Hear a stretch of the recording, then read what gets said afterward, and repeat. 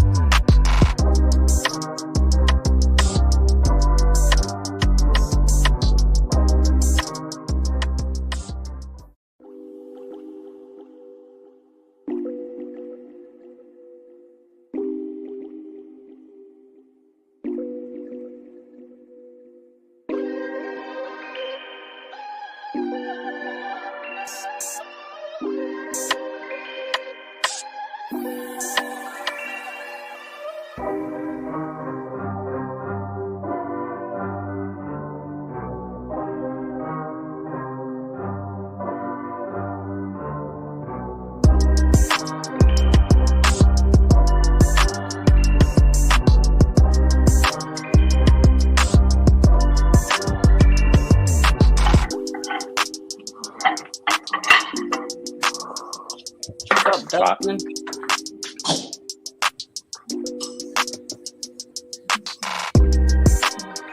Salute.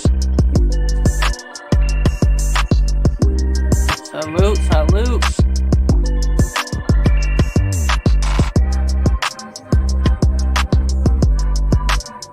You're muted. You're muted, Dustin.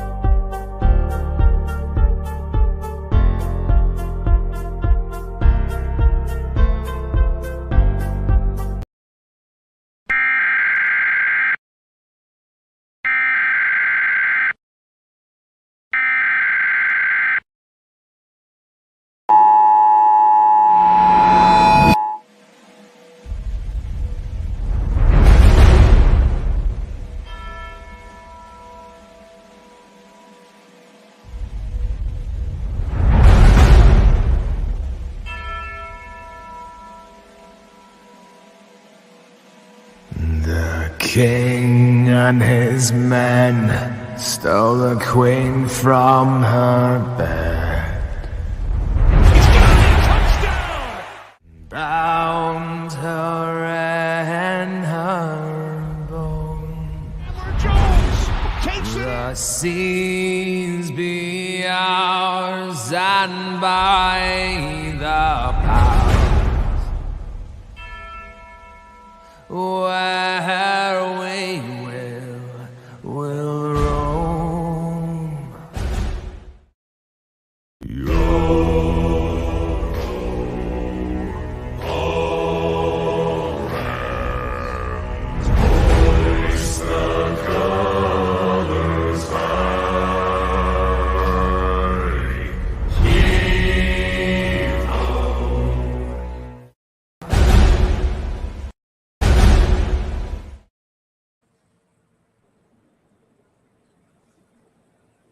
What is good, Raider Nation? Welcome back to yet another episode of Raiders Friday Night Roundtable. I'm joined by my friends Dustin, Cortez, and Al's Ghost. Say what's up, everybody. Salute, Raider Nation. What's good, guys? How's Salute. everything going? Sorry for being Salute, a couple Raider. minutes late. No, Dustin, fuck, you showed up right on time. I just did my show right now. I had 9 people in the chat. Let's go. There you go. Salute, Raider Nation. Appreciate all you guys stopping by. Appreciate everybody. Salute to the chat, mods, and the panel. Like I say, appreciate you guys showing up each week, man. Thank you very much. Yep. Let's go with the Hey. fucking free agency and the draft today, man. For the basketball, I think a lot of teams did really good in pickup, especially the Lakers. You know, just like always, just pat ourselves on the Hey, back let me right just here, show but, you real quick. hey, This is the real boss right here. He took less money to stay with the Warriors. He took 22.5 for just this year to stay with the Warriors. He took less money of his opt-out money or opt-in if he would have opted in. I'm good. The Warriors are about to be a killer. Hey, hell yeah, it was a good Dustin, deal. hey, Like I Dustin, told behind the Jeff, scenes- Jeff and them got a nice pickup too. So, who did you guys get, Jeff? Cam Johnson. well, they just They got the brought back re-sign. Cam Johnson. No, re-sign him, but Yeah, you guys let go of Josh or Joe. Yeah, Joe Harris. Harris. Hey, Yeah. salute For what? Sergius, What did Omar, you guys- John. Nothing. It What was, What did they get in return? Nothing? Detroit didn't get shit? no, Or did it you was- guys it get was- anything in return from No, No, Detroit? it was Ben, cap space. They freed up. salute to everybody. Yeah, Circus salute Raider. everybody. I'm just going to be here for Yeah, a little bit. I'm and driving, then I man, gotta so go. it's a little hard to make sure if I catch everybody, but I appreciate all you guys, man. Hey, shoot. I rather take freaking I what's want a his name? shooter back Gilbert? too, bro. But he signed a 2-year 27 or 2-year 26 million, man, Who did? for Toronto. For Toronto, he went to Toronto. Oh Yeah, Van Fleet. Schroeder. Van Yeah, Fleet Schroeder went over to there. the Rockets. Van Fleet went to the Rockets. Yeah, they had some pretty big deals too. Pop off, dude. But who was the first deal to be put out? Who was it? Draymond. What, Draymond? Is that what you're gonna say at the beginning? 1 minute after free agency, it was Draymond. Boom.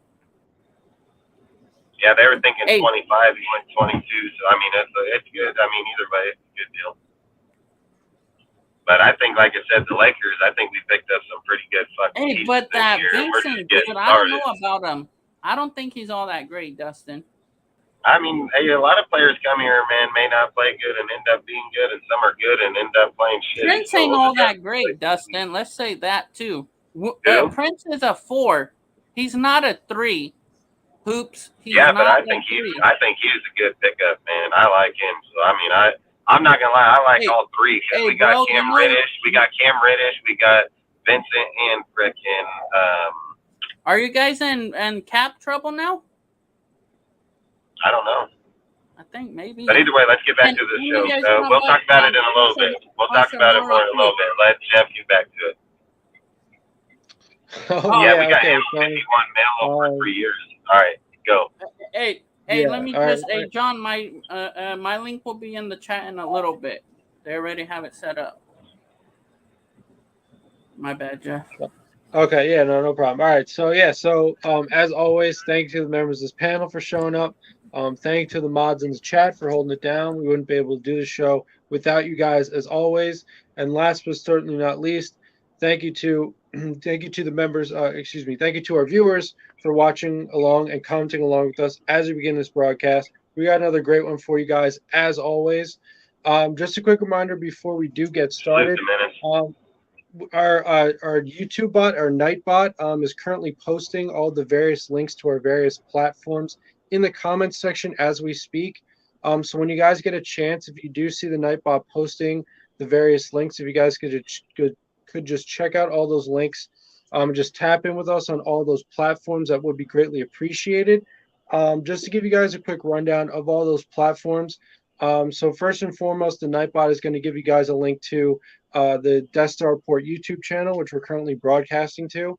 If you guys could just, if you're on YouTube, as always, if you haven't already, if you could subscribe, hit the notification bell, like as many videos as possible, and comment on as many videos as possible, that'd be greatly appreciated.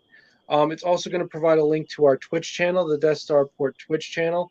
If you guys are on Twitch, if you haven't already, if you could just follow us on Twitch there, that'd be greatly appreciated as well. It's also going to give you guys a link to the Instagram, our Instagram account, the Death Star Report on Instagram. If you guys are on Instagram, if you haven't already, if you guys could just give us a follow there, throw some likes on some of our posts, and maybe even share some of our posts, not only to your story, but to your friends over DM. That'd be greatly appreciated as well. And last but not least, the Nightbot is also going to provide you guys with a link to our Discord server, the DSR Discord server. And we'd especially like for you guys to check out that link because we really consider that the heart of what we do here at DSR.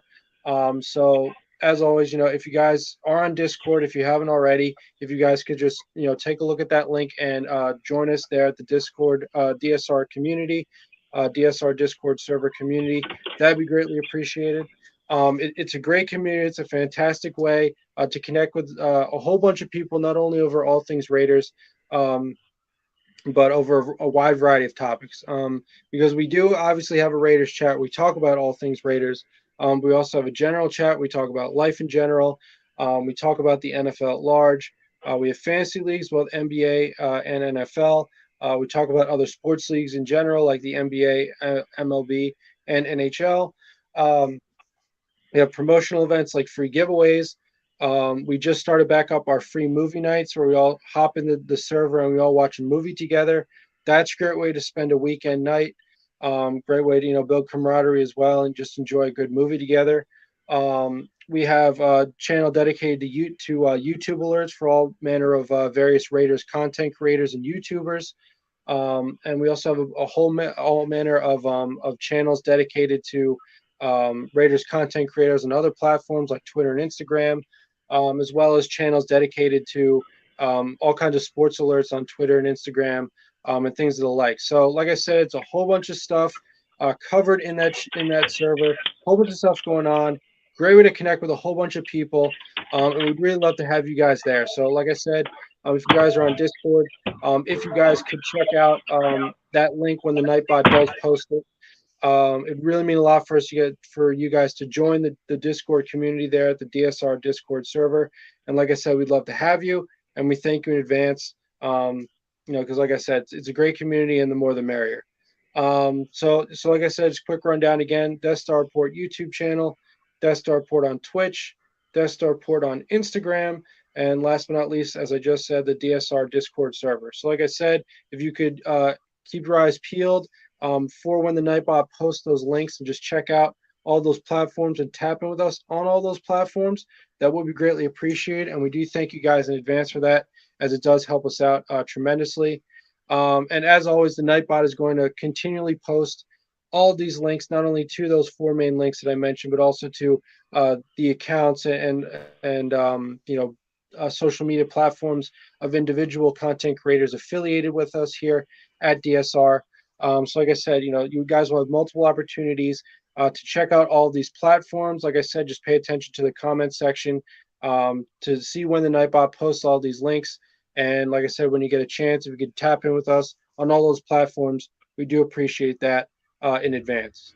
And so with all that out of the way, and without further ado, let's begin our show with our first topic. So So obviously, one of the biggest pieces of news to hit Raider Nation very recently is that former disgraced NFL quarterback Colin Kaepernick recently spoke on his experience with getting a workout last offseason with the Las Vegas Raiders. And he basically sort of spoke about how why he felt it didn't work out, and why he felt like he, not only with the Raiders but in general, why he felt as though he should have gotten more of a look and more opportunities to succeed in this NFL. But particularly with the Raiders, obviously them being the most recent team to give him a chance. So yeah, so Dustin, this is your topic. If is Dustin here? Dustin? I guess he'll come back I with us. think he froze. Okay, he froze. Okay, so we'll get back to him when he comes back. But Al's Ghost, if you want to get us started on your thoughts on the whole Kaepernick situation. I mean, obviously a lot of this is in the rearview mirror, but it's obviously come back to light as Right. it's taken. Yeah, from my perspective, do you want to kick this one off, Dustin? It's your topic, the Kaepernick. What was it? It's the Kaepernick topic. You want to He's kick us fucking off? trash, then. Let's go. Sweet, I like it. I mean, dude, look, I just seen the article in there, dude, and I seen them talking about him and how they think that they were favoring Mullins and fucking Stenham and all this bullshit, and his pedigree and, what he's accomplished in the NFL. Look, at the end of the day, I remember this clear as day when it happened. He was progressing, like he was sucking. It wasn't that they just moved on because he was a good quarterback and he took a fucking knee. He lost his job to Blaine fucking Gabbert, dude, and then fucking he was getting worse as time was going on. So to sit here and be like, oh, they were out against me and I have the production to still be better than what did he say, 32 starting quarterbacks in the NFL? Like, this guy is fucking delusional, because at the end of the day, you don't think that if he was better quarterback than 32 quarterbacks, somebody would sign him? Like, I think somebody would sign his ass, dude, like straight up, dude. And then I hear, like, I seen Wi-Fi's deal over there, and he's talking about, like, oh, the Raiders can probably go after him if Jimmy and this. Like, that's horrible, dude. Like, I'd rather just stick with fucking Aiden O'Connell, dude, and fucking eat dirt than that, dude. I'll tell you that right now. So for me, I think all the time Raider Nation is always looking for old articles and old shit to bring back up, Like, hey, I agree with AB. Like, that motherfucker took the money, bro. Like, you don't want to play football. That fool took the money. He's fucking garbage. Like, I'm not even an AB fan, and I'll fucking roll with that fool all day on that shit. Like, straight up, dude. Like, I'll roll with AB on that over Kaepernick all day. So, either way, man, I think it's just a pointless conversation. I figured I'd put it in as a topic so we can just fucking talk about it for a minute, but it's just dust in the wind, dude. And they're like, oh, Mark pushed on it and pushed on it. I think Mark just pushed on it because that's something Al would have did too, like he's always about giving somebody an extra chance. He's always about, giving people diversity and things like that. So I think that's the one thing I always say that Mark does good, is stay true to his dad about, giving other people chances and so on. So, I give him that. So if that's what he was trying to do with Cap, at least give him a shot in there. But if Cap was doing so well, how come nobody else brought him in? How come nobody else did a tryout with him? Like, nobody even called this guy. And then 1 year later, here he comes again. Every single time we go fucking start the year, here comes this fucking guy again. Hey, ready to play, ready to play. So outside of that, I mean, I don't know. I don't want him on my team. I'll roll with Aiden all day. I'll go with Chase. Like, I'll roll with Aiden, Chase, and Hoyer, like straight up. Imagine if he comes here, you're gonna have 3 Niners, fucking Jimmy, and that was the other thing. Like, so it was Jimmy Hoyer and fucking Kaepernick, but the other thing is like they're trying to say like, oh, Brady's advocating. That's a fucking hell no. I don't think he's advocating for him to come here. I think he's like, hey, he was all right. He did good things. Shit, like people are twisting shit up hardcore in this stuff. So I never heard him say, yeah, I want to see him sign up in a fucking Raiders uniform, dude. Like, hell no. So, but long story short, it is what it is. You guys talk about it however you want. I don't want him on my motherfucking team. I don't give a shit. Like I said, I'll take that fucking water boy at this point. Dude, what is he, 35, 30 fucking 7 years old? Like, this guy got to be old. Yeah, 35? Yeah, I'll pass. I mean, what is it? What's the statement? What's the point? Like, what's the point? You're taking a dude been out of the NFL 6 fucking years, 7 years, and bringing him. Like, what's the point? Like, that's all I'm saying. You thought we fucking suck now. Fuck, we're really gonna fucking suck then. Like, and to sit and say like, oh, he can run the ball. How do you know? Fucking guy ain't been in the NFL for 6 years, competitive level, dude. Like, running around in the park and chasing away from your sister and your fucking brother over there, like. That ain't coming at some 250 fucking linebacker at full speed looking to rip your fucking head off, you know?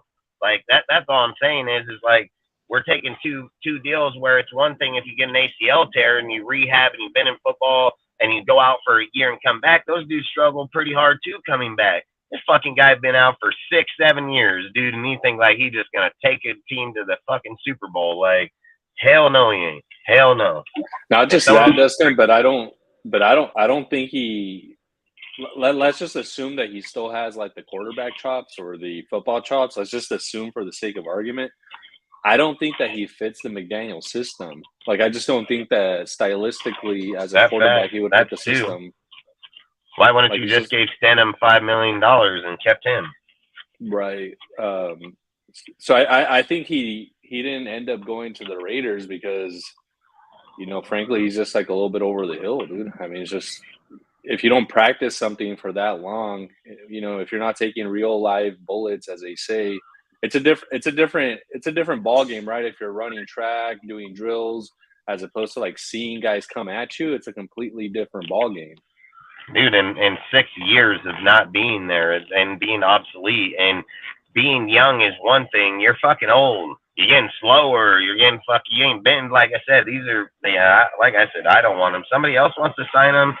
I'm not against it. Like, I don't care. But for me, I just don't see any value that guy brings to us besides drama and motherfuckers over here talking shit about, oh, look at the quarterback Josh McDaniels signed, Colin Kaepernick. But look, this is how fucked up Raider fans are. They would advocate for this motherfucker, and the second something it was Josh's fault, man. Motherfucker guy just sucked. Like, that's exactly what they're gonna do. Like, I don't want this guy here. I don't care. Like, all it's gonna be another drama story, another bitch ass fucking conversations. Like, I don't want this guy nowhere the fuck around our team. Like, nowhere at all. Like, straight up. I said it. I'll play at the fucking water boy at this point. Like, why do we always feel like we got to be the headline of every fucking shitty fucking conversation? Like, that's the whole thing I don't understand. Every shitty conversation, guess what? Raiders going to be the motherfucking headline on that. We didn't want the guy then. We don't want the guy now. Like, straight up. We traded Mullins. Why wouldn't we take Kaepernick? We traded this motherfucker away. Why wouldn't we sign him? Like, if the guy was so good and so great, you don't think we would have signed him? Why the fuck we go get Hoyer if we could sign him? You know what I mean? Like, it doesn't make sense. These things don't make sense, dude. But either way, whatever. Yeah. I mean, you know, as Al's Ghost pointed out, I mean, you know, first of all, right away, if we're just viewing him, you know, all things like racial politics and whatnot put aside for a second, just purely, you know, in football terms. You know, if the Raiders were to seriously give him a look and seriously consider him as a candidate for, you know, a spot on this roster as a quarterback, if not even perhaps, you know, as far as last offseason was concerned, a starter to compete with, you know, the likes of Derek Carr. You know, first of all, as Joe pointed out, is age, right?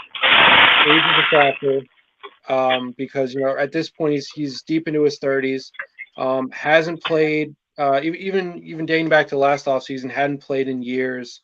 You know, full, you know, in a true NFL, full speed, full contact context. So right then and there, even if the Raiders did like him stylistically, as Al's Ghost pointed out, there's that issue right then and there. Second of all, is as Al's Ghost also point out, is to me it seems like Colin Kaepernick, even if he were in his prime, even if he were ready to go to put up elite numbers, to lead a team to a playoff appearance, if not maybe a divisional crown, things of that nature, really contend for a championship. Um, it seems to me that everything about Colin Kaepernick as a player is the exact opposite of everything that Josh McDaniels looks for in a quarterback. I mean, you're talking about a guy who really had a lot of success, especially in the postseason with these, big runs, very mobile, really a dual threat quarterback in the true sense of the word. And at his peak, he was very exciting to watch. But at the end of the day, McDaniels doesn't want any of that, right? Like when you look at him historically, the kinds of quarterbacks he's coached and even the ones that he's gone out of his Yeah, way but to we're get. implying that Hey, that sentence hey, I right gotta there go. would All right, imply. hey, thank you All for right, letting man. me Like, go up. uh, Later, bro. Have a that good day. sentence would imply itself that he's still elite. That fucking guy wasn't elite when he lost his job. Like, pull up his stats. You can look it up. The guy fucking lost his job to Blaine Gabbert, dude. Like, he didn't just lose it because he was so good, took a knee and wore fucking pig socks, dude. Like, can't confuse how he lost his job. First off, he lost his job because he fucking started fucking falling down the fucking board. And when he did play inside there, he still couldn't finish the fucking job. And he ain't played in 6 fucking years, nor has he ran to that type of level at any deal. It'd be like fucking taking like he again, the physicality is just like sitting there saying a dude can go home, sit on his fucking couch, train in a fucking park, and then just show up in the NFL and play at it. Fuck no, he can't. And if any person thinks that, they don't know shit about football, dude. Like it's the elite level of fucking gameplay out there. These dudes are gonna fucking kill you. Like that's what they're gonna fucking do. They're gonna fucking kill you, dude. If they get a hold of you because you ain't fucking paying attention, they're gonna fucking murder you, dude. Like that's their full intention out there. And to sit here and imply like Kaepernick got that Kaepernick ain't been fucking running, but in a fucking school. That's all he's ran from. He'll claim he runs from the cops or something. I mean, obviously, but outside of that, this motherfucker ain't doing shit. So he ain't done nothing. He ain't been fucking abused. He ain't had nothing wrong in him. He lost his shit because he sucked. And that's the bottom fucking line. And outside of it, to imply like, oh, he would have to go, he ain't done it. He ain't done it, and he didn't do it when he lost his job. And Harbaugh was the fucking coach at the fucking time, and he went to Blaine Gabbert in there. Again, he did not lose it because he was good. And then, like, we're sitting here implying, like, he lost his job to Blaine Gabbert because he was sucking, not because he was good, because he was sucking. And then fucking, he ain't played for 6 fucking years, and then gonna come in and act like this dude just go out and fucking superstar. Nuh-uh. No fucking way in hell. So, like I said, that guy is just a lost conversation. It's a lost conversation. People can put in whatever the fuck they want in their heads. The thing is, it's hard enough for a player to come back in year 1, let alone in fucking year 7. Right, yeah, and that's what I was saying. That's why, first and foremost, the concern with him is age, right? Because even if even if the kind of quarterback that Kaepernick was, or maybe still is, McDaniels which, like I said, historically, when you look at the kind of quarterbacks that McDaniels has not only coached but gone out of his way to get, that does not indicate that at all. The issue first and foremost is age, right? Like how, and the fact that he has not been able to play in a real NFL level context in years now. So, you really could argue, which I probably do, that the whole Kaepernick NFL thing is really just a circus. It's a media It's a kind political of a circus move, now. dude. That's all it is. It's a political move, man. Why you keep bringing this motherfucker up, and why do you keep bringing him in there? It's not like you let AB run around here all fucking crazy, pushing shit all the time, dude. Like, we hear his crazy shit on a fucking podcast, but this guy, for whatever reason, every single time we get to the off season, it's like this fucking guy, the second we're going to start camp, he becomes the fucking talk every year. They didn't want you year 1. They didn't want you year 2. They didn't want you year 3. They didn't want you year 4. They didn't want you year 5. They didn't want you fucking year 6. So why are we still doing it? We're going to do this till this guy's like 45, 50, still telling you I can still do it. Like, they don't want you. They don't want you. It doesn't matter if you can do it. They don't fucking want you. So Right, yeah, and you know, as I was saying, and even look at, you know, how McDaniels has structured the quarterback depth chart this year as opposed to even last year. I mean, you know, you had last year two guys in Derek Carr and Jared Stidham who, you know, obviously showed some ability to, you know, flush, you know, when they're flushed out of the pocket, scramble a little bit.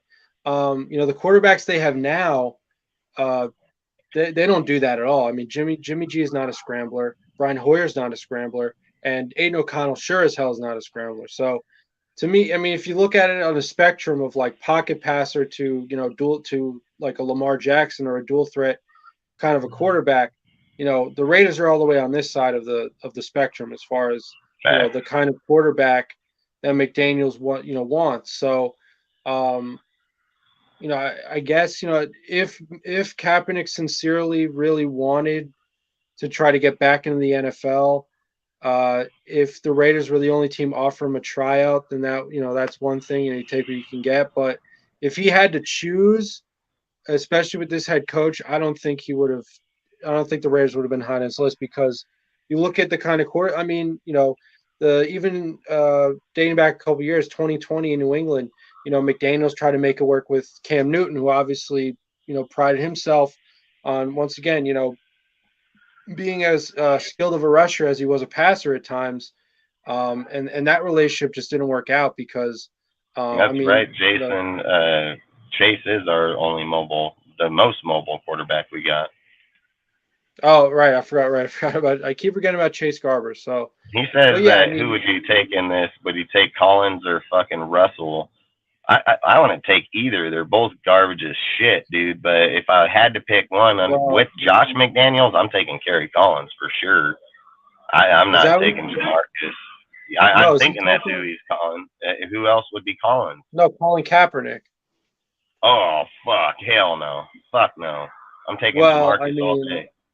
that. Take Well, Jamarcus all that's day. no. If we can get him to fucking watch tape, if we can get Jamarcus Russell to watch tape, and he's under Josh McDaniels' deal, I would probably take my chance with him because if you go back to Russell in the combine, he was the best fucking player. Period. Like Russell had all the talent, dude. He just chose not to use it when he got here for whatever reason. So but I don't know if I'm not rolling Colin Kaepernick. I never liked the dude. Never liked him as a Niner. Never liked him when he was there playing, winning or not. Just never liked the guy at all. And it ain't nothing about. I'll just either both of them suck. So I don't care. Like we can't neglect that. You know, fucking Colin Kaepernick got over there with fucking Navarro Bowman, all these motherfucking dudes, Patrick Willis. Like this guy had a slain ass fucking defense over there that would just fucking murder you. So nah, hell no, I ain't taking Colin Kaepernick. I don't like that guy at all. So Yeah, I mean, you know, obviously, and this is a huge if, but you know, if you can get Jamarcus Russell to give a shit, then yeah, I mean, you know, you that's might have fact. something there. But, you know, between the two, you'd have to take Kaepernick. I mean, I don't think that's really not because Kaepernick actually did something in this league, whereas, you know, Jamarcus Russell took his $36 million guarantee, wherever it was, and decided to retire.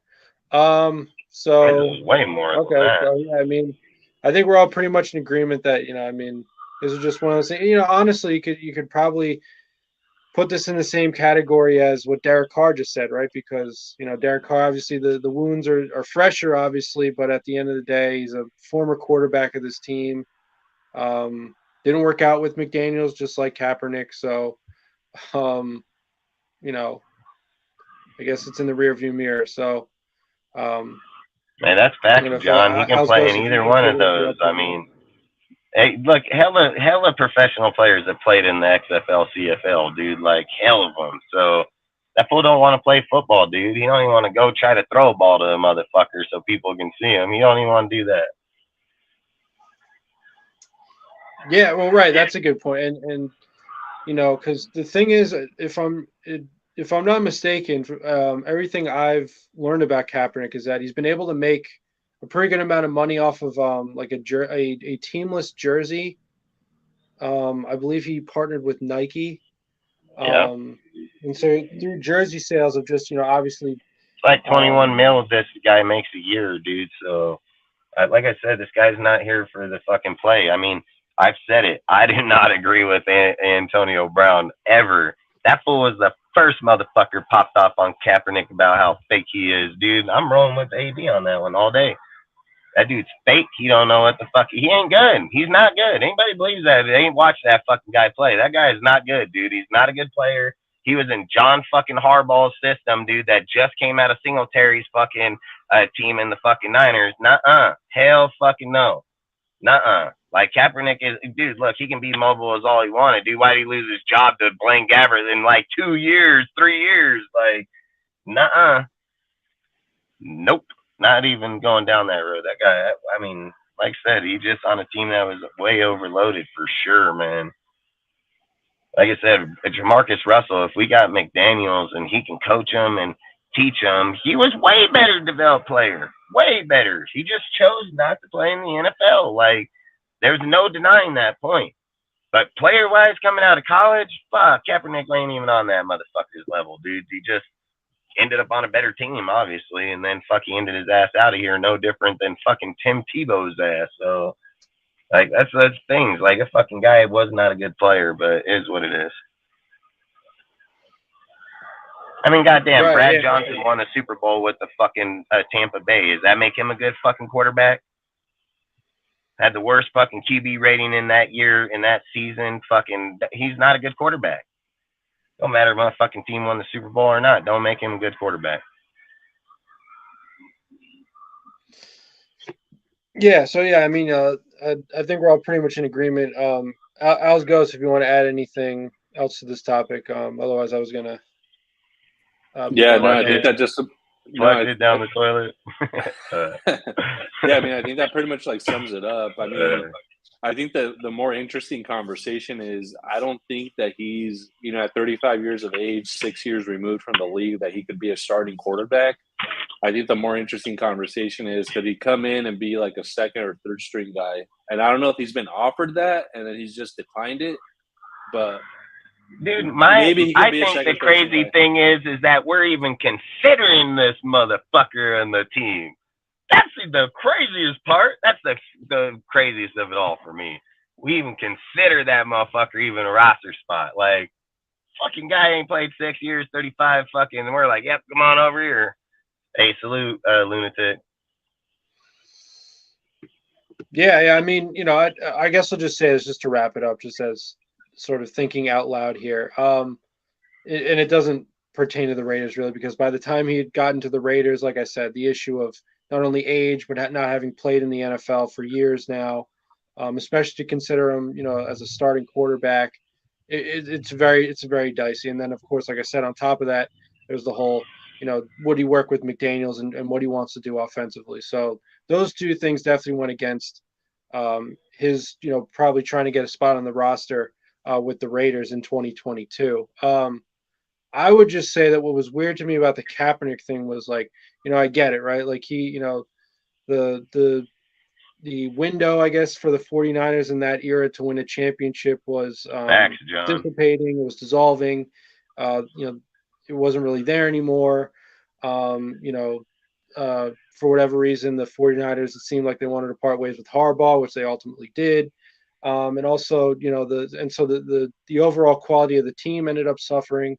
And Kaepernick obviously was part and parcel of that. And he was also, especially in that last year with the 49ers, he was, not very good. So you could see where not only would the 49ers want to move on from him, but at least going into the very next year, you could probably see why some other teams might not want to make him their starter or really like jump at the chance to grab him. They were like, what I always stats felt was was the weird, key though.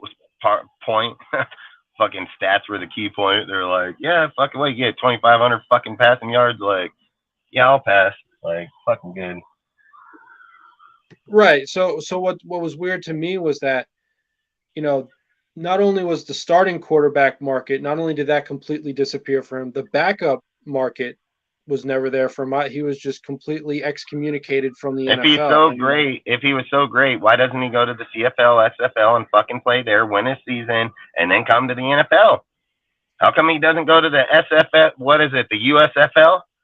Like he can play real football right fucking there, right now. If he's so good, he should be a goddamn legend in that fucking league right now. He should be a legend.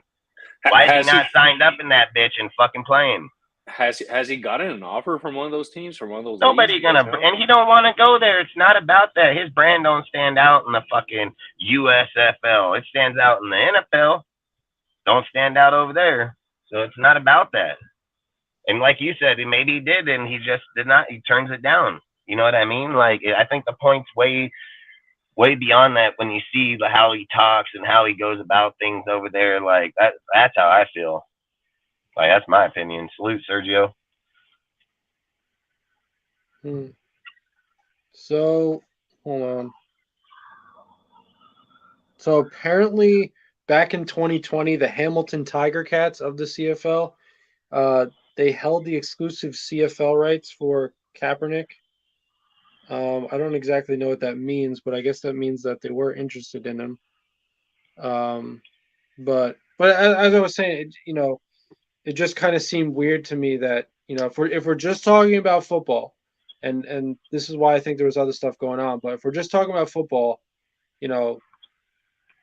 when you think about guys like when you think about all the bums, right? Quite frankly, that have been backups and just continue to get jobs. For us to say that Colin Kaepernick couldn't find himself somewhere in there, even as a backup, even if you want to say, okay, you kind of, and that's what happens, right? Like some guys, they might have a year or two that's really good, but then they fall off, and then they kind of hit the backup quarterback market, and then they kind of, slowly fade into nothing. Kaepernick didn't slowly fade into nothing. It was, you had this bad year, all right, you're done. And then to me, I don't know, that was weird. So it is what it is. Obviously, like I said, I don't think it was ever going to work out with the Raiders, especially with this current regime and head coach. So, like I said, just like with Derek Carr, you can sort of compartmentalize it as Raiders fans. You can just compartmentalize it as it's in the rearview mirror. It's I guess bury the hatchet, let bygones be bygones, whatever you want to say. But yeah, I mean, other than that, I guess I wish Colin Kaepernick the best. I hope he finds what he's looking for. But other than that, if nobody has anything else to add to that topiking, let's go. I wish I had a sound emoji that made a flushing sound. Yeah, we got to figure out how to add sound effects to the broadcast. Yeah, I know. That's what I'm thinking. Straight up. Watch, I'm going to figure that shit out. I thought there was a section here for adding. Yeah. There you go. Background music. Okay. Maybe we could add one. Yeah. And then put it in there. That's good thinking. That's actually good thinking. Yeah, there you go. Okay, so moving on to our next topic. So, I'm actually gonna do that. Alsgos, you still there? Yeah, I'm right here, dude. What's up? Word. Yeah. So, I want to move on to one of your topics. So, why don't you just get us started on your thoughts on the quarterback depth chart? So, obviously, at least as far as what I've heard, there's reason to believe, obviously, that guys like Jacory Bennett, obviously their major cornerback draft pick in this past NFL draft, has a chance of really competing for that top spot. But obviously, as we know, as we approach training camp, there's still, the possibility of this team signing Marcus Peters, who apparently has maintained a relationship or some form of contact with the Raiders. So that would obviously complicate things as far as pecking order within the depth chart. So why don't you just give us your thoughts on how you think the depth chart will shake itself out? Yeah, thanks, Jeff. So as I take a step back and look at our defense, I think the strength of our defense is probably the defensive line, especially with the drafting of Tyree Wilson. So I think we're pretty good on the defensive line front. And if we're able to generate pressure, get after the quarterback, that should help our back end. That being said, I think probably the cornerback, room is one of the weaker parts of the defense. from a cornerback depth standpoint, I would anticipate Nate Hobbs having one of those starting quarterback slots. And then I would probably expect Jacorian Bennett to steal one of those, actually, given the reports that are coming from OTAs and camp, and people are talking glowingly about him. But outside of that, there may be an opening for like Brandon Faison to also sneak himself into the starting lineup in some capacity. I think they like his length, his size. He's a 6'2" corner, 200 pounds. So I think it's prototypical size for this, for the modern NFL game. So I think he may actually like squeeze in there and become one of the starting outside corners, along with Hobbs, and maybe in the slot, who knows, maybe Jacorian Bennett. But I think it's really, for me, I'm really curious to see how this cornerback room shakes out, because it's undergone one of the bigger changes in the offseason. Right. That being said, I think it's a pretty young group. Nate Hobbs, I think, left a lot to be desired last year. He was injured, so that definitely has to be taken into consideration. It was hard for him to tackle. So hopefully he's able to shine like he did in his rookie campaign, because I thought he showed in his rookie year that he could be one of the best corners, one of the best DBs in the league. And I was expecting him to take a step forward in his sophomore season. Unfortunately, I thought he took a step back, but I think he'll be back with a vengeance his third year. So looking forward to what Hobbs has to say. But, lots of question marks, I think, for me all over the place when it comes to the cornerbacks. What do you guys think?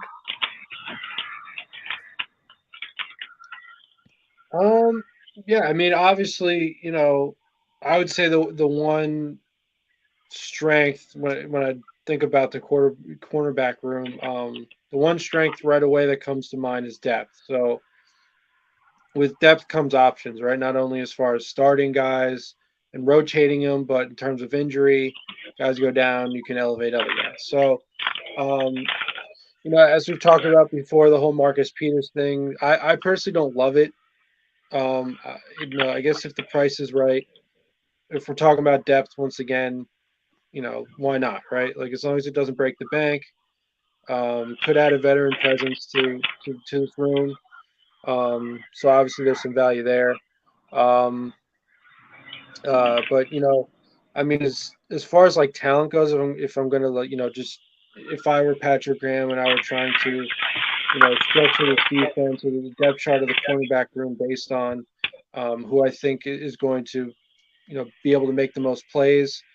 I would look at Nate Hobbs first and foremost, right? Although my understanding is he's going to play more in the nickel, right? Be more of like a slot kind of a corner. Even though on the outside, he showed a lot of promise, especially in the very beginning of that season, of last season.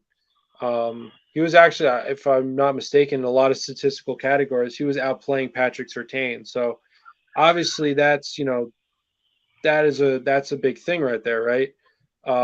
So if he's able to stay healthy, I really think they got to feature a guy like that, as you said, Al's Ghost. And as far as like Brandon Faison goes, like I honestly thought he did a pretty good job with us back in 2021. I don't hate him, getting a lot of playing time. At the same time, I don't see him lining up against.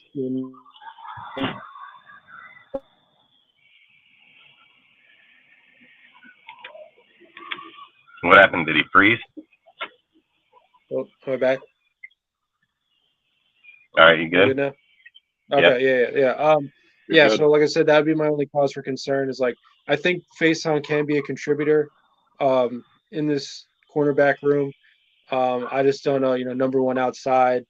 I don't know if that would be the best place for him. So that to me would really, lead us back to Jacorian Bennett, right? So Jacorian Bennett, obviously you want to see what the guy's made of, right? So for that reason, right then and there, you want to have playing time because why else did you draft him? So obviously I think training camp's going, when we're starting to get, contact and things of that nature, in this final part of the off season that we're approaching now, I think Patrick Graham's going to have to take a really good look at him and see if the kind of skills that this team is obviously invested in by drafting him is going to translate to what they're trying to do on defense. So I think that at least to begin the season, you got to give him a look.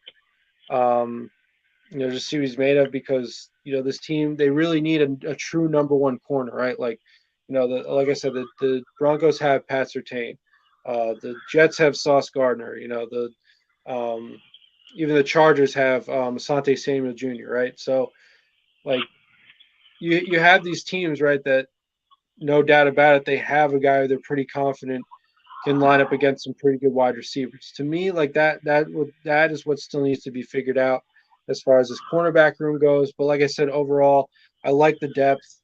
I think this room can really collaborate with one another. I think they can, shore up a part of the defense that's been a struggle for this team for a very long time. But like I said, if we're talking about talent, I'm thinking Nate Hobbs. He's probably going to be nickel corner. But other than that, maybe Ja'Cory Bennett.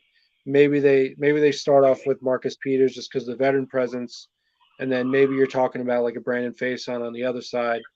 But we'll have to see how it shakes out. So yeah, and actually, like I said, a lot of options to work with.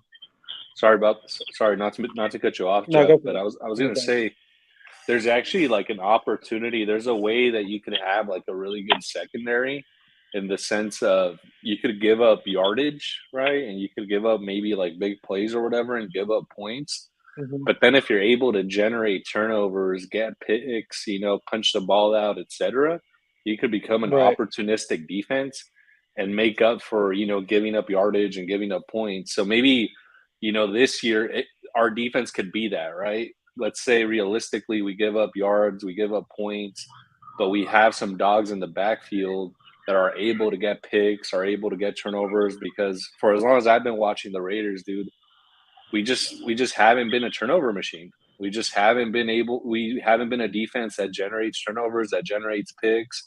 I think every year it seems like we're at the bottom of the barrel from all the NFL teams in terms of the number of picks that we're able to generate.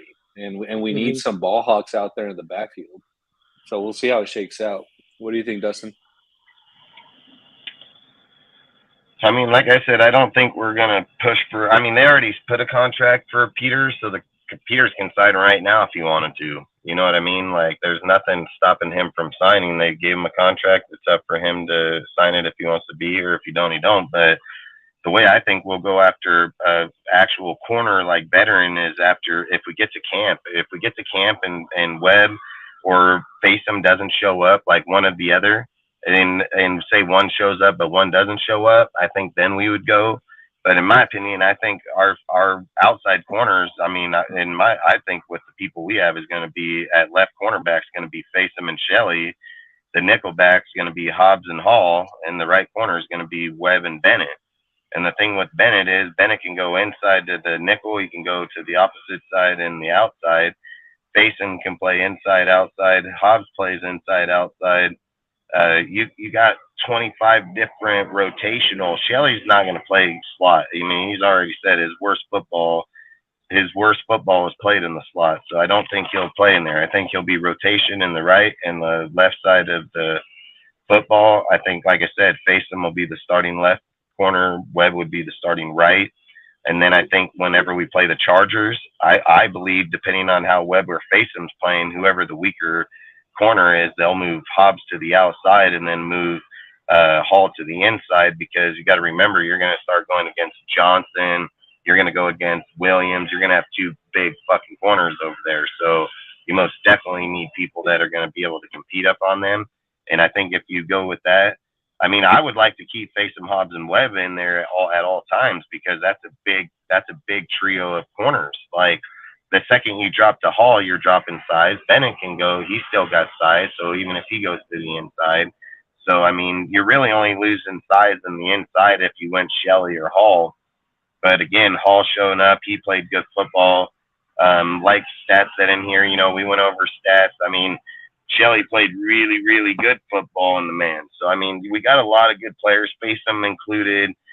We have a lot of good players that was in that list and graded wise that have good man, okay zone, good man, not okay zone. You know, for the most part, more man than anything, and not just they were pretty decent, good players. So all I'm saying is that with the players on the roster, I think we can roll just fine. I just think if like Webb isn't ready or Bennett to take over like the right outside corner, then I can see us being like, okay, let's get fucking Peters or somebody of that. I don't want Peters. I don't give a fuck. I'd rather go with a young player that's 24, 25, 26 years old, get him for fucking, 4 years and have a chance of him being good. Like, I would way rather go that route because Peters' ass is leaving here and he's only been declining. So it's not like we're getting this is the thing that just irritates the shit out of me as a Raider fan is every single person we've brought up just talking today are old motherfuckers.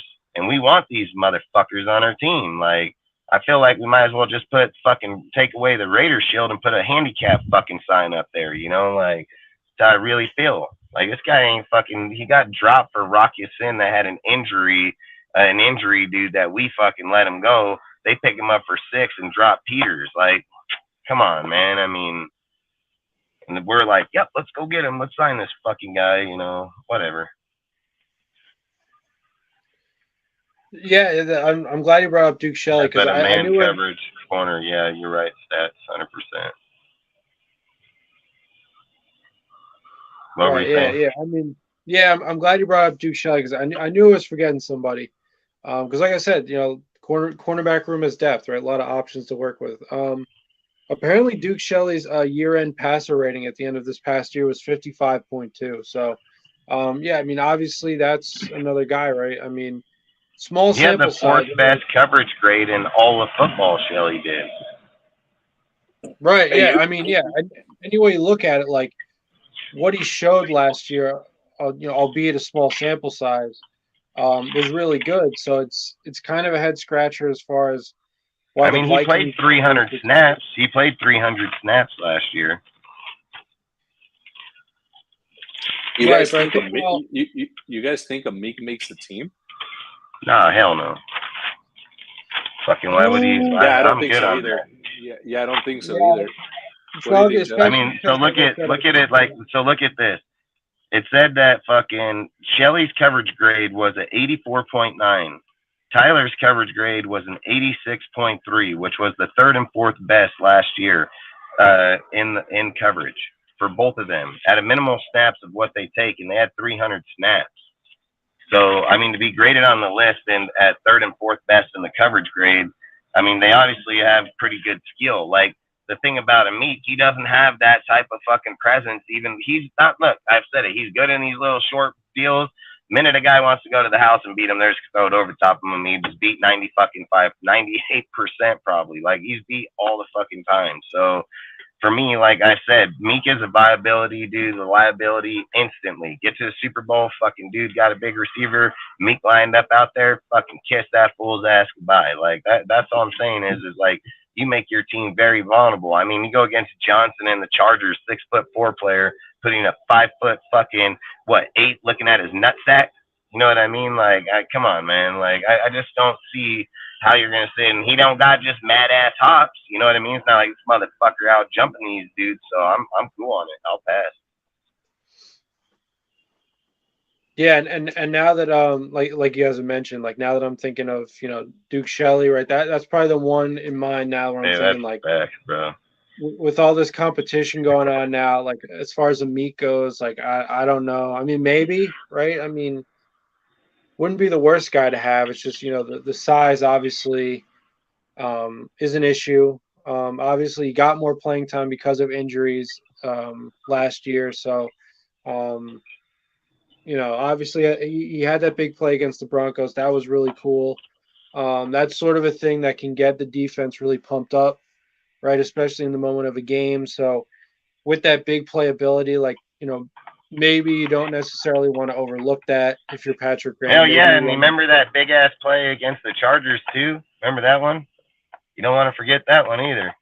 We got dusted by Keelan in the fucking deep in the end zone, just right over the top of him. Thank you. Just thank you. Get down here. Fuck it off me. Fucking Well, just like what every single time. Like, let's look up his fucking end zone coverage. What is it, like fucking -98? Yeah, it's really bad. what And I bring up Amik, Jeff, and I bring up Amik, fellas, because I think Amik, there's a lot of, and this isn't, I'm not speaking for myself, but I think a lot of Raider fans have a soft spot for Amik because he plays with a lot of heart, but it takes more than Mhm. heart to succeed at the Right. NFL level, you know? And I'm not taking anything away from the guy because he does play hard, he plays with a lot of heart, but at the end of the day, a 5'8" corner is going to lose against a 6'4", 6'5" wide receiver. Like, it's just going to happen. Right. Dude, at the end of the day, we're not here for his personal feelings. We're here to support the team to win.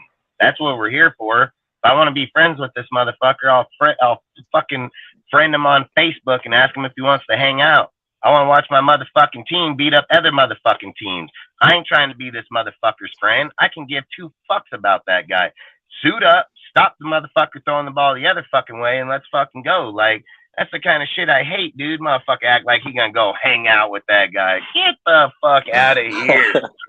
Pass that motherfucker in a deal like, oh, hey, he looked over here. Fuck it on, man. You're not adding him on Facebook, Justin, I guess? Nah, hell no. Fucking bullshit.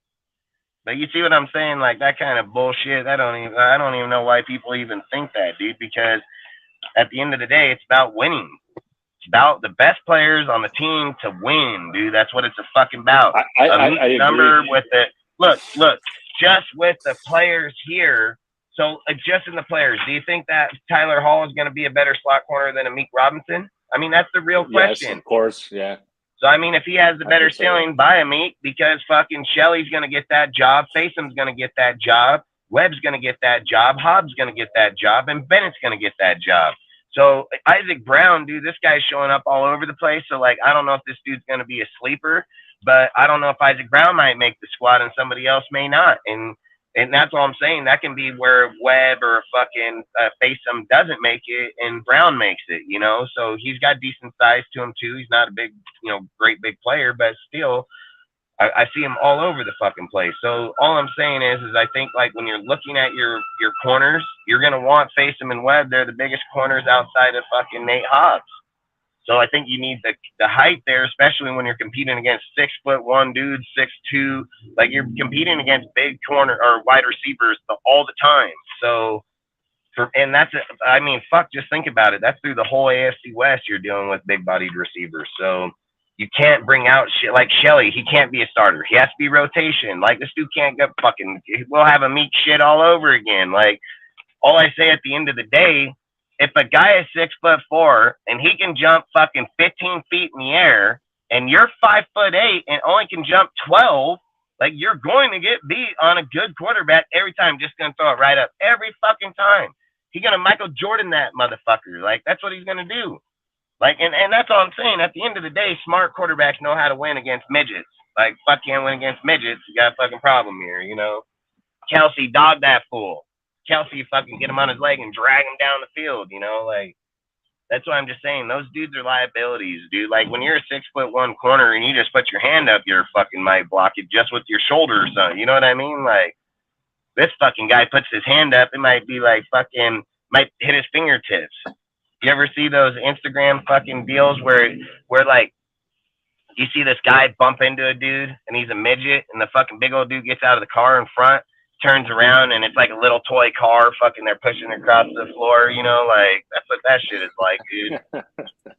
You know what I mean? Like, that's exactly what it feels like. Yeah, it doesn't. But as you know, Raider fans are very sentimental, which is why, this is a whole other topic that we've already discussed for a long time. Hey, we don't have safe spaces here, and at Allegiant Stadium, they don't have rooms for people to go crying. Like, they don't have safe spaces. They don't have rooms for you to cry in. If you go in a bathroom crying like a bitch, you're probably going to get beat up by a Raider fan anyway, so it probably ain't going to work out too well for you to begin with. Like, they don't have that shit over there.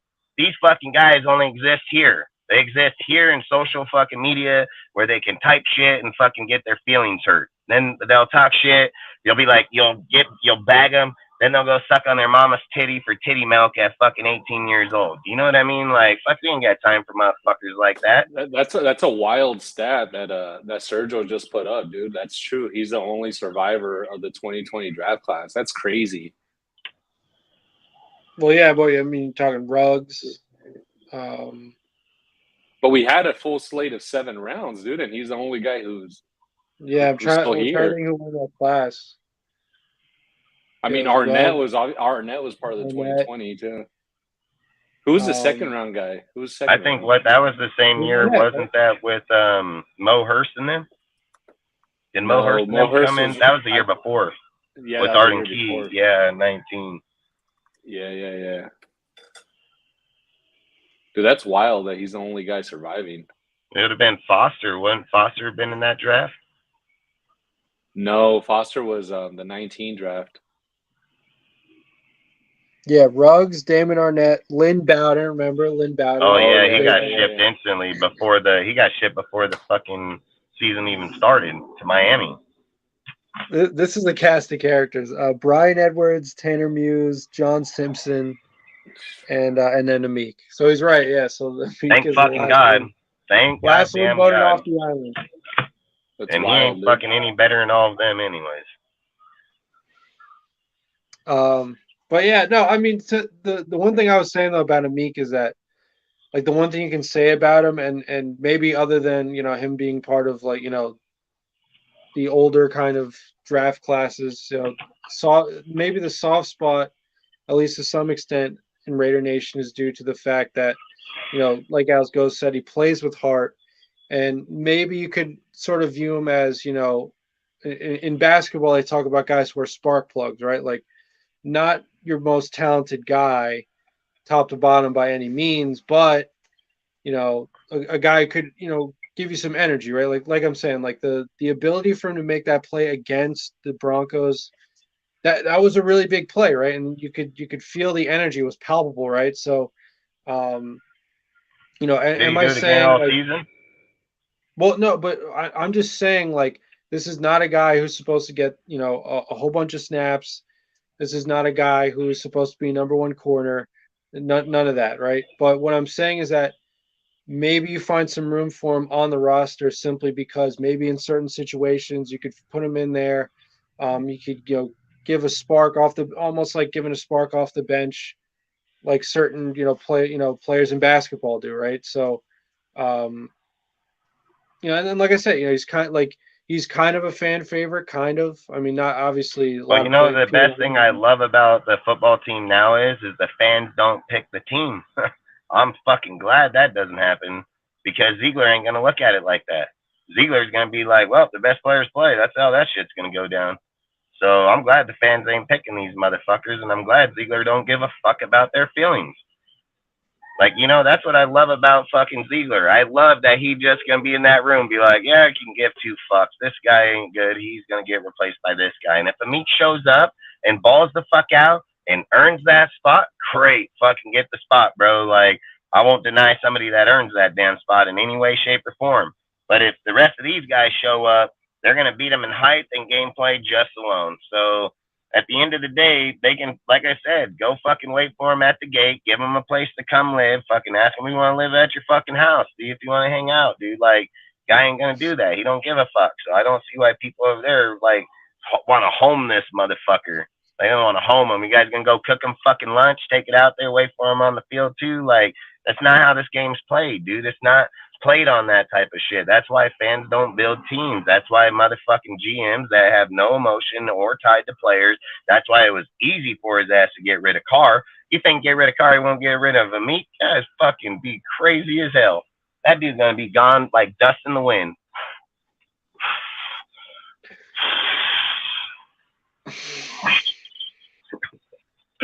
Well, I just meant that, like, so obviously. No, I know, I get it. I 100%. I'm just debating the point of. The point of, like, there's gonna be taller receivers. Like, there's two dudes that Amit can DC, right? Like, let's be real. The two people Amit Robinson can, like, DC from that spot is going to be Shelley or motherfucking Hall. So if he's better in Hall or better in Shelley, they're all fucking midgets. He can take one of their spots for sure. They all do pretty much the same. Just Shelley don't play in the inside.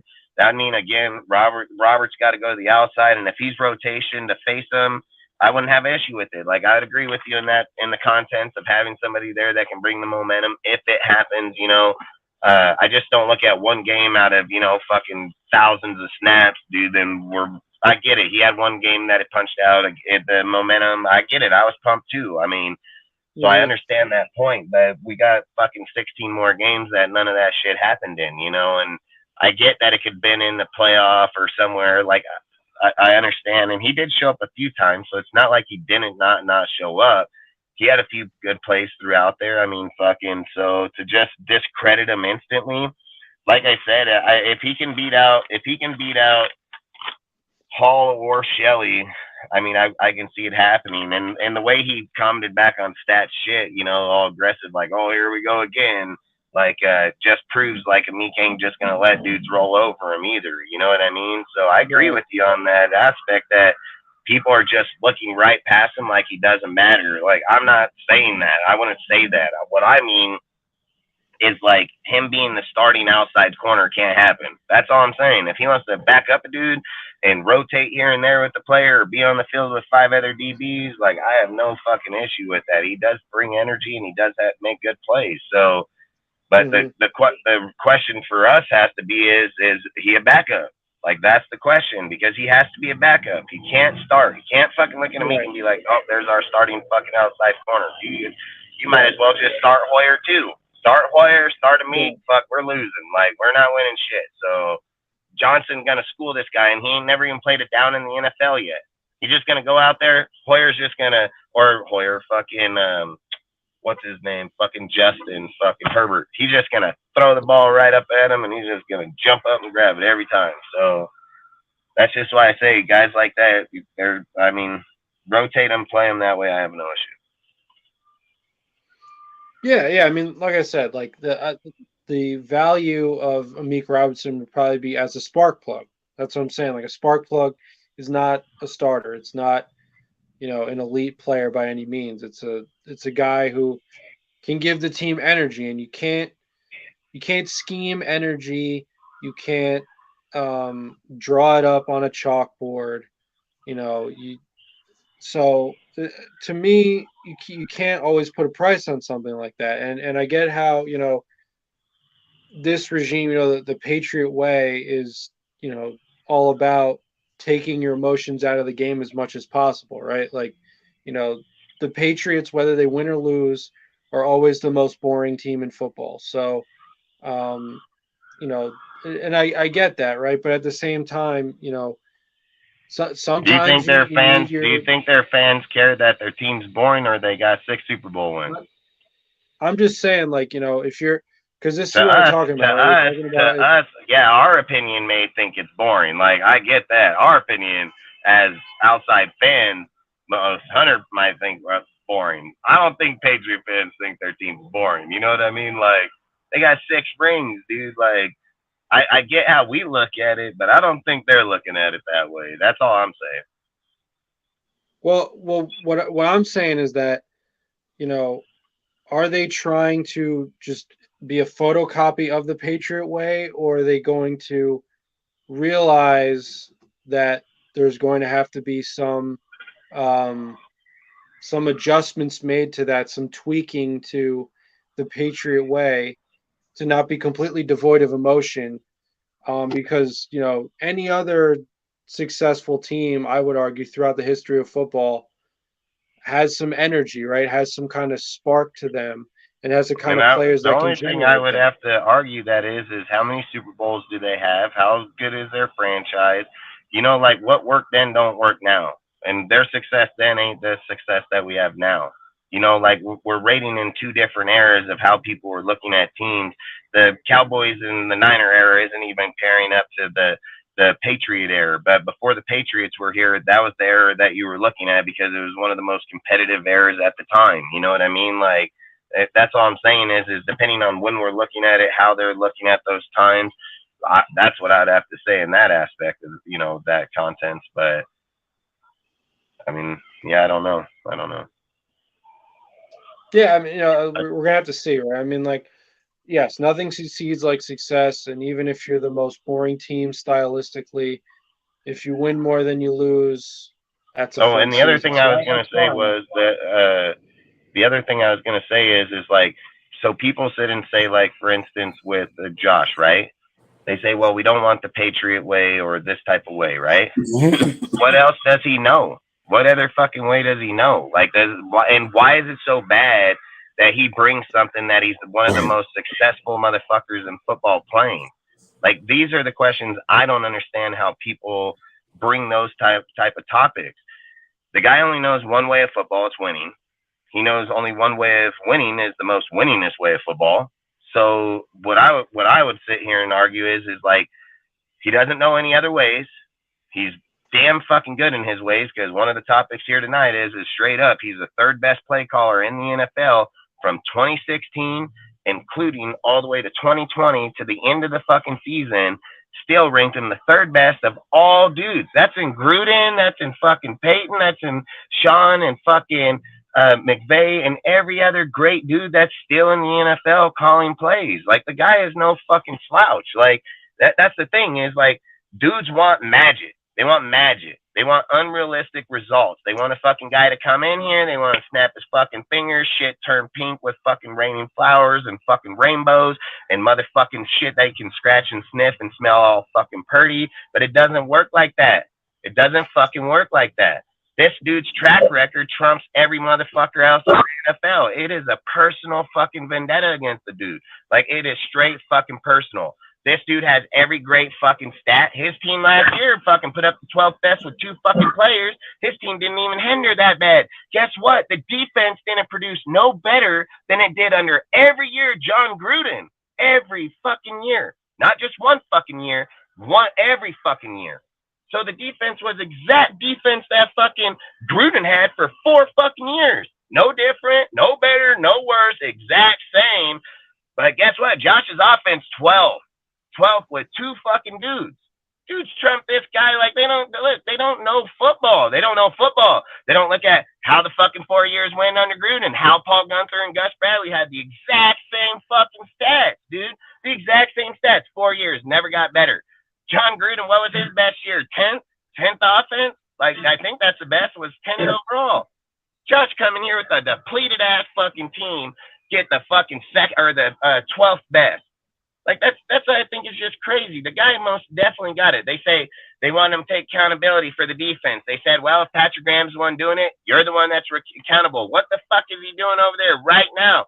He ain't even on the offensive side. He over on the defensive side fucking teaching the motherfuckers. Because guess why? This bitch so fucking smart. He not just know the offense, he know the fucking defense, because he hanged out with one of the greatest minds in football for 20 years. Like, you can't just negligate that. You go giving motherfucking dudes over here that have way less success and giving them way more fucking credit. Like, you can't fucking do that shit. It doesn't work like that. It doesn't work like that. I don't give a fuck what anybody puts out in their mouth. Go get a stat book. Go get a fucking deal. Show me how it's rated in the NFL. It's rated by stats. It's rated by category. That's how it's not. It's not. They don't have a category that says motherfucking bias. Don't got that. That category doesn't exist in the NFL. So if a motherfucker is taking away someone's fucking legitimate NFL motherfucking stat and putting down on it, it's their biasness. They have zero ground on it. They have zero ground to speak on it. They have zero ground to trash it. They have no credibility whatsoever to even act like the guy don't know what he's fucking doing. They don't even got a job. They ain't even got a fucking job. Over here talking on this dude, one of the best in the NFL. Dudes want to fire. Who do you want to get? Who the fuck are you going to go get? Like, you going to sign fucking... What are you going to sign? Fucking McDaniels, or what's this fucking dude's name over here? Mick Lombardi? Like, is that who you're going to fucking sign? Who the fuck are you going to sign? There's not even a motherfucking guy in the NFL right now that you would bring to your fucking team and replace him. Dustin, I don't know who the fuck are they going to replace the motherfucker. So Dustin, you know what I think's happened with like a lot of Raider fans? They don't know shit. Well, that's part of it, but I think the other part is we've just gotten used to so many firings. That's like everything Raider fans know, right? It's just firing head coaches. Like, that's literally like all they know, especially for like the last like 2 decades. It's like a guy's here for like a season, maybe 2, and then fire. A season. Yeah, but I would say like fire. when Al Davis did that, and just thinking off the top of my head that fast, I would say the reason why is because look at all the available coaches at the time that could have been good. So I'm not going to argue that with him coming 1 year and moving the next. He's with Hugh Jackson and so on. Like, he had good coaching material there that he could have made a good coach out of. So to move off as quick, like, I don't agree with the 1 year. Like, he gave Tom fucking Cable like 2-3 years. Like, I don't get that shit. But either way, you had better dudes that were 8-8 in their first years fired. Just bam. But here, you don't have that right now. You don't have that type of coaching, that type of coaching level sitting in the motherfucking free agency. You don't have what was in that era and this fucking era. Like, you can't rate, let's fire this fucking coach, and who the fuck you getting? Like, I just want to fucking hear it. Bring me up the candidates, bring me up the motherfuckers that got the credentials to even fucking do it. Like, who the fuck are they hiring? Motherfuckers suck dick in the NFL right now. There is no coach out there that's on the verge of losing his job that can just come over here and change this night and day. I already said Vic Fangio would have been the dude in defense with Josh. We would have fucking killed it. Like, straight up. Vic Fangio come here with Josh McDaniels, we would be nice and fools, dude. But outside of that, you got to have someone that's proven like those dudes. And when that guy's not out there right now, you know what I mean? Like, even bringing Brian Flores wouldn't have gave us that guarantee. Like, you need a guarantee of a dude like Vic motherfucking Fangio that knows his shit, that will slay motherfuckers, and we just don't have it.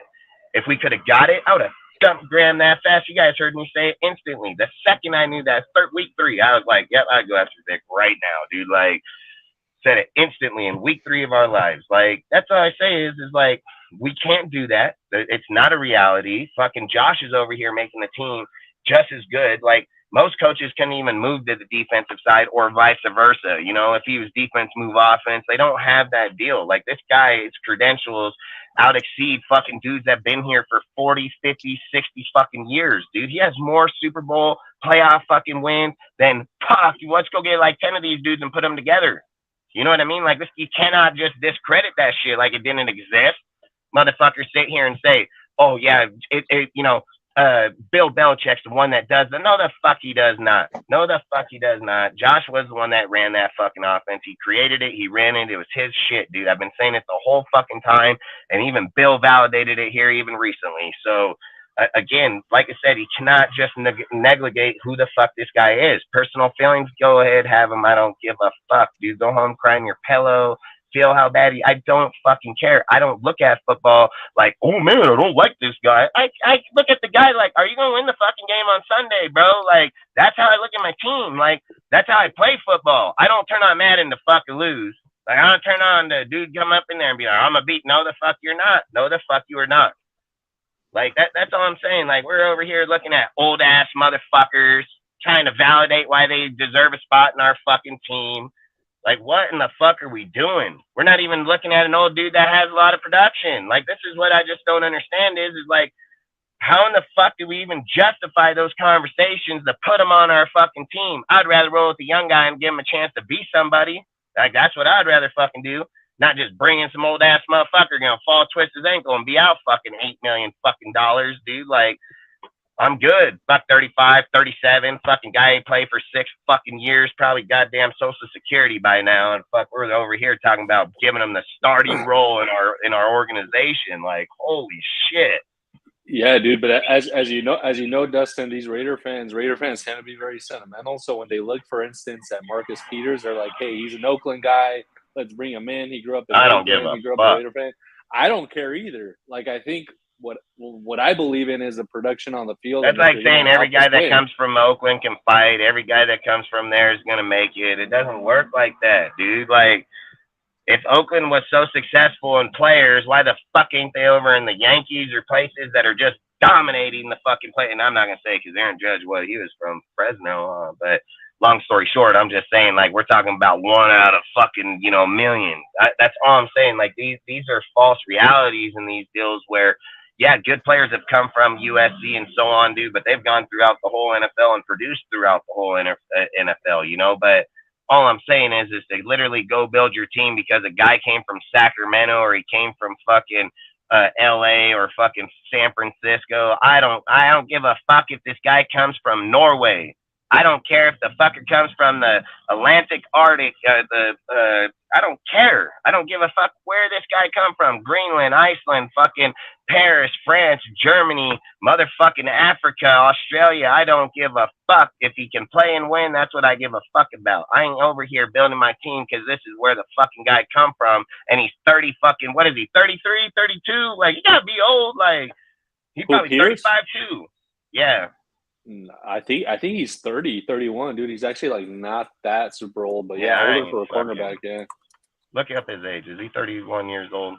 This guy been here for a minute. He might be 31. He's but 30. He's 30. He's 30. Yeah, 30. He's actually 30. Yeah, I just think fucking, I'm not taking him. I don't give a fuck. I ain't taking him.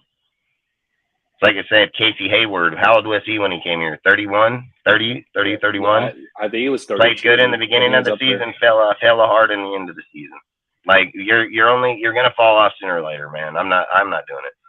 Like I said, why wouldn't you just go with youth and actually hope that you're gonna fucking make somebody? Why the fuck are we going on a dude that's gonna be gone here? And just, if Harbaugh thought that dude was gonna win them a Super Bowl, you don't think he retains them? And you don't. Here's even the nether kicker. You don't think if we sign him for $7 million, what did they sign Lockett for? 6? Why in the fuck wouldn't he assign him if he was so great? Why wouldn't Harbaugh re-sign this fucker for $1 million more? Because he knows his ass is depleting and sucking. He's like, I'd rather take this young motherfucker even off his injury, hope that he fucking gets better and develops. That's exactly what that motherfucker's thinking, exactly like I am. Go get a young motherfucker, hope he pans out, get him for 4 or 5 years, not this motherfucker for the next year or two. Like, straight up, dude. Like, you can't. This is the thing about trying to be competitive, win games, dude. Like, if the dude's elite, I wouldn't argue. Like, I'd probably even push more, like, be like, all right, but he's not elite, man. He's not elite. Like, I ain't doing it. $8 million, I mean, if it's the last resort and that's all we have, what are you going to lose? Nothing. Probably the better corner on our team outside. I mean, I still think Hobbs would produce better than he does, not being injured. You know, like, Hobbs was a good fucking player. He just can't tackle with a fucking, goddamn fist. Running after everybody, come here. You can't punch him like, just, he probably would have knocked a few motherfuckers down for sure. But yeah, so I mean, as far as like Amik Robertson goes, just to put a ball on this topic, we're gonna see obviously what this regime ends up doing. And yeah, I mean, obviously, whatever decisions they make, they will have depth, right, one way or another. So I think there like I said, there's some value to Amik, but I don't know if that'll be enough to have him make the roster come training camp. So moving on to our next topic, Dustin, I know you wanted to talk about this as it is the topic featured in the thumbnail of today's live show. So Josh McDaniels was ranked the 3rd best play caller in the NFL, presumably after Andy Reid and I guess Zach Taylor, something like that. I can't remember who the other person was, but they did this study from 2016 to 2022 for the best offensive play callers in the NFL, and he was the 3rd best out of all of them. And that's even having the down year he had here with the fucking Raiders that everybody claimed, like, this fucking guy just had this bad year, So that's all I say is like, with Josh, like, people are going to discredit him at every end. It doesn't matter what this guy does. It doesn't matter what he puts out there. So, in my opinion, I think it's just a fucking pointless to even talk about the fucking guy, because the guy can go out here, he can win 15 games, he can win fucking 10 games. They're still going to find a way to chalk shit, because that's all these fucking fans do. They just bash everything just because they just have hate against a dude. Like, they don't even know the guy. They probably didn't even watch him play. Most of these guys probably ain't even old enough to even watch him coach in the Broncos. They just get these dumbass people, start pushing these narratives out here. Dude, start reading articles, because that's where we're at in life. Is a dude reads a fucking sentence this big, he thinks he knows the guy's career. Like, that's the thing. Like, they discredit this dude every which fucking way. To have to be the 3rd best, come here with only 2 receivers last year, and literally fucking go and get the 12th best offense. It's just nuts how they just discredit him massively. The offensive line for the Raiders was ranked 29th coming into the season. It was ranked 10th at the end of the season, and and they still spit on these guys. Oh, we need to draft a guy. We need to go get a guy. We need to change this shit up. This fucking guys don't know shit about football. If the Raiders thought when they started out the season that they were the 29th team, and then they jumped up to 10th because they're not fucking retarded, because they fucking know what they're doing, and they got to the 10th spot in the stat, guess fucking what? Guess what they're thinking? They're like, goddamn, great fucking job.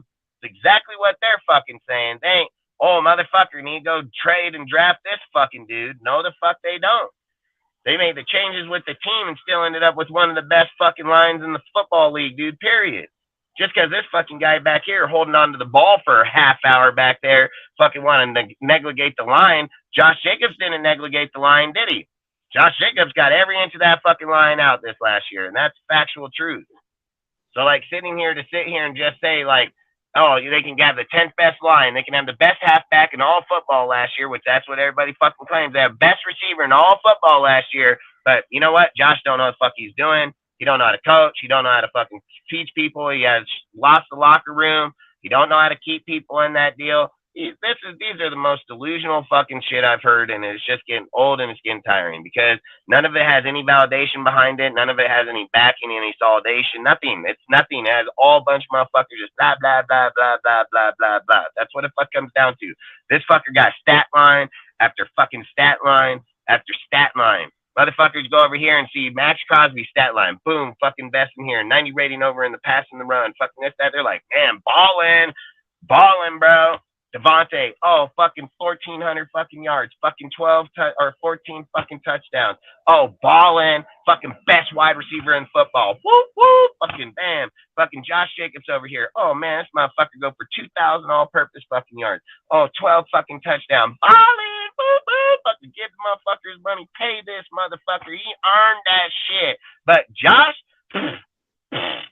piss on them, throw on, fucking light them on fucking fire. It's fucking dumbass motherfuckers, dude. Like, it gets pointless to even talk football with some of these fucking people because they're about the most uneducated fucking people when it even comes to the fucking sport. And then they want to talk about the fucking sport. You can't talk about the motherfucker you uneducated in the bitch because it has zero validation to back it up.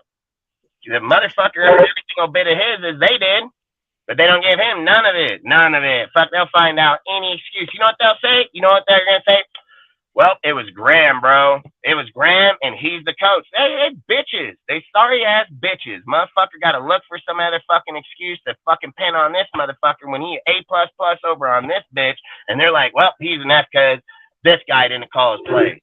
Yeah, whatever. What the fuck ever. It's like I say, you're fucking dumb. They're never going to know how to build a team. They're never going to even what a good fucking team even looks like because every single time that they talk about it is about the worst shit ever. They have zero validation in their players. They bring in fucking shitty-ass scheme, shitty-ass coach. They want to fire a guy but have no replacement. It's just insane. Josh has proven his shit. Motherfuckers don't believe in it. Who gives a fuck? Josh don't need their validation. Josh does not going to get paid by those motherfuckers. He's going to get paid by Mark motherfucking Davis. And guess what Mark fucking said? That motherfucker ain't going nowhere for a minute. That fool taking a vacation over here. Like, he might as well pop out his tree, throw out the fucking Hawaiian shit. That fool's going to be staying a minute. But guess what? You'll hear people, oh, he need to be fired. Oh, this guy's so bad. Look at their draft. I bet you his draft better in 2020. Anybody want to bet on that? Anyone want to take bets right now that his draft probably smoked out any of their drafts? If Henry would have stayed here, I'm not going to argue that point. But at the same point in the time, man, he would have smoked them. I bet you this draft this year is going to smoke their draft, period. And that, what's that going to say then? You still find a fucking reason to hate on the motherfuckers? Yeah, that's what I say. You just ain't even talking football. Not talking football, you're just talking hate. So that's all I got to say. Like, this guy knows his shit. He knows what he's doing. He's one of the best in the NFL. He did it with one of the least fucking teams in all football, and he fucking became one of the top fucking teams in all football, even with the depleted-ass offense. Defense and so on. I mean, if people don't know how to read a fucking IR and go over there and see that, hey, you got fucking Kaiser, fucking all these dudes, fucking everybody, every big fucking name that was even on the goddamn team sitting on the fucking IR, and they're over here saying, oh, it was a fucking playoff team. Okay. Oh, fucking K, because it's not a fucking playoff team. Because guess what? I bet you we go back into week 3 and start seeing dudes just hit that list. Bam, bam, bam, bam. Everybody started coming off, dude. Like, that shit, you don't just look past it like it doesn't exist. That shit exists. It fucking exists and it fucking happened. It's not something you just look past and keep spitting out words that, well, we had the team. No, you had the team when you started. Why do you keep talking about you had the team when you ended? Why do they keep talking like that? Why do they act like week 1 was week 17? They just negligate all them fucking games? Just right past it, right? Just run right by it. Don't exist. Doesn't work like that, man. Delusional motherfuckers may think it works like that, but real motherfuckers know it don't work like that. Real motherfuckers know you can't take weeks 2, 7, and 9 and put them together and say, yeah, the third best fucking ranked team in the NFL. You can't do that shit. Real motherfuckers like me know that if it's week 1, that's what stats count in week 1. And if people know that we're in week 7, well, guess what? Weeks 1, 2, 3, 4, 5, 6, and 7 all counted all the way up to that fucking point. There was not one motherfucking week in those 7 weeks that did not count. So you can't just clear a game because you got a theory in your motherfucking head that wants to serve your fucking purpose. Like, we don't do that shit here in America, man. Like, that shit don't work. Go to school, get an education. Because if you ain't got a fucking education, it's why you saying dumbass shit like that. Motherfucking paraphrasing shit like it exists. It don't exist. That's a fucking theory. It didn't even happen. You're creating it and then fucking arguing about it. Like, those have to be the craziest shit ever. How do you argue something don't happen and then want to then validate it? Can't validate, motherfucker, if it didn't exist. That's the shit I don't get. Why is it every single time someone talks about our fucking team, they bring up a hypothetical theory? Why aren't they bringing up factual truth? Like, that's what I don't understand. Like, why do they not bring facts to fiction versus fucking hypothetical? It doesn't make sense. Bring up a Raider conversation and see if motherfucker don't result back to Jack Del Rio, John Gruden. That motherfucking, what the fuck is that got to do with shit? I had a guy tell me, I'd rather have Jack Del Rio structure. Do you forget that the guy had an 8-9 season in the last season because he shipped off fucking Musgrave for Todd fucking Downey? Like, you guys, what are you guys most fucking delusional motherfuckers, huh? They're like, well, 12-4, great team, but you forget the next year he sucks. Like, that's what I think. You guys just look past everything that fucking made everybody where they were. And then talk about like that shit existed the next year. Didn't fucking exist the next year. Gruden came and took over a losing team. Like that, like motherfucking Gruden come and took over a winning team. Like, that's what I just think is, it is what it is. I don't even give a fuck, because like I said, there's nothing Josh McDaniels is going to put on that. He wins a Super Bowl, motherfuckers are probably going to still say that guy sucks. You know what I mean? Like, that's what anybody's going to do with the guy. So for me, at the end of the day, I always say this guy does a great job. He organizes his offense better than anybody out there in the NFL, dude. He has one of the most elite fucking offenses through there, and he's had it for years and years, and he's doing it even with lesser players. Now they got a real fucking team, and they're over here thinking like, well, if Jimmy doesn't play, we're going to lose. Jimmy ain't no goddamn great quarterback. Like, if you're talking like Jimmy's going to win, why couldn't we win with Chase or fucking Aiden? Like, I'm not understanding this. Dude, this guy, he just runs behind good defensive teams, dude, and manages the ball. He got a 12-4 record only with 0 touchdowns. In 9 motherfucking years, Carr had 3 games with 0 touchdowns. 3 fucking games. He got crucified. Motherfucking crucified. Motherfucking think, oh, Jimmy gonna come over here with a 12-4, 12-2 record and then be like, yep, we're gonna be okay with him not scoring touchdowns. Nah, hell fucking no. Hell fucking no. Like, maybe if the defense is keeping the game to like fucking 0-3, you know what I mean? Like, man, I think it's crazy, dude. Like, again, at the end of the day, I think Josh, man, he's putting it to paper. I've said this. I've even said this in another live the other night. I think Josh has to have 3 years, man. If in year 3, his system, and look, people are trashing on dude. He ain't even got to the off season yet. Like, he's not even in goddamn OTAs. Dudes are over there like, oh yeah, he's horrible. Yeah, fuck off, dude. Like, I don't even read about him. They don't see what other people are saying about him. They don't see how Aiden O'Connell's progressing within the camp. They don't see how Devontae talking up this motherfucker. They don't see how every other fucking Renfro, every guy bringing up Aiden O'Connell doing a great fucking job. I thought Hoyer was the guy. I thought Hoyer's the dude going to start the season. I thought this guy's going to be the fucking starter or the backup. You know, like, hell no. They ain't even acknowledging Jimmy. Jimmy ain't probably even going to pass a physical, dude. And I bet you, watch Josh take this motherfucking 4th round pick and go win fucking games with this motherfucker. What are they going to say then? What are they fucking going to say then? And I don't give a fuck he wins 8 fucking games with Aiden O'Connell. He wins 8 games in the first year. I'll take that all motherfucking day long, all day. So, like I said, I have 100% faith in Josh. I'm going to stick with him because at the end of the day, I'm going to cash those fucking receipts and I'm going to cash that shit right on this motherfucking channel. Mark that shit, dude. Like, I'm going to cash those fucking receipts when we're over here and fucking they're doing it. And if we lose, I'll eat it, dude. Like, I'll eat it. Every bit of it. Like, I'll eat crow. Just fucking, I'll scarf that shit down. But at the end of the day, I'm standing tall and strong as fuck for that dude because there's not a dude that's better than him out there. And if he has to learn how to be a head coach, then give him the motherfucking chance. He's only 40 years old, dude. It's only his real fucking first time tenure. He's fired in the second time, dude. Like, that's all I say is, like, he's never had the chance that other dudes have. And other dudes have had failing ass careers, like failing, like straight fucking suck and end up being Hall of Fame coaches. Like, just to shit on this guy because your personal feelings don't make no sense. It's 0 cents. And then to say that you're a Raider fan and say that you want the best for your team, no the fuck you don't. No the fuck you do not. You don't want the best for your team. You just want to talk about you want the best for your team. You want to act in front of other motherfuckers. You want what's best for your team. You don't want what's best for your fucking team because you shitting on a motherfucker that is best for your team at the motherfucking moment. He don't wave wands. His name ain't Bill motherfucking Belichick. He doesn't come in here with the pedigree of fucking building fucking teams because he's never fucking done it. But for motherfuckers to just act like that's what he does, I mean, it's just crazy. So for me, like I said, I'm a stand by him. I think this guy is the guy that we need, and I think Ziegler is the motherfucker we need. And I think the way that Josh has taken over not only the offense but the defense, and that he feels comfortable that he can lead the offense already, and to come over here to the defense and explain to motherfuckers that, hey, we need to run quicker, we need to run faster, we need to be better. Like that, people talked about this fucking dude last year. What do you motherfuckers got to say now that he's doing it? Like, motherfuckers bashed this fool. Oh, Josh needs to go over there and he needs to coach that fucking defense because you know what? Josh, the stupidest coach, but we want him to do the head coach and the offensive coordinator and the defensive coordinator. It doesn't work like that, man. It doesn't work like that.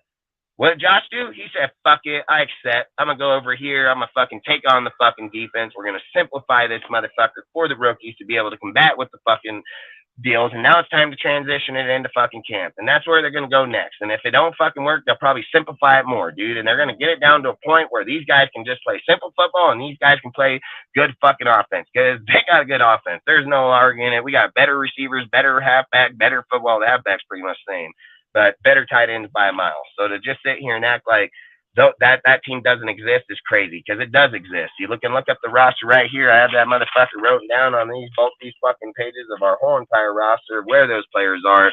So I know that shit exists. I didn't waste my time because I know I ain't fucking delusional. I know that for facts, you know. So, but appreciate you, Protect the Shield podcast. Appreciate you stopping by. Appreciate everybody in the chat. I don't mean to rant, dude, but I'm tired of motherfuckers just discrediting a motherfucker because of their personal feelings. This fucking guy got good fucking credentials. He's got a good fucking deal, and he made our team one of the best. And people in offense and producing wise under the conditions that he was in, and motherfuckers just look right past it, just like don't exist. Well, guess what? If he leaves, who the fuck you put in there that can even fucking do it to begin with, let alone do it at his level? And if he's doing it at his level here, and they're failing there, well, what the fuck is the next guy doing? The next guy don't even know defense. That fucking guy gonna come in this bitch and do the same thing, but this time he's just gonna twiddle his fucking thumbs the whole fucking time because that's what it's gonna go down. It's exactly what's gonna go down.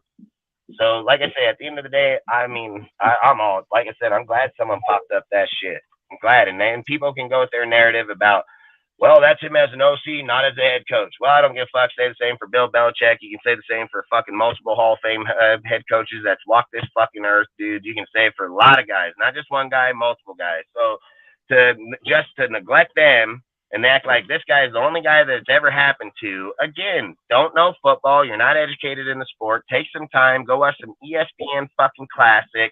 Start watching some shit.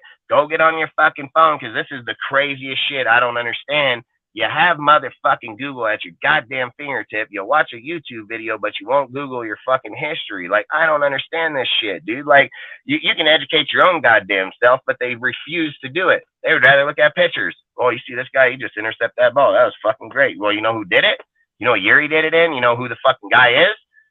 Well, nah, he's wearing 24, so it's probably so he probably wasn't even him. How do you know it ain't Willie Brown or somebody else? Like, how the fuck do you not know if you ain't reading the motherfucking deal? Pitchers only say so much, man. So to be a pitcher fan doesn't even make sense. Doesn't make sense. I talk so passionate on my team and as adamant as I do because I watch it my whole entire life. I see every single game. I sit here and take so much of my time just so we can talk about this shit and produce the content that we do, not only in here, but in the Discord and the Instagram and everything, any way we can educate, any way across any platform to help. And we're just over here. We got crazy shit, like crazy shit. Like, I'm not even gonna lie, dude. I felt like the first two conversations just today, and it's not we came up with the topics, but I'm just saying, like, we're literally talking about fucking 30-year-old dudes and then justifying a position for it. Like, I don't know where the hell all this changed, dude. Like, if we go back to Al Davis back in the 2000s, right? He hired every old fucking guy. He hired every old motherfucker, brought him here. Great players. What was our record? Can anybody tell me? Like, I can tell all you motherfuckers because I watched that shit. We didn't win. We didn't fucking win. We were lucky if we won 4 games. We'd be lucky if we won 2. At best, we won 8. So we weren't fucking winning.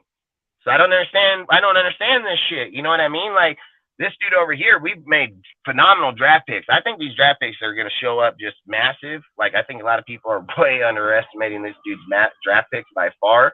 Like, every dude that they brought up this year, people have just fucking consistently talked about, hey, how good this dude is, how great he's doing in camp. I mean, all the way to Nesta. Is that how you say his name? Nesta, fucking Jade? Either way, I'll just go with Jade. But that fucking guy.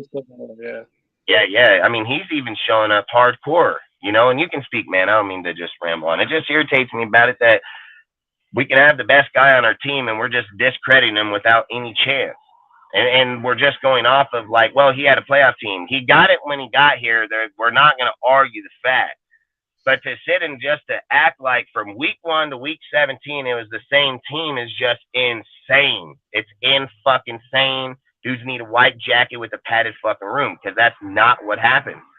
That's all I say is like a guy can say, well, he took over. I bet you we can go and show fucking 50 other teams that's probably taken over a Super Bowl team and ain't or a playoff team fucking that sucks dick, only made barely right in it, and then act like where's their team? Garbage, probably losing ass team anyways, but either way, you can speak on it. I just feel like it's insane, dude. This guy, when he wins, oh man, I'm gonna fucking come back here and be like, what? What? Like, you know what I mean? Like, woof. But I hope I can. I hope I cash that check, man. Ziegler for much looking alive during the night. Can Ziegler work nonstop because he grew beard, his eyes were black and a nice guy. I mean, hey, I ain't gonna lie, Sergio. I mean, Ziegler's a fucking trooper, bro. Like, Ziegler is a fucking trooper, man. Hopefully more boxing offense this season. Definitely love you. Hey, I ain't gonna lie, man. I fucking get on something. I won't lie. I probably can't. I can talk for an hour.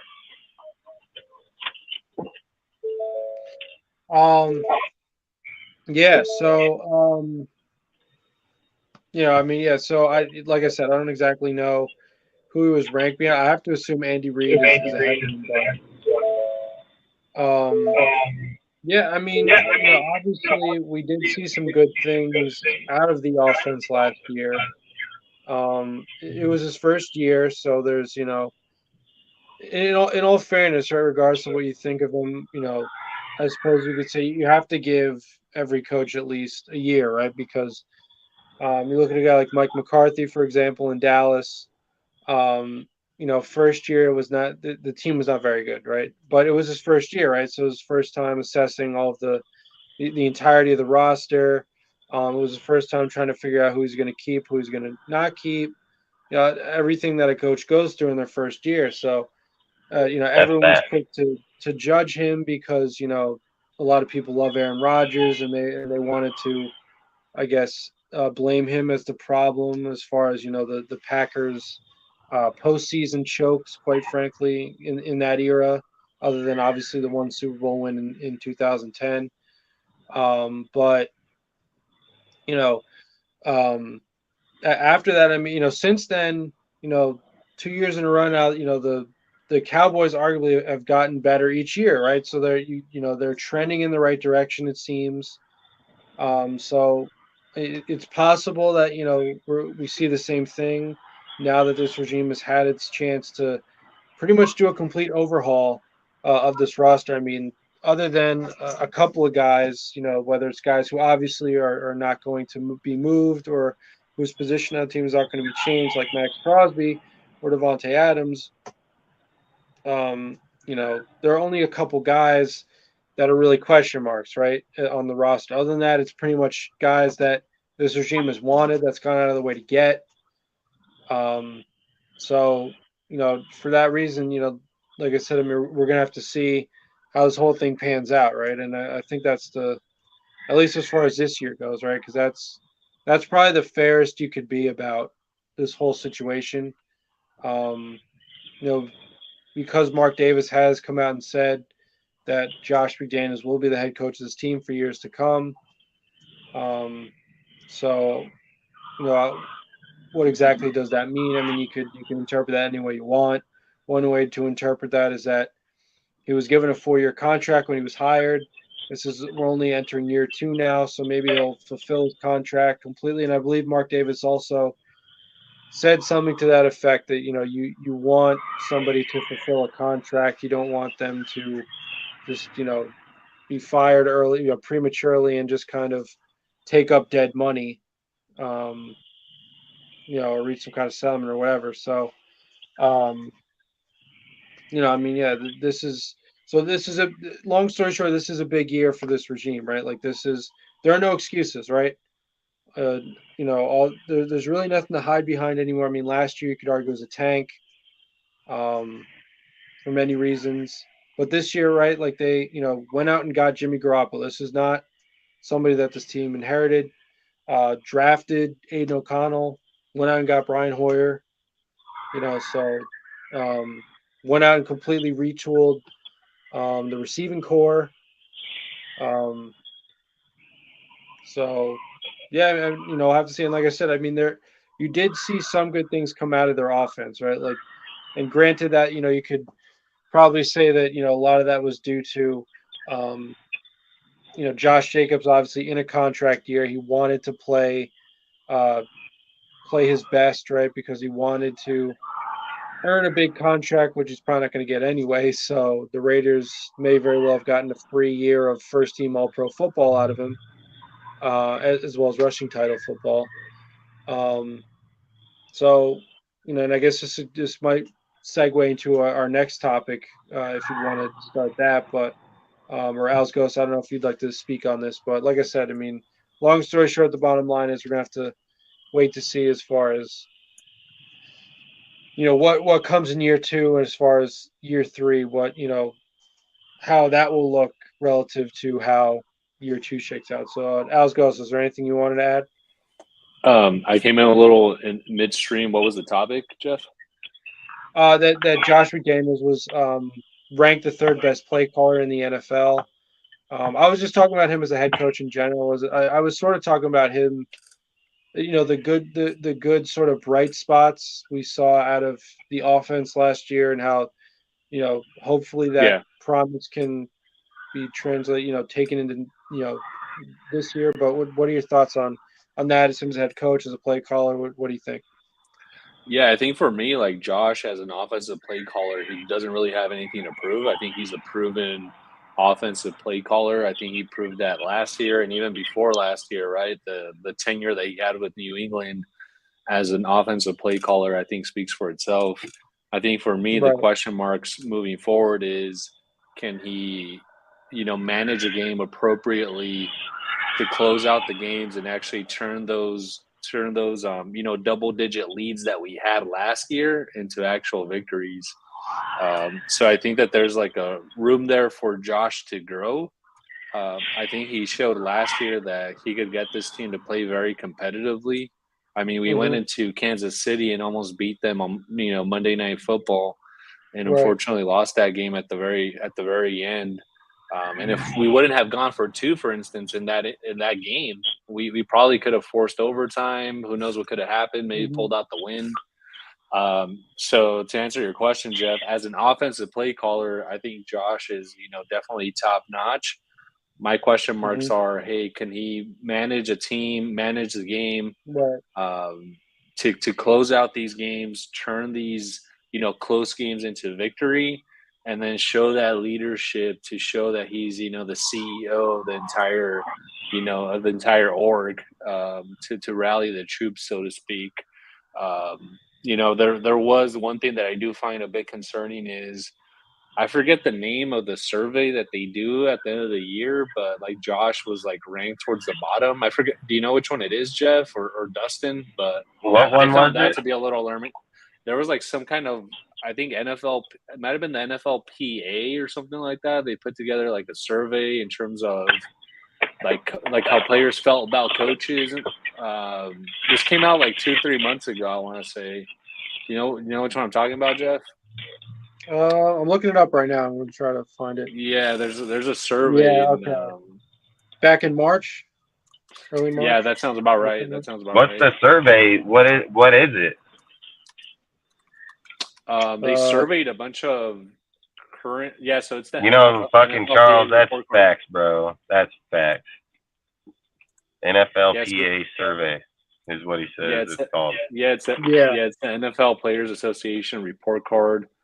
So this is actually like the summary of it. I'm reading it here.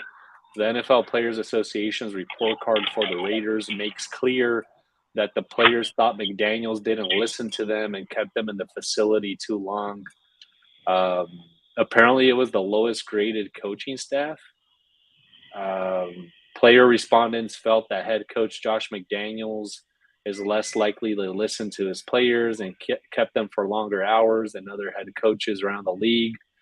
Longer hours are not correlated to winning. Is that somebody outside the organization's opinion is writing this? Or is that like some motherfucker from inside the organization saying? These are players. It's a survey of players, actually. Yeah, it's the players union. It's the players association.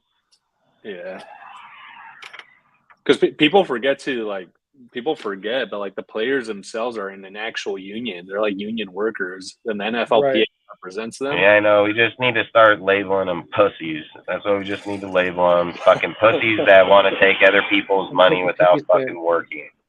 Like, that's what we should label it. That's what it is. They might as well just put stealing on it. Might as well label it stealing, because a motherfucker wants to get paid millions, but he don't want to fucking work. Then you want to have some guy hold his fucking hand to protect him. Like, that doesn't even make sense. Stay your ass later because he sucked. Like, you ever fucking think about that? Like, oh, this coach wants us to stay. Well, you fucking suck, motherfucker, so how you going to get better? You going to fucking practice for a fucking hour and go home because you've been sucking for the last few years, so we know that shit don't work. Motherfucking pussy-ass motherfuckers. Like, that's the kind of shit I don't understand. Fucking cry about their fucking you there to make millions of dollars and play. I hate when dudes are like, oh, well, he was out there for fucking 30 minutes of the game. What? Motherfucker got paid fucking $20 million. You're worried he is out on the field for 20 minutes of the game. Like, what in the fuck are we coming to, man? Put some flags on. Let's quit talking about fucking real football. We're not playing real football no more. We're playing pussy football. Hey, Dustin, this is the kicker. So the NFL PA report card that I was mentioning, it says this. Apparently, the players like the facilities. They just wish McDaniels wouldn't make them spend so much time there. Yeah, that's what I just say. They're just over there calling about playing on the team. Bill Belichick said that dude and told their ass to stay there. They ain't gonna say that shit. Motherfucker, make them run laps and be like, oh, you want to go talk to those fuckers about what we're doing? Well, guess what? Run your ass around that fucking field till you shut up. Like, this is the shit I hate, dude. You got real-ass coaches that are going to make real-ass players, and then you got these pussy-ass rainbow motherfuckers where it's like, hold their hand, NFLPA protect us, fucking don't yell at me, don't make me run, I don't want to sweat today, but I need you to cash that 10 mil for me today, you know? Want to bitch about getting fucking $15, $20 million, but I don't want to fucking take the snaps, you know? This is getting ridiculous. Fucking guy in there. I would ask who gave that survey. I'd have fucking kicked him off my team. That's exactly what I did. I'd been like, oh yeah, you want to talk about being here too long? Well, bye. Yeah, they protect them because it's anonymous. Yeah, they protect them. What are they protecting them from? Working? There's a protecting if they're getting abused. There's protecting if they're like fucking, guy over here raping them in the bathroom, fucking slaving a dude down, playing when he's injured. I can understand that. But if you come to a team to produce fucking results, and I'm paying you $250 million fucking dollars between the whole salary here, you better come to fucking work. What fucking protecting do you need? I'd love to hear this one. What fucking protecting do they fucking need? They're here to play the fucking game. They're here to play for my organization, not mine physically, but you understand what I mean? Like, for my team. They don't make the choices. Why don't they own the team then? How come it doesn't say their fucking team on there? What the fuck are they protecting them from by showing up and working hard? There ain't nothing to protect them from. The only thing you protect the player from is an injury, and then playing in through the injury, giving them shots, giving them things. Like, you don't protect players from playing the sport that they're supposed to play. Like, you think they're like, let's protect Ray Lewis over here murdering dudes. Like, protect him. You know what I mean? Like, it was fucking pussy-ass football. It's pussy-ass fans even bring up shit like that. I'd never bring up no fucking pussy-ass shit on my team. Never. Fucking guy whining over here like a bitch. Fucking, I'm gonna be at the fucking state. Why are you there then? Why are you even in the NFL, man? Like, well, as you know, Dustin, like the NFLPA has like imposed like a lot of restrictions on practice time, the number of contact plays. That's right. But if Josh can, so look, you're right. They put restrictions on practice time, right?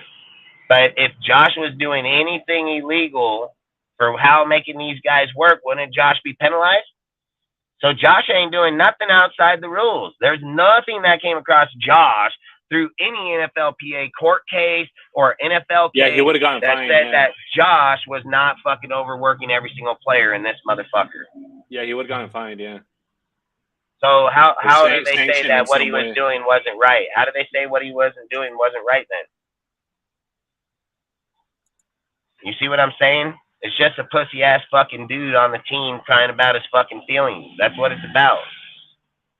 Protect his feelings. Well, we ain't here for your feelings. Either play football or get the fuck off the team. We already done with your feelings shit. We did that through the 2000s. It didn't work. Bye. I'll stomp on your fucking feelings. I don't give a fuck about your feelings no more. It's about winning. It's about having the right people in here, developing the right players, and winning. It ain't about your feelings. It ain't about how you feel. Hey, I'd be like, come tell me about it while you give me your fucking playbook. That's what I tell those motherfuckers. Like, come tell me about your feelings while we walk up here and you take off my motherfucking jersey and give me my motherfucking playbook back. You sure you want to talk about your fucking feelings? You sure you working too hard over here? Like, you sure about that, right? I'm not working too hard. I mean, I got a nice jug of water over here. Got a cold-ass motherfucker. I'll give you a year's supply. You quit right now. Like, you want me to feel about your feelings? Like, here you go, right here. Now get the fuck out of here. Like, straight the fuck up. You here to play football, win as a team, go out here and sweat and bleed as a fucking team? You ready to go to war? Because that's what we doing here, man. We going fucking war. We ain't fuck going goddamn teddy bear fucking. Let's go watch Barbie shit. Like, what the hell? Fucking playing Barbie in football now. Motherfucking guy's feelings. Like, Ray Lewis would spit on you. Go tell that to Richie Incognito, dude. He'll fucking laugh at you. Fucking guy, feelings. These guys are bringing feelings. Oh, yeah, man. I mean, it's a tough situation. Like, how do you justify? So look, dude, if I gave you $10 million, you're gonna justify your feelings to me playing football? Nah, dude. Is that what you're gonna do to me? Did you not come from college to the NFL to play football? What? I ain't your fucking counselor. I didn't give you $15 million for you to come cry on my motherfucking shoulder. I gave you $15 million so you can pay some other motherfucker to cry on his fucking shoulder when you ain't here in this motherfucking building. And then guess what? I still have a room for motherfucking crybabies that's probably way the fuck down there in the basement with the fucking counselor sitting there with his one little fucking desk with the dripping fucking pipe fucking dripping the whole time so you can come tell him your story. You know what I mean? Like, man, what the hell? Like, I can understand if someone dies or shot in front of them or something. Motherfucker over here crying about you got to run laps.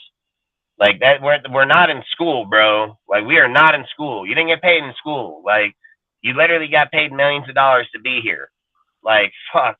I'd love to be an owner in the NFL. You know what's concerning, though, Dustin, is if is if McDaniels actually takes that feedback and is like, hey, you know what? Let me not keep these guys in the facility that long, because they obviously need that time in the facility to get better, right? But if he's taking this feedback and is like, well, next year I'm going to keep them in here less, that actually I think hurts our team going forward. I don't think he keeps them here less, because during the whole entire camp he had them in here early and late. So I don't think he gave a fuck about that NFLPA card, like straight up.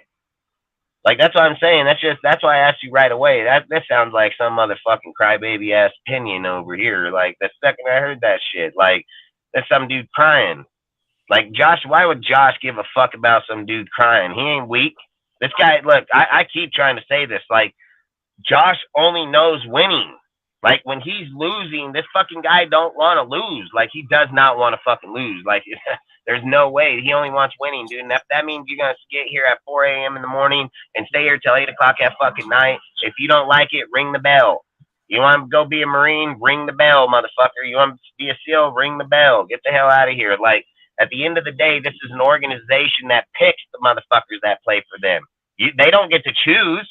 Like, I don't get to be a player and be like, hey, bro, you're hurting my feelings because I got to run over here and work and my shirt's getting dirty, but I still want to be on your 53-man roster. It doesn't work like that. It doesn't work like that. Well, you know what I tell that guy? Hey, bro, you're a pussy. You're never going to wear the silver and black because you ain't even worthy of it, let alone are you going to be on this motherfucking team. So I'd go try out for, like, the fucking Queese or the fucking Chargers. Like, you can be one of few. Like, go be one of fucking few. Go be a Cleveland Brown. I don't really give a fuck where you go, but you ain't going to be here wearing my shit.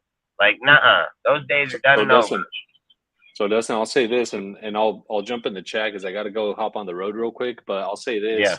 I think there are very few players like Max Crosby, for instance. Did you freeze on me? No, man. I fucking accidentally pressed my back out button on accident. Oh, okay. You're good. So I think there are very few like players like Max Crosby, guys that are like the first ones in, last ones out, super committed to football, super committed to getting better each and every day. They're studying film. They're going 100% of the drills. I was watching this interview with Brandon Parker, and he was talking about how even in walkthroughs, like Max is going like at 70% speed. Guys like that are few and far between. And we need more guys like that. Maybe they're not as talented as Max per se, but they have that same passion and drive to succeed every single day. And I don't think that we have enough of those guys on the team. Like, skill set aside, talent aside, guys who are going to be like looking forward to it's Monday or it's Tuesday. I can't wait to the next day so I could get better on that drill. You know, like I hope I get better on this spin move. I hope I'm getting better on this route running that I'm doing or whatever. This corner got the best of me yesterday. I'm going to make sure that doesn't happen again the next practice. Like, we need more guys like that on this team. And, you know, we have Max, for instance. I think Chandler's probably the same way, and a few other guys here and there, but we need more guys like that on this team in order to change that mindset and have guys who look forward to the grind. And actually don't see it as a grind, right? They see it as their passion, their job. Yeah. Like you, Dustin, like you know, you have a tough job. You're out there in the fields and stuff, and like I see you working each and every day, 12, 15, 18 hours. Like, guys like that are in the football facility getting paid millions of dollars, you'd expect them to show up with even more passion. Hey, that's my point. You look how hard I work out here. That's 365 days a year. I don't get to go in there in 6 months and fucking make that money and then go vacation wherever the fuck I want in the world because I have no responsibility whatsoever because I just play for an organization. Like, I don't have that luxury, and I'm dedicated as fuck to my shit. Way more hours than those fuckers will ever even think in their life. You know what I mean? Like, that's the difference, and they take way advantage of it. And that's it. And then dudes are over here crying. Now, you don't fucking hear me crying. I have broken fucking leg, arm, or not, dude. I'll just tape that bitch up and go on.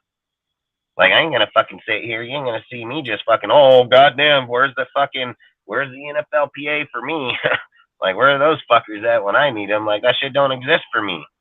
And even if it did exist, I ain't no fucking pussy anyways. I'm not go over there and cry to them. Oh, can you save me? Like, no, I created this. So I'm gonna do this. This is what I do every day. Like, Well, because why I are think they the on the other thing, field if that's not what they wanted to be? Why are they there? because Motherfucker I want to think come steal someone's money and fucking cry about it. Like, that's what kind of era we're in. We're in, this motherfucker owes me. Nobody owes anybody shit. Nobody owes anybody nothing. You don't produce, you don't belong. The end. You know, yeah, I because I keep think that, saying this. If John Morant was in the NFL and had gun charged twice, his ass be the fuck out of the NFL. Because the NFL stands for something. That's what they stand for. It's either our fucking rules or don't fucking be here. Like, that's how that shit works. It's not your fucking way or the highway. Nuh-uh. Hell fucking no. I The think the other motherfucking thing that NFL. I think the other thing that we have to keep in mind, Dustin, is like the type of player who makes the NFL, like just like any NFL team, they're obviously, top of the top elite athletes. Like these were the guys who were like the best players on their high school football team, right? So they always had stuff handed to them on a silver platter. Like they were always treated like royalty. They were always the popular kids in school, et cetera, et cetera. They probably didn't even have regular jobs because they were busy, out there practicing on the field. Like these guys were jocks. And so when they're out there in the NFL and they're being asked or, required by a coach like Josh McDaniels, you got to come into the facility at X hour. You got to leave at X time. You need to watch film for X amount of hours, et cetera. Like they're not used to that because these guys were babied going back to like high school. Like they were like going back when they were like little kids, right? Like these were like the best athletes in their towns in order to make it to the NFL level. So they were always coddled. And so I think that then translates over to the NFL where like they're not used to taking direction and they don't want to take direction. Yep. Because it's true, man. I mean, that it's true. It's 100% truth. I mean, that's why I just say, like, why I have such an issue with it, and kind of like Charles' comment right there is like we're living too much in the past, like it's what we're doing in the future. Like he makes the perfect statement that I argue all the time as other organizations pass us by while we're sitting in a timeless loop. Like that's what it is, and then people try to justify those conversations, justify those ways, justify those memes. Like we can't do that shit, dude. Like Al Davis would not sit here and allow pussies play on his fucking team. Al Davis would have backdoored that fucker right in a second, dude, when he found out who talked that shit. Like, he ain't gonna allow that shit on his team, dude. Like, there are certain people that present that presence. Charles had a good comment, like the one that starts off with "You guys are truly onto something." Like that's a good comment right there.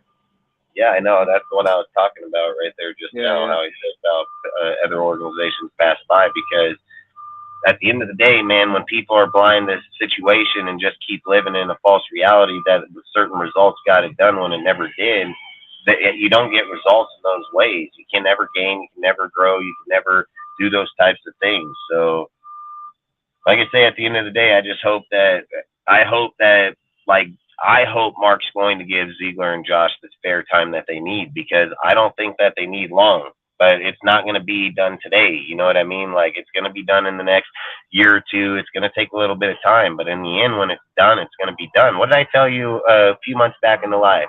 I said, I'd rather rip the fucking Band-Aid off, spray this motherfucker out, wound and all, clean that bitch, fucking knife and everything, make sure that shit's good, stitch that fucker up, and put a Band-Aid on it. Like, then we're done.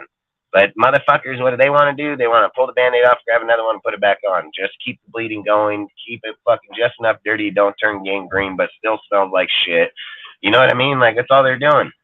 And then they're happy with it. And then they justify it. And then they come out here and have conversations like, we had a winning quarterback and we're a winning team. No, the fuck you are not, dude. You literally just negligated 20 years of football for 2 years. Like, this is my point. You negligate 17 games for one, and you negligate 20 years for two. Like, it's fucking nuts. So this is a question for you, dude, and then I'm going to bounce out and be in the chat, but this is a question for you. So the NFLPA card that we just talked about, as I mentioned, the survey is done anonymously. So we don't know which player said that, right? We don't know which players said. I think Derek Carr on his fucking period said it, man. So my question is... I'm just kidding. I don't think Yeah. No, I get you. My question is, what if it's actually a guy like Devontae that said that, or another guy who's like one of our leaders who said that? And if you find out, this is a question. If you found out, for instance, let's say Devontae is the one who said it, are you kicking that dude? Are you cutting him? Hell yeah. I cut that motherfucker. I gave him $40 fucking million. Hell yeah, I'll cut that motherfucker. Yeah, I'd cut Devontae. I'd trade him. I'd trade him just out of fucking just. At the end of the day, man, if I'm writing you a check for $150 million, I don't need you to sit over here and cry about you playing football. Like, I brought you here to play football. I brought you here because I paid you $150 million to play football, dude. Like, I didn't give you $150 million to come over here and cry about you having to run down the field, having to produce, having to go out and work for the money. You know, like, we can't sit here and even acknowledge that can be a possibility, dude. Like, I don't give a shit who the player's name is. I don't care who they are. If you go against what we're here for, you got to go too. Like, at the end of the day, it doesn't matter how good the player is if he doesn't want to be here anyway. So why would you keep him here to begin with? I'm not trying to trap or harness or control individual people. I want people that want to play for a team, want to be here to, you know, to win for real, not just show up here, collect a check, and then take off somewhere else a year later. I personally, I disagree about Tay because you can build around Tay. What are we talking about? Did I miss something in this fucking deal? I agree. I'd cut Tay also. Are you saying like you disagree? You'd cut him? Either way, I don't care if they disagree or not. That's what I'd fucking do. So you can keep that crybaby motherfucker if it's him all you want.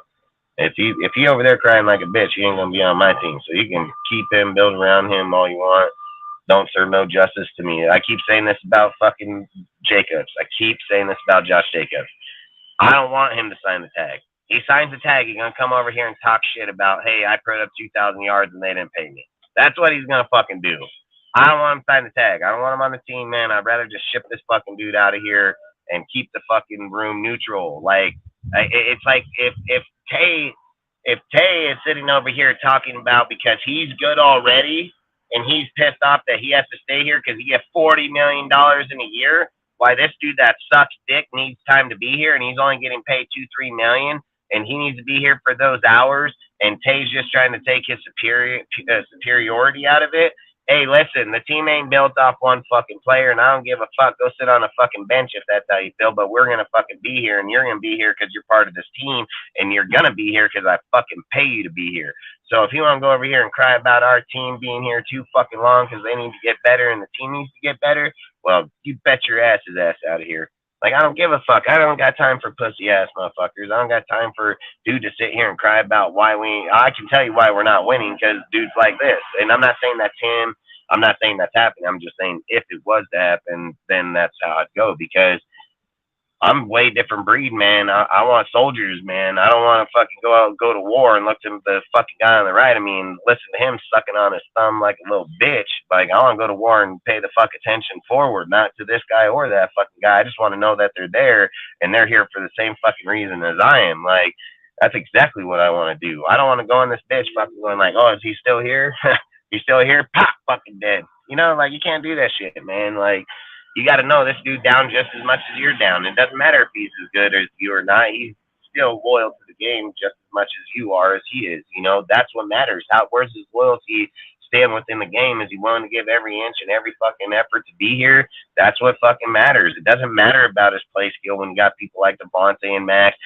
I've always said you bring great players and then you put average players around to have a good team, dude. You can't build a realistic team having all great players at every position. The cap wouldn't allow it. You don't have that type of money, so it will not happen. And if you do, you're just depleted in your resources massively. So, like I said, if you put few good players in key positions and then throw other people in that are just good at what they're doing, I believe that's the best way to build your teams, in my opinion, you know.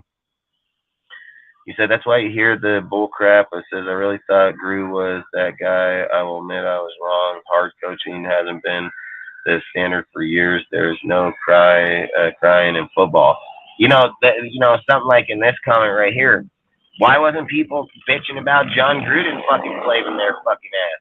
you know, that this is my point to the conversation I was talking about earlier in the show is these guys are picking and choosing their fucking deals. They're picking and choosing. I didn't fucking hear nobody bring up no fucking report card about John Gruden slaving their ass there for hours and fucking being there early in the morning to be there before the heat and staying in the mid and then coming back later on in the fucking day. Like, I didn't hear one motherfucker bitch about that shit.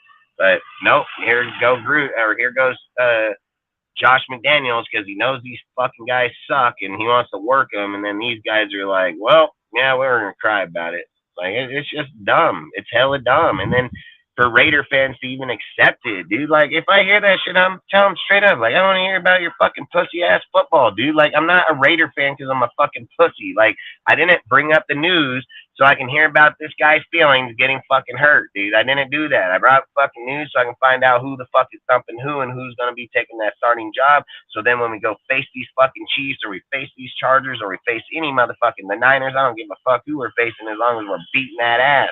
That's what the fuck I'm looking at. Not this guy's feelings. Oh, did he wake up fucking, was his fucking mood ring yellow? Was it purple today? Like, motherfucking get the hell out of here with that shit, man. Low Simone ever coming back from that. I said, hey, Dustin, I'm going to head out. I said, my shift is going to start soon. Salute to the channel. Hey, man, I appreciate you freaking always, man. Sergio, appreciate it. I hope everything works out, man. And, hey, congrats, bro.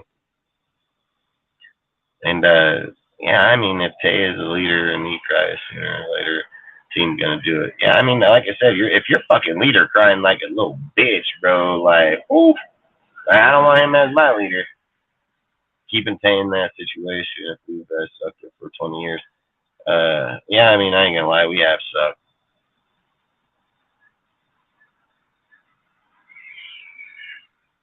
I believe in that. I believe that's why he cried at the podium. Just have a good night. Peace out, man. It says all players should be treated equally. Facts. Hey, hundo. No, I agree. Disagree that we should just cut Tay, ripping the Band-Aid off. But if Tay is one of the players complaining, then cut Tay too. I also agree on Josh Jacobs. Just trade him and get more. Hey, I ain't gonna lie.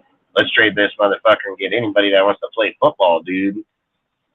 Like, straight, yeah, right here, or any other football that don't, if you don't want to play. I mean, I'm a hundo on that one because he said, I say, believe Carr can't handle. I mean, the end of the day, Carr just fucking got in his head. I mean, if you go to the podium crying on shit, that's not how you do it. You go to the locker room and call out motherfuckers. Like, that's what I would do. I'd go in that locker room and be like, you're a straight bitch. You're a straight fucking bitch, dude, and we're losing because you suck dick. Like, that's exactly what I'd do. Like, if we're going to go down, let's go down with the shit, motherfucker. Like, I'll go down fighting. I don't give a fuck. I'm not going to the podium crying. I'm going there and probably bust a motherfucker with my helmet, probably. That's probably what would probably happen. I do probably get sideswiped with the helmet, dude. Especially quitting on my team. Like, that's why I say, like, that's why I just think, like, maybe today's football is too pussy anymore in there. Like, I know in my day, dudes would be fighting in the locker room, man. Like, that was fucking in high school, dude. Like, that was straight beat down on a motherfucker, you know? So, I don't know. I think any more of these days, we're over here just trying to simplify things for people, you know, give them their little safe areas and so on. Like, the sport I grew up in is man sport. The sport I watch is man sport. I don't watch girl football, man. Like, I can watch that shit at any given time. I can turn it on at any given time because they have that flag football and bikini fucking football. I don't even watch it whatsoever because I'm a diehard Raider. So I want to watch Raiders football, dude. Like, and sometimes I just want to watch the NFL, period. You know what I mean? Like, I just want to watch football, period. So I think freaking, for me, when I hear people come in, like, I believe, like, I get it, protect the players. Like, I'm not saying don't protect a player. Like, that's not what I'm saying. But when I'm looking at, like, protecting the players, like I said earlier, if he's injured or something's going on or he's going through certain things and that they need to know, like, hey, we can't just throw you out there and just hurt you. Like, it's things like that, man. But if some guy crying about he got to work, man, I'm sorry, dude. Like, Ring around the rosy with straight bitch slapping us. Hey, I'm not even gonna lie. You're talking about the Chiefs game. I know that's what you're talking about. That's facts, dude. Like, facts. All right, let's look through some of these, see if we have any more bullshit to talk real quick, and then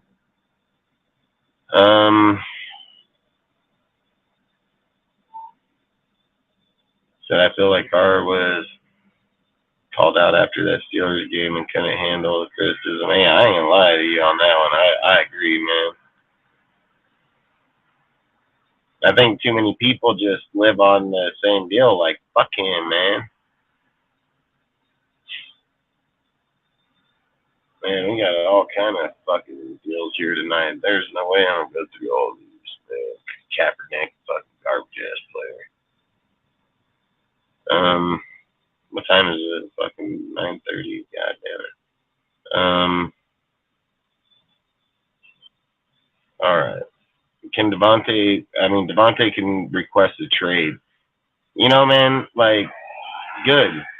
Like, if motherfucker don't want to be here, you don't want to be here. Like, I hate when people are like, oh, we should do everything to keep him. Listen, if we don't have the quarterback to hold him in and do what the guy needs, and don't waste his time, get the fucking money back, go get some other players. Let's just go on and see the best options that we have to win. Like, that's what I want to do. I want to fucking win. And I get Devontae, dude, but I don't think Devontae is going to go anywhere. The motherfucker got goddamn $25 million dead cap, bro. Like, Devontae's ass is not going anywhere, dude. Like, he ain't getting traded. Like, even if we trade him, we eat a percentage of it. So that's not going to happen. I mean, I've said it a bunch of times. Devontae probably won't even be thought of being traded until 2025. 2025 is when the first year in the contract is depleted. It minimizes, I think it's like $7 million in dead cap. So he ain't going nowhere, man. So I don't even want to talk on that long. I just make sure like I address it because that fucking guy. I mean, if you don't want to be here, you don't want to be here. I'm not. Look, you're not gonna ever hear me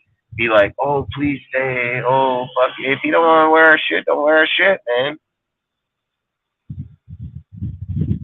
Yeah, I mean, facts. It is one of the best contracts he's ever gonna have. He says it depends on some people. He gets stronger through adversity. I mean, fucking on the road. But last thing I'm gonna say, couldn't help it. What was it? Oh, you're just saying. Oh, Devontae also knows this is the biggest Yeah, that's fact. I mean, that's fact. And it's just like I say, he's not going to go back and fucking write him a check for $151 million. Like, he's just not going to do that, dude. He's going to buy out his deal. He already knows he's a great player. He knows he's probably going to still probably eclipse 1,000 yards next year, if not more. So I don't think he's even thinking that. I mean, I think what he'll do is go out, see how games play, and if he's out here losing worse than he did last year, I think they may have some talks in the offseason for sure. Like, if he don't get a fucking quarterback, then he is the fuck out of here. But I've also said, like, don't also not anticipate that they may ship him anyways because of his contract. He got $40 million on that fucking contract. So I've said, like, it could most definitely be a possibility that he's traded in the next year or two because of that money. So, like I said, we'll deal with it when we get there. We're in 2023, dude. We haven't even started the season, and I hate even talking about something that's not even happening for like 3 years, you know? So I'm out here slaving. I mean, fuck, I'm sweating like a motherfucker right here, right now. I swear, just keep wiping the sweat off, and my forehead's getting raw just from my hand. But like I said, man, I think at the end of the day, we got a good team. We got a good structure. We just got to go put it together now, dude. I mean, that's what we need to do. Put it together, man. So, like, I read this article that said, can Zamir pick up the slack in replacing of Josh McDaniels or Josh Jacobs? I just fucking butchered that whole deal. It says, can Zamir pick up the slack in replace of Josh Jacobs? So basically, if Josh doesn't play, they think that kid Zamir take over where Josh left off. I say, fuck no. I say Zamir about the most running into the back of motherfuckers there is in the game. And I've even gone as far as saying that fool only got the ball one time per game for 17 games. And he averaged 4.1 yards or some shit these guys want to talk about. Hey, go give that guy the ball 5 times or 10 times in the game. He probably averaged like a 3 yards because he's going to run in the back of these motherfuckers. And then you got to remember he did get an average at where he did at the 4, but you got to remember he also had a few big runs of 20, but the one that was on the outside that they pitched to him because Jacob was on the inside, like all that type of shit matters 100%. So for me, I don't think Zamir can just take off where Josh took off. I mean, that's damn facts, but I think Zamir can be a good back if he got to play behind somebody. But if I'm going to be honest, like, I'm rolling with Brenton Brown over Zamir all day long. Like, I love Brenton Brown. I think the guy got great vision, got great movement. He got vision, bro. Like, if I'm the coach, I'm pushing every inch of Brenton Brown all I can, dude. So, and like Zamir, man, like, I wish him the best, dude. But like, I'm gonna be real. I ain't trying to waste my time on that fucking guy. I said Zamir will hit a fucking pole in an open field, bro. Like, I'm gonna have fucking 50-acre field. This son bitch gonna find a way to hit the pole in the middle of that motherfucker somehow. Like, I'm good on that shit, man. Like, and I know he can probably teach up and things like that. Until he does that, I'm just gonna call him running in the lines mirror, man. Like, that's what I'm gonna call him, running in the lines mirror. Like, this son bitch running to fucking water boy on the sideline. Like, I'm good. I'm good on that guy, man. Like, I like Zamir. I'd love to see the production out of him, but I would love to see Sincere, and I would love to see Sincere, and I'd love to see frickin' Britton over him. Facts, as you said, it's just started 23. He's about 25 across the bridge. One good. Yeah, I mean, fuck it, exactly. I don't have fucking time travel, bro. I ain't trying to talk about. I might be dead in fucking 3 years for all I fucking know. So. Over here talking about shit, I ain't even gonna have no fucking idea, nor does anybody else, They said, would you go brown or white? I'm going fucking brown, bro. Like, I'm gonna take brown, I'm gonna roll with it, and that's the dude I'm gonna fucking go stuff down their neck. So I think Brenton Brown, Sincere McCormick, fucking, and I'm not discrediting Zeus. I'm just saying, like, Zeus need to go learn his shit, because let's be real, we got Austin Walters on the fucking bench too that can be a great fucking player, dude. Like, hey, I mean, I don't give a fuck if we drafted fucking Zeus in the 4th round. If that guy sucks, he sucks. Like, I don't care what round we get a guy, he sucks, man. And I don't think he's just going to suck. I'm not trying to say that, like you're saying, Amir Abdullah. If Sincere McCormick can beat out Amir Abdullah, I'd ship Amir too. But the problem with that is he's a true scat back. And we need a true scat back in Josh's system. So that's why I think Amir is staying here. I think Amir has got to stick around for a minute. Yeah, I mean, unless Sincere McCormick can just snuff out Amir, that's the only way I can see him not being here. And I hope Sincere beats him, man. Like, that's my dude, man. I like Sincere. I think he's going to be a beast, man. But I mean, that's kind of where I'm at on that deal. I think Zeus, if he's trained right and everything, and then look, I hate like just saying like a player is not going to be developed, because I hope our staff does develop them. Like, I swear to God. But until I can watch that motherfucker like clear players and take off, like, man, he gonna carry that nickname for a minute. And if I was ever gonna get my first tattoo, I'd just put running in the lines mirror, fucking, that's what I'd put, because that guy, oh man, I talked about that shit all year. I said, oh, there, you're gonna get the ball, you're gonna run it back somebody. Fucking, what do you know? So I never judge rookies. No excuse in year 2. The playbook should be second nature. Facts, same way, 100%. I feel the same way.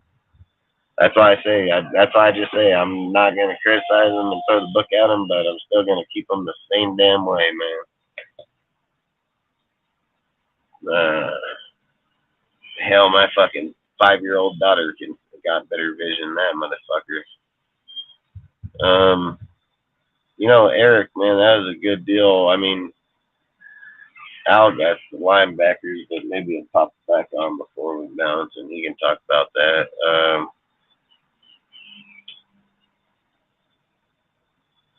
So I can run better than him. Said Dustin, what you said about Zamir just made me visualize the Forrest Gump moment of him running into the tunnel. Hey, fucking dude, just boop. No, I mean, I get it, man. I get it. But at the end of the day, we got a good team back here. We got good players, dude. We got good rotational players. So I mean, let's just hope for the best and see who comes out the best. Like for me, I don't like hypotheticals. For me, I don't like fucking sitting here saying, "Oh, this guy, that guy." Like, let's get to camp first. Let's see where dudes are actually producing when they have the fucking pads and everything on. Like a player in camp, like I said, right now is like pillow fighting your brother in your fucking room or something. You know, like you're not. It's not like it may sting a little bit if you get them a good one, but you're not doing nothing. Like you go out here in this next camp, dudes are suiting up, putting on pads, fucking up you jamming you, putting their hands up in you, like literally, dude, like literally up in you, you know. But fucking at the same time, they're gonna be playing real football, and that's where you're gonna see guys that people are talking about right now not be showing up. Then that's fact. It's been like that every year in football for as long as we've been watching football. So dudes that are being talked about right now where they're like, man, look how good he's playing. Look at this. Hey, when these men get pads on, that dude ain't gonna look like a little fucking boy, you know? And I'm not saying I know of a player right now on our team, but there's very good possibility that it can most definitely happen. So to sit here and just imply that we're talking about fucking one, the camp that we're going through right now is more like a rookie camp because you're giving the kids the playbooks that just came out of the fucking draft. I mean, it's not like you got all these dudes that is like, oh man, we've been practicing for 8 months. We got all this shit going. We just picked up these guys. No, everybody, there's dudes that haven't even been on our team going to be getting playbooks to learn this shit. So, like I said, right now it's just basically how much do you know of the playbook? And we're doing this in shorts and t-shirts. You know what I mean? Like we're not even out here really fucking doing much. You know, hit a fucking bag. Whoa, fucking 2-hand on the bag. Like watch out. You know, like hell no. When they say hike, motherfucking Matt got his visor on his shit, and they motherfucking guy, oh hell, you're gonna say hike, you're gonna put that fat ass on his ass probably. Like you better be fucking ready because you're gonna about fucking put him right up underneath him. So there's a big difference. That's what's going to happen here in the next 2 weeks versus what they did just now, you know, like huge difference. So that's why I just don't like, you never hear me talk up dudes at that point because it's like, I can look and say like, hey, look at Drake or look at this guy because some of them are coming out and they're looking good. But I've said I ain't going to value that dude until he gets pads on and goes against real men. Like that's a whole different ballgame. There's some dudes out there that are set to kill you, bro. Like, regardless if they're on their team, because they want to be the best they can in every down and every fucking snap. So, like I say, man, at the end of the day, frickin', I just want the best players available, the best coach that can teach them, and go from there. And I'm willing to ride the ship. I'll ride it, and if I go down with Josh, I'm gonna go down with Josh. But I've been that way my whole life. I've gone down with the ship every single fucking time, regardless of who the fucking coach was. I didn't sit here and fucking cry about it. Did I hate it? Hell yeah, dude. But I ain't fucking no bitch. I'm not gonna sit over here and cry about, oh man, like, hey, listen, there are numerous coaches here that suck. I mean, suck, dude. And I never cried about it one time. So I don't get it. And I get the era we're in. We're just in a bunch of crybaby ass motherfuckers this era. Like that's it. This guy comes in, his feelings hurt, he rages and screams and wants to throw himself down on the ground. Where he throws himself down on the ground in front of me, I'm gonna kick dirt over him, fucking walk right on by. Like I ain't got time. And probably would take my belt off and whip his ass like I whipped my fucking kid for being such a bitch, you know. But like I said, too many days these days is some guy, oh, it's his feelings. Yeah, I mean, fuck his feelings, dude. Like, you want to come here and play football or you want to come here and be counseled, dude? Like, you want to be counseled, just give me your fucking money and you can go do that shit yourself, you know? So, summer shorts, Olympics, walkthroughs don't really mean shit. The real football shows up when that's facts. I mean, it's just factual truth, man. It's not like over here discrediting anybody. I mean, we can go in the past for the last 50 years. I mean, we're going to see, well, no, just say like, let's just go in the past for the last 30 years. We're going to find plenty of players that were thriving in camp right now that never showed up when the time came to put pads on them. That's all I'm saying. I've watched football my whole life, dude. Like, I don't just not act like shit doesn't exist. No matter how bad it is, I'm going to acknowledge it. So when we're on this channel talking about it, you're going to hear every real shit that I can say, because if you don't acknowledge that shit, you're not acknowledging football. And I hate when motherfuckers just go into a story, open it up to the middle page, read one, and then go to the end. Like, and then tell me, you know what the whole book was about. Like, fuck that shit. I don't even want guys like that around me. I want dudes around my circle like that. I don't want dudes in the panel or the chat like that. I don't want to fucking even talk to people like that because it's not even what it's about, dude. Like, you're dumbing people down. You're dumb educating people at those points. And I just refuse it, dude. Like, I don't want my kids to be dumb in this world. So if my kids watch YouTube or watching a channel and they're trying to get the best knowledge that they can, and this dude's pumping them full of shit, well, guess what? My kid ain't gonna be watching that shit. Like, we gotta have educational deals when we're talking about things that we're all trying to know or talk valid on. Too many people talk on our team and are so disinformed on information. It is crazy, like crazy, crazy. Talk about tags, talk about salary. You don't even know the first fucking thing about it. But motherfuckers over there trying to give out information on it. Like, that's what I don't understand. If you don't know, just keep your mouth shut. Like, that's all. Somebody's gonna talk on it that does know it.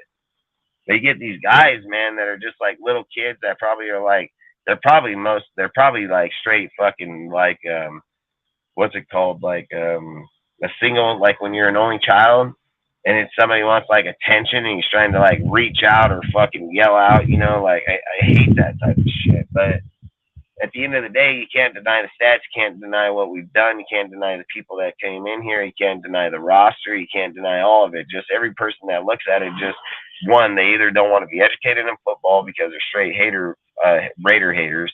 So all their main agenda is to find a topic or something that they can sit and attack and make our team look the weakest because everyone wants to be good. Or they get stuck on one conversation and just keep repeating it like it's a fucking broken record, man. I mean, for me, I like to look into every single situation, and I like to dissect every single situation. I like to put as real a situation as possible, so therefore I'm not failing myself. So therefore, if I'm like, hey, man, our team ain't going to be good in this aspect this year because it's not, he said, can't get mad, bro. It's clickbait season. Yeah, I mean, that's facts. That's facts. But, damn, man, I fucking lose I hate when I fucking do that. I just think, like I said, at the end of the day, when you're just looking at the continuity between the team, the players, and everything, like I said, just give Josh his time, give the players their time. Let's get into camp. Let's see where we're at, and then let's address it when we're in preseason so we can sit and say, like, hey, when we're in preseason, we can say, hey, we're farther ahead this year. Look how well we look. Look at our offense playing, and look how they're gelling before we're going into the season. You know, like, all those things matter, dude. Like, all those things matter. Dustin, what do you think will be final ranking for both sides of the ball? Ooh, tough one. But I did say this: 8th in the offense and 22nd to 20th in the defense. This year, I'd be 100% happy with. So if we can end up 8 or 10 in the offense, 22nd to 20th in the defense, I would take that all day.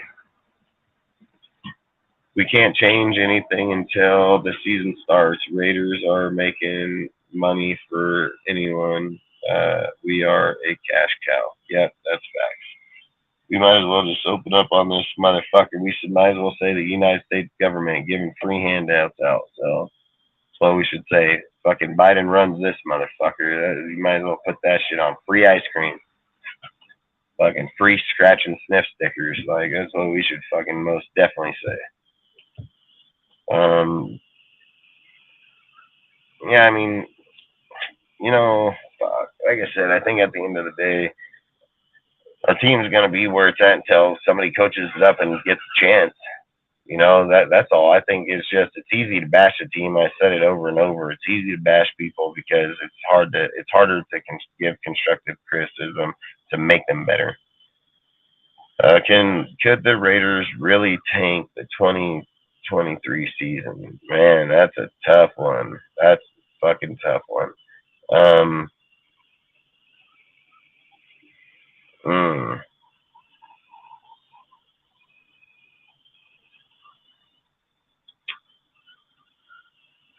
Well, I don't know if you'd even want to, like, to be honest, because I'm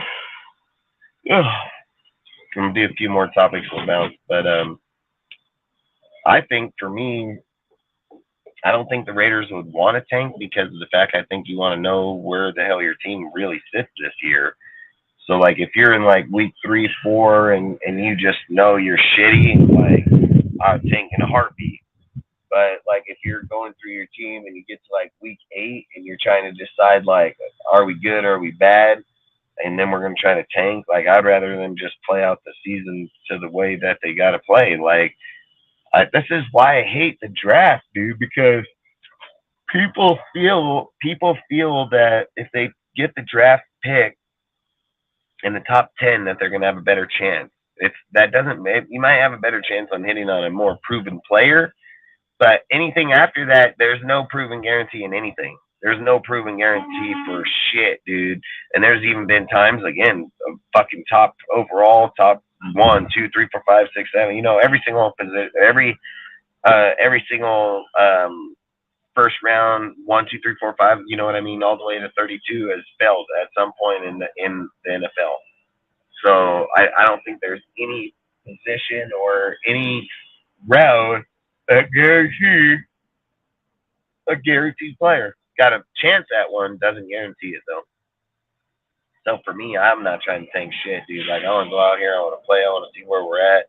If we're 8-9, we're 8-9. If we're 7-10, I don't give a fuck. I just want to make sure that where we are, we know fair evaluation, because when we get out of this season, I want to have as most fair evaluation on the team that we know the position we're going to be looking for. Not having a falsified evaluation on it saying, well, we need this guy when we really need that guy. Like, fuck that shit. You know, that's the kind of thing. Like, I'm so glad Ziegler is the fucking GM because he is not dumb. He's very educated, and he's not going to do stupid shit. Is somebody going to fuck up every now and again? Fuck, hey, imagine how many times you guys fuck up in life every day, dude. You know what I mean? Like, and to sit here and act like your shit don't stink, like you're going to go in there and take a big old fat shit, but your shit don't stink, right? It just smells like fucking roses, everything. Like, you're that perfect, right? Like, when you shit flowers. Like, is that what's going on? No, you don't do that. You're the same as everybody else in this fucking world, dude. Like, you're as good as what you work, dude. You're as good as anything you put out in life. You want to sit at home on your couch and get fat and eat chips? Hey, that's your fucking deal. I want to go out and work my ass till I die. That's my deal. You know what I mean? Like, I think if you're at home and you can, you know, stuff your face and educate yourself, that's fine. But if you're at home stuffing your face and not educating yourself by watching TV and watching cartoons and shit, well, you're just a low-life motherfucker anyway, so I don't think it really matters. So, like me, I'm going to go out and try to educate myself every single day in this world. I'm trying to be the best I can, even hurt, sore, tired, fucking. I'm tired as fuck right now, dude. Still be out here doing this shit. I don't even got to be on this shit. I can just end this shit, go right on home. But I want to talk. I want to talk Raiders. I want to talk with you guys. Like, I love my team, man. So I said we can tank if Jimmy isn't the QB and Aiden doesn't look good. I mean, look, if Aiden sucks, dude, and that scenario happens, then it is what it is. We tank. But I want to make sure before we ever reach that point, we're at least trying.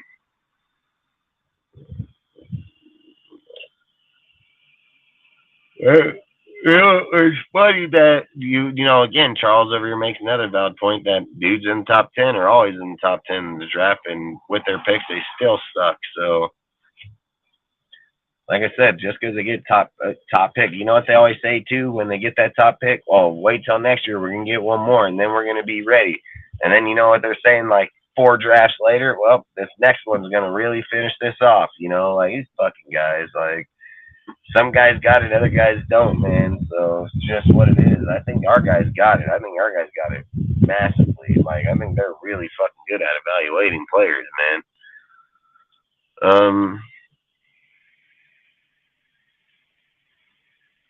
I don't know, man. I don't really got much more to talk about. I mean, the other conversation was that yawning shit is contagious. Hey, you're fucking telling me, man. Like, I'm literally watching myself yawn on this bitch and then yawn again. Like, fucking crazy. Our 30 years of sucking is mostly a 500 team. I mean, if we're lucky. Like, if we're talking, like, the last 20 years, like, we're probably way under that. But if we're talking, like, career, well, you said 30. So 30. Yeah, I can see that. I mean, yeah, I can see that. I think Dave Ziegler is a great GM. We've had in my life. I think for damn sure Ziegler is easily the best GM in my time span. I mean, this guy's smart as fuck. He ain't no dummy, dude. This guy's contract, the way that he evaluates players, the fucking recruiting he does, the way that he went through the draft. I mean, this guy most definitely smart, educated like a motherfucker. So, and then not only that, he's putting other dudes that are just as smart as him, as in like Champ, fucking Champ Kelly, like he's putting dudes around him that are just as good as him doing the job. So, like I said, and that's the other thing. It's got to be massive word that Champ Kelly could have probably been a GM at another team, and he chose to come here with Ziegler, dude, and be a side mate, dude. So he wants to jerk him off under the table when they're sitting there. But fucking kudos to him, bro. Like, make sure that we'll get a rub and tug every day, dude. Like, for real. But long story short, at the end of the day, I think fucking, yeah, I mean, fuck, you're telling me. I run out of gas every single day when I close my eyes, and then I wake back up and do it all over again the very next day, man. It never fucking ends. I think Dave Ziegler's a great GM. We've had him. Tyler Hall late in the year. He was late in the year, and what you say earlier, top four in coverage. Yeah, that's what I'm saying. Yeah, that's facts. My gas only runs low, then it gets instantly filled back up. Nah, man. I mean, I think my other topic was about Chase, or not Chase, but fucking Aiden being still the draft, dude. I think he'll end up being still the draft at the end of the day, because there are multiple deals that said that if he was to go later or earlier, like in deals of his production and the way he came, he would have been a higher draft pick, everything like that. So for me, I'm just sitting here thinking, like, Aiden O'Connell, man, like, I have high hopes for this guy. Like, I really do. And he's a 4th round pick saying that, dude. So, like, I'm just hoping it pans out. I'm just going to be honest with you guys. I hope Jimmy don't even make the team. I hope that we get that $23 million back, and then you can either pay Josh or go get another dude, linebacker, corner. Like, you can do whatever the fuck you want with the money then. But for me, I hope Jimmy don't make the team. Like, I don't even want to go down that road with Jimmy. I don't want to entertain the Jimmy deal. I would rather entertain Aiden O'Connell over Jimmy any day of the week, and I'd rather just, like I said, man, we live and die by this fucking sword, dude. Like, you can't say that Chase is just that shitty. Like, I'd rather roll with Chase, you know? Like, all I'm saying, at the end of the day, you got a contract that can be voided. Like, you have one that can be voided, and you can get full recompensation. Jimmy can't fight you. He can't take you to court. He can't do nothing. Like, fuck that. Give me that $23 million back, dude. I'll figure out how the hell we'll win the other way. Like, I'll go make that defense better so we don't need motherfucking Jimmy, you know? Like, if Aiden can stand in the pocket, just like Jimmy, what the fuck's the difference, you know? So Jimmy had to have a chance to stand in the pocket. I'm going to give this motherfucker a chance to stand in the pocket. So that's all I'm saying is like, we don't want to resort back to old football anymore. We just want to act like, because this fucking guy coming out of college, he just automatically knows what the hell to do. So I don't know. Long story short, I think Aiden's going to be a really good pickup. I hope that we get the chance to see it, man. I really do. I hope he comes up here and Jimmy comes out fucking gimping over there, dude, and fucking can't even keep pace with Aiden. Like, I really do think, I hope to God that's what happens. But, you know, if not, I always say I'm going to put out some type of hot takes too. You know, I mean, there's nothing that guarantees that Aiden's going to be a great player. There's nothing that guarantees he could be a great player. I just think at the end of the day, I want him to be a great player because we don't have Carr anymore, and we're going into this year, and I want to win, dude. So at the end of the day, that's kind of where my bias is like I want him to be better. Like, that's all I care about. So outside of that, man, what do you say? Fire alarm went off in that apartment. I'm about to fight someone. Yeah, fucking guy out there, fucking. Outside of that, man, I think I'm gonna hop off, dude. It's getting late, dude. It's almost 10 o'clock. Like I always say, man, I appreciate all you guys stopping by. I appreciate having conversations. I enjoy you guys being active in the chat. That way we can stay having good conversations. I mean, I've always said I'm here for you guys just as much as you're here for me, man. Like, anytime we can just have conversations, go about like we did tonight is perfect. I mean, we get to have some topics. We get to speak on some deals, but we also get to stay interactive because the chat's staying so interactive. So that helps out a lot. And tonight it's stayed very active. So, and it's been doing that for the last few weeks. So, like I say, kudos to you guys. Kudos for you guys, typing it out like straight warriors, man. Like, I give you more credit than you deserve. And like I said, you guys are doing a great job out there. Like I say, you guys, if it wasn't for you guys, we wouldn't be doing what we're doing today. And we wouldn't be growing as fast as we are.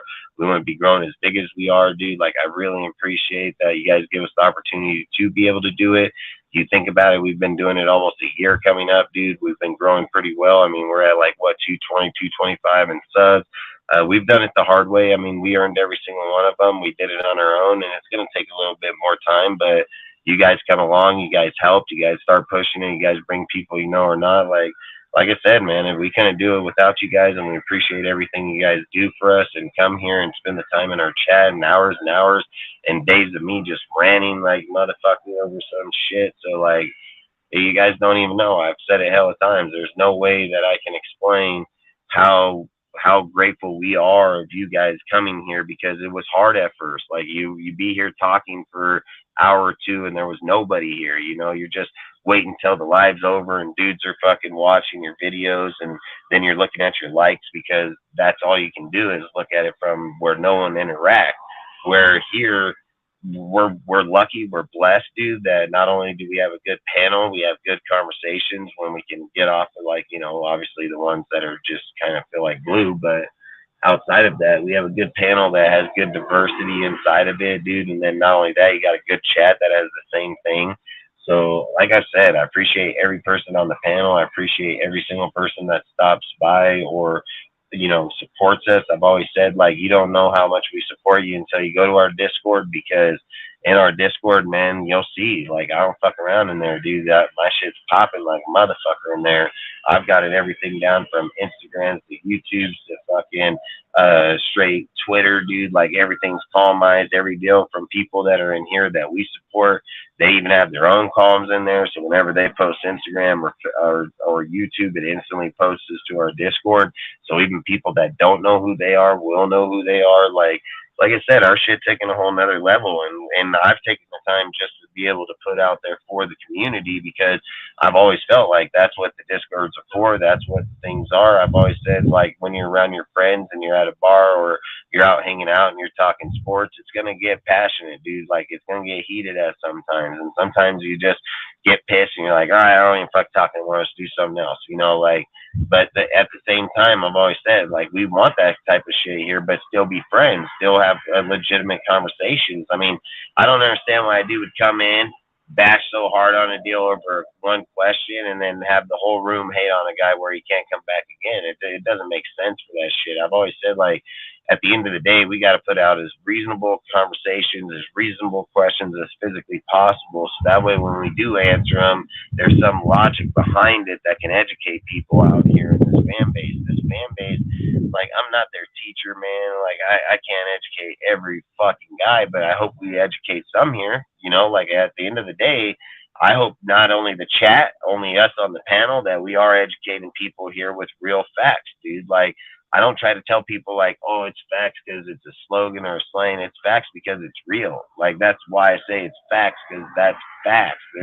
You're not changing it. You can have your own perspective on it. You can have your own outtake on it, but you're not changing facts, man. Like, it's not happening. So all I say outside the end is, we can talk on it, we can love on it, and we can hate on it. But we got to know, like, when you hate on something, especially like our quarterback, and then I ask you, like, who the fuck are you replacing them with, and you have zero answer to give back, well, you shouldn't be saying that you want to fire our quarterback or our head coach. You know what I mean? Like, that's all I'm saying is you can't go get rid of shit without the option first to replace it. You usually get rid of shit when you know you can either buy it, you know that you have it, or you know that you're getting it. You know what I mean? Like, you're not just fucking throwing shit away and then hope that this shit's going to show up that can get lost in the fucking mail or lost in the transaction of them getting out of the warehouse and here. Like, no, hell no, dude. Like, when I see that motherfucker with my own two eyes, I'm like, throw it away. If I already got it here, let's go.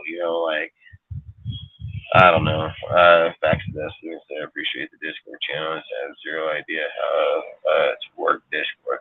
hey, just come in there one day and I'll show you how to work it, bro. I mean, it's not overcomplicated. I think a lot of people overcomplicate a Discord more than what it is. I think like inside there it's just basically like news feeds, dude. Basically, you have your areas where you can go and interact. You have your areas where you're just gonna get red news. You're gonna have shit that's coming strictly from Twitter. That's every single bot. What you don't do nothing in there. Those rooms are strictly built just for resource of information.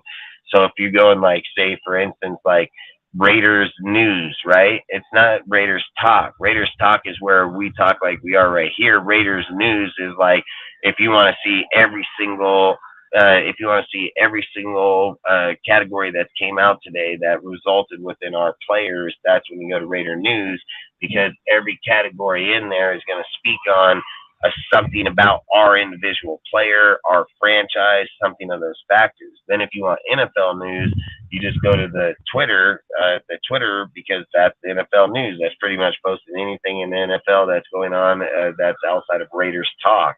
And then I set that shit up all like that on purpose because why would you want to go to Twitter and then try to look for Raider content? If you can just go to Raiders news, look straight through it, every single post that's ever posted is Raiders news, you know? So it's easy information where when I get guys that tell me like, well, I don't have a subject to speak on today. And I'm like, well, you probably ain't been into the fucking Discord today either and read the fucking news because I can open that bitch up and find 20 fucking articles right now and I ain't even done shit. You know, like so that's all I say is like in there it's a fucking resource of shit everywhere. And I just try to tell people all the time, like our Discord, I get it, dude. Like, listen, I've been doing this shit for years, all right? Like, I get it. Some Discords are shady as fuck, dude. They come in there with fucking deals. They try to get money from people. They try to act like they're your friends and then fucking ask you for shit and then dissipate from you. Like, my shit ain't like that, dude. I try to build real shit. I try to build friendships. I try to build real relationships, real football talk, dude.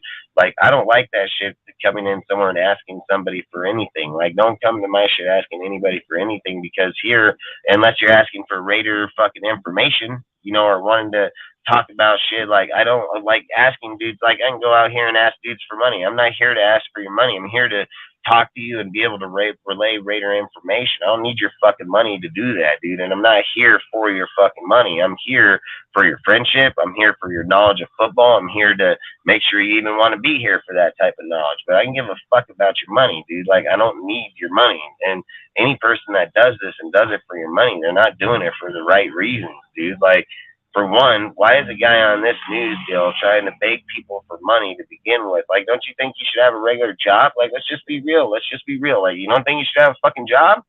Like, why can't you have a job? Like, and then if you're in here and you're doing, like, if you work for the Raiders and then you're doing your shit and you're asking, like, that's different. You're supporting your organization. You giving me money, what is that support? Like, what's that support, man? Me buying new clothes? I can buy my own fucking clothes. I don't need you to buy my fucking clothes. Like, I don't need my mom. I don't need my dad buying my shit. So why the fuck would I ask you to buy my shit? Like, there's nothing you're gonna give me that money for, and I don't need you to give it to me for me to feel good to be able to come out here and give you that information. That you're not gonna give me any dollar amount of money. You're not gonna give me anything that make me want to do this more. I do this shit for free already. Look how passionate I am in it. Look how much dedication I spend in it. Look how much time we spend here and do this shit. I do it for free.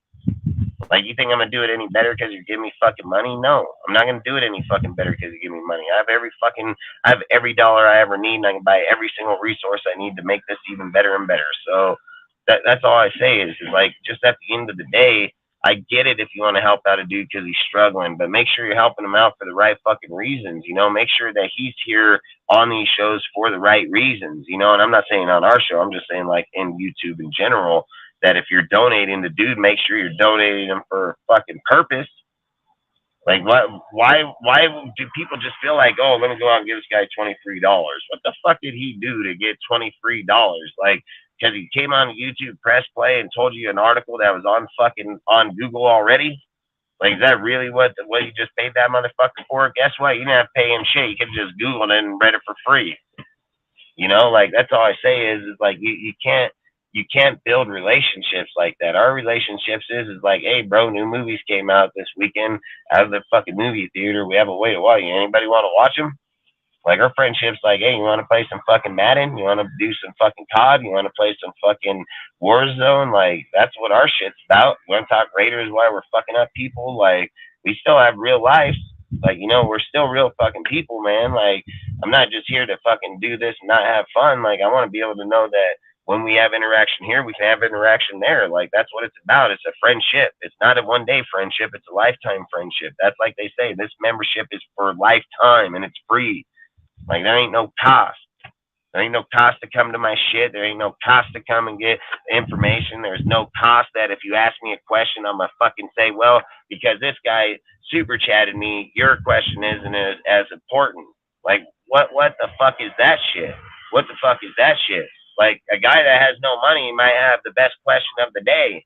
Like, a fucking guy, just because he has money doesn't mean shit. He's just trying to surpass motherfuckers so you acknowledge him. That's all he's doing is like, me, I mean, again, it is what it is. I don't really give a fuck. But all I'm trying to say is, at the end of the day, man, you want to help somebody out because they need the help them. If they do content because they work their ass off and they earn it, just like I keep saying about Sergio. Sergio took the platform and used it for every single opportunity he could. And if he was struggling and he needed help to, to get by for a fucking day or a week, and he needs the help to kind of grow his channel, you have an investment there. He's an investment. But if a fucking guy comes out and doesn't do nothing, just sits around and does nothing, and then turns around and asks for something, like, why does he feel he's entitled to that money? What made him feel entitled? Because he just sat here and fucking talked to you? Like, he came out here and sat here and said nothing? Motherfuckers ain't entitled to that, dude. Like, a fucking guy in the homeless fucking bum probably entitled to more money. But all I say is I think too many people do it for the wrong reasons anymore. Too many people... I mean, fuck. You can go on Chads, you can go on any kind, you can go on Grass, you can go on all kinds of dudes that do super chat type shit. They just surpass their whole entire fan base. You can have fucking 100 dudes in there talking real ass football dudes, puts out a super chat. You can be the stupidest ass motherfucker. He surpasses everybody. Just bye. See you later. It's not educational football. It's not even football talk anymore at that point. Now a guy's super chatting you to tell you about his day. Tell you about what he thought in his life. I can give a fuck about what you thought about it or how you feel about it. Like, I want to come here, I want to tell you information about the Raiders. That's what I want to fucking do. I'm not worried that you stubbed your fucking toe walking out to the pool because you're too fucking stupid to look up or look down when you fucking walk around the corner. Like, I can care fucking less. Like, if it has zero information about who the fuck are we getting, who the fuck are we trading for, what the fuck are we doing, then I can care less. Like, I'm not here to tell you about my personal life. I'm not here to tell you about what goes on in my life, dude. Like, I bring you guys along in my life. I show you, hey, when I'm working, dude, I'm dedicated to what I do. So I'm not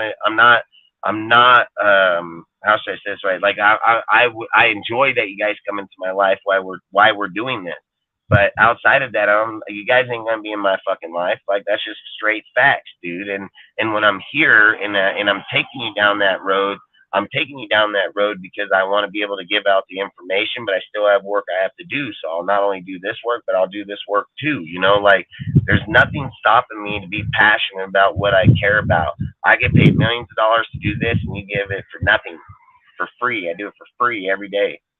Can't do this job for free. I would at some points, but it can't because other people depend on me. Other people fucking rely on me. Other families rely on me. My own family relies on me. So I can't do it for free. It's just not a real option. And when people bring up conversations about, well, this guy's contract, you don't know what's in their house, dude. You don't know what's going on in that house. Like, I get it that you want to believe that they're a football fan and you act like fucking everything's roses and these guys don't struggle in life, but that's not real, dude. That's not real. Like, a lot of people struggle in life. A lot of people depend on that fucking money and depend on working their ass off to get to that money so they can feel comfortable for the rest of their life. Like, that's all they're doing. They're just advocating hella hard to be able to have a good life, and nothing's wrong with it, but do you deserve it? Do you deserve it, or do you feel you're entitled to it? I'm not entitled to anything. And I don't feel like I deserve anything. I don't believe I deserve what I have right now in my life. I don't believe that I deserve the family I got. I don't believe I deserve my kids. I don't believe that I deserve the company I got. I don't believe I deserve a lot of things because where I came from, I'd never felt like I'd be good enough to have those things. But let me tell you something. the second that I got those things, I knew I fucking deserved it. And I knew I deserved it for a lot of fucking reasons, not just because I worked or for it, or not that I felt that other people owed it to me. I knew at the end of the day that I worked my ass off to show who I was as a man and who I am as a man. And that's why I know I deserve it, because my kids deserve it. And I know I'm the only one that can give them to them. And if I don't feel like I deserve it, how can they deserve it? So I have to make myself feel that everything I do out here that I deserve, that I earn, that I'm loyal to everything I do. No different than my fucking team, no different than in my household. If I don't hold the same fucking standard at every fucking thing I look around, how the fuck are you expecting the result? Like, I can't sit here and say I expect a result from here, but I expect a different one from over there. These are both intertwined. These both have the exact same thing to do with each other. Just one's on one side, one's on the other, but it's the same damn conflict in the end of the day. Like, it's the same exact shit. And not to be aware of it or have your standards that to be the same way all day, you're just failing yourself, you're failing your family, and you're failing anything that you stand for. Because at the end of the day, you got to stand there and look at yourself in the mirror. And if you're one of those people that walk into a room and look at a mirror and look away, or, you know, you're briefly in there, it's just because you most likely can't stand yourself. It's like the people that stand up in life and stand proud and stand in front of themselves and stand here like I do and voice my opinion is because I'm not afraid of you. I'm not afraid of what you think. I'm not afraid of your negativity. I don't give a fuck what type of social media bullshit you want to throw out there and talk. I'm all for it. Let's go. Like, I'm not a coward, dude. Like, I'm not fucking afraid. I'm not afraid of self-criticism to get better if I'm failing in somewhere. But I'm here to fucking stand tall. I'm here to stand for what I stand proud about, and I'm a voice it to the strongest voice I can, because nobody else is. Nobody else will stand here and do what I do to voice what we stand for as a nation. They want to cower down. They want to go to people that fucking just change fucking and manipulate fucking conversation. Like, that's what they want to do. And then they want to push narratives for you to fucking go, because every other motherfucker over here is dictating you to believe that shit. Doesn't mean it's true. Does not mean it's fucking true. 50 dudes can sit here and tell you a whole line of bullshit, dude, and you're just going to believe it because 50 motherfuckers are saying it. There's a difference between me. I'm educated as fuck, dude. When I start hearing their bullshit, it just stands out like a red fucking flag, because I'm like, bro, I've read these and I did not see that. And I didn't see that part in there. So it tells me you're twisting up the fucking story, which tells me you're biased, and tells me that obviously if you read the original statement and you're twisting it here, we can't even talk real football, because real football doesn't exist to you. Fantasized football exists to you. It's whatever you fantasize our team to be is what the reality of what's going to come out of your mouth. Doesn't mean it's facts. It's just what you believe. And the worst thing about those people is they don't want to learn. They don't want to learn. They don't want to try to get better at it. They just think, yep, it is what it is. Well, yeah, it is what it is, that you're fucking dumb. And I hate to be so blunt about it, but that's facts, dude. And I don't got time on this earth to sit here and try to want to talk to a dude and educate a guy in here, because that's what we're here for. So to sit here and educate or talk on bases or talk on things that we have a lot of experience, a lot of education in, and just period, a lot of experience in it. And then just to be the blatantest dumb motherfucker about it. And then every single time that you bring a valid point to them, they're, well, what if they, you know what if you just fucking weren't a fan? Like, what about that? Like, what about if you just fucking opened your phone, went to YouTube and researched your own fucking team? Like, how in the fuck did you pick my team to begin with? Did you walk into a store and they had 32 fucking hats up there and you like that one? Like, is that really how it went down?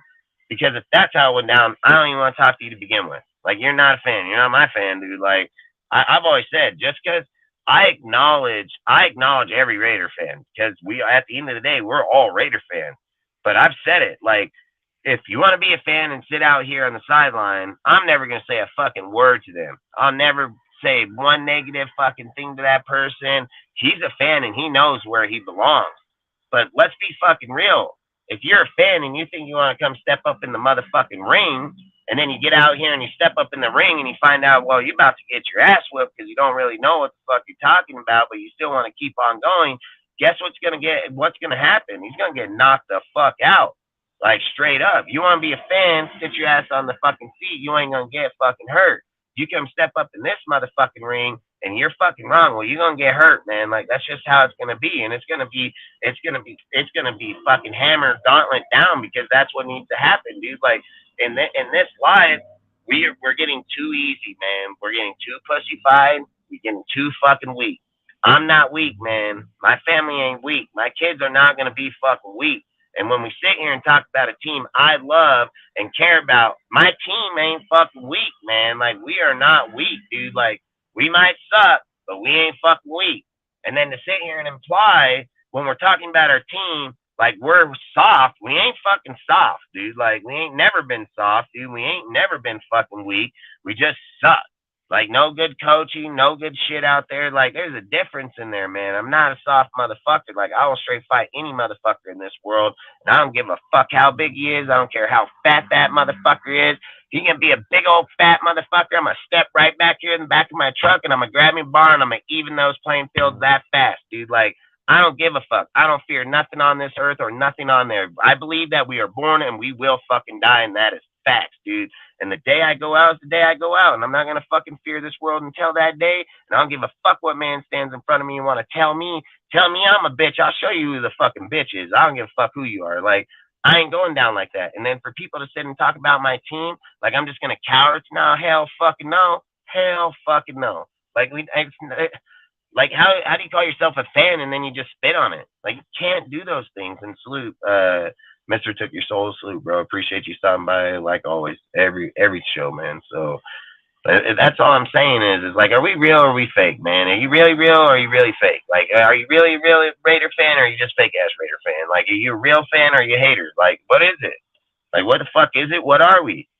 Like, we can't sit here and say, oh, I'm a Raider fan and just bash the fuck out of my team because I'm going to bash the fuck out of you. Like, that's how it goes. Like, that's real shit, you know? But sit here and have conversations. I fought my own friends over that shit, dude. Like, we were passionate as fuck about our shit, dude. I got my Niner buddy over here talking shit on my team that's losing, and guess what? I dot him right in the fucking eye, you know? Like, hey, either way, we're still best friends, but I still punched the motherfucker right in his eye, you know what I mean? Like, hey, fuck that shit on my team, motherfucker. Like, I don't know, man. I'm just passionate fucking Raider fan. At the end of the day, I came from there. I don't understand why other motherfuckers ain't like that. They claim they're from there. They claim that that's what they do. Like, why the fuck don't they carry the same blood as I do? Because I sat in those fucking in the black hole. I've sat in those stadiums. I've fought like a motherfucker in those stadiums.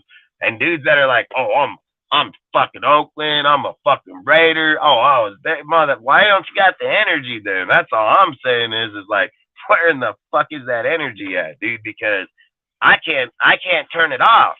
Like, I can't turn it off. Like, there ain't a switch I just on off that motherfucker. That's me. Like, every time you guys see on the show, there ain't no on off. It ain't scripted. That shit just like that. It's like a goddamn fucking wick getting ignited with fucking jet fuel instantly, you know, like. And that's all I think is like, when we're talking on it, why are so many fucking guys that say that they're Raider fans just straight give most disinformation? Like, why would you want to spit that shit out your mouth, but you say you're real, right? You say you're real, but you just talk bullshit. Hey, fuck, who the fuck are you kidding? Like, are you kidding some little ass fucking kid? Like, who are you kidding? So, you know, at the end of the day, it's just like I say, why fight for Josh? Why fight for Ziegler? Why come in here and say the things I say about Josh Jacobs or fucking Carr or all these things? Because at the end of the day, I'm not a biased fan. At the end of the day, I'm going to be the guy that's just going to say the real ass facts, dude. And people don't like it, oh fucking well. I don't give a fuck. You want a sticker? Go ask your mom. She'll probably get you one. Outside of that, I ain't give a fuck. You know, like, here, we need to talk real football. We need to educate ourselves on real football. So then when you guys leave here and you go to some other stupid-ass motherfucker that starts saying that, you're going to go with facts. You're going to say, nah, man, we literally listen to that bullshit over here. You talk that bullshit, but here's your article or here's your fucking deal. Now you're silenced. You are fucking silenced, because if you talk again, we all know you just talking because you're stupid. So nobody's going to validate that conversation no more. But you know why people don't validate conversations? Because they don't put facts. That's why. Every time I get into a debate, anybody can go back and look on my page, go to my Instagram, go to any deal. Anytime I get into a debate instantly on social media, because I'm not writing out a book for you. I'm not writing out a book, bro. Like, what I'm going to do is I'm going to read your fucking comment. You're going to fucking put out some bullshit. Now I'm going to go straight the fuck to Google. I'm going to Google up that fucking article. And then I'm going to say, well, weren't you just saying this? And then me, I'm going to snap that bitch, photo it, fucking chop that fucker, make it all nice. And then I'm going to present it right back in that same chat. And then I'm going to say, well, if that's what you're saying, why does this say this? So now you're full of shit. Go ahead. Guess what? That guy 99% of the time don't ever message back again. End of the discussion.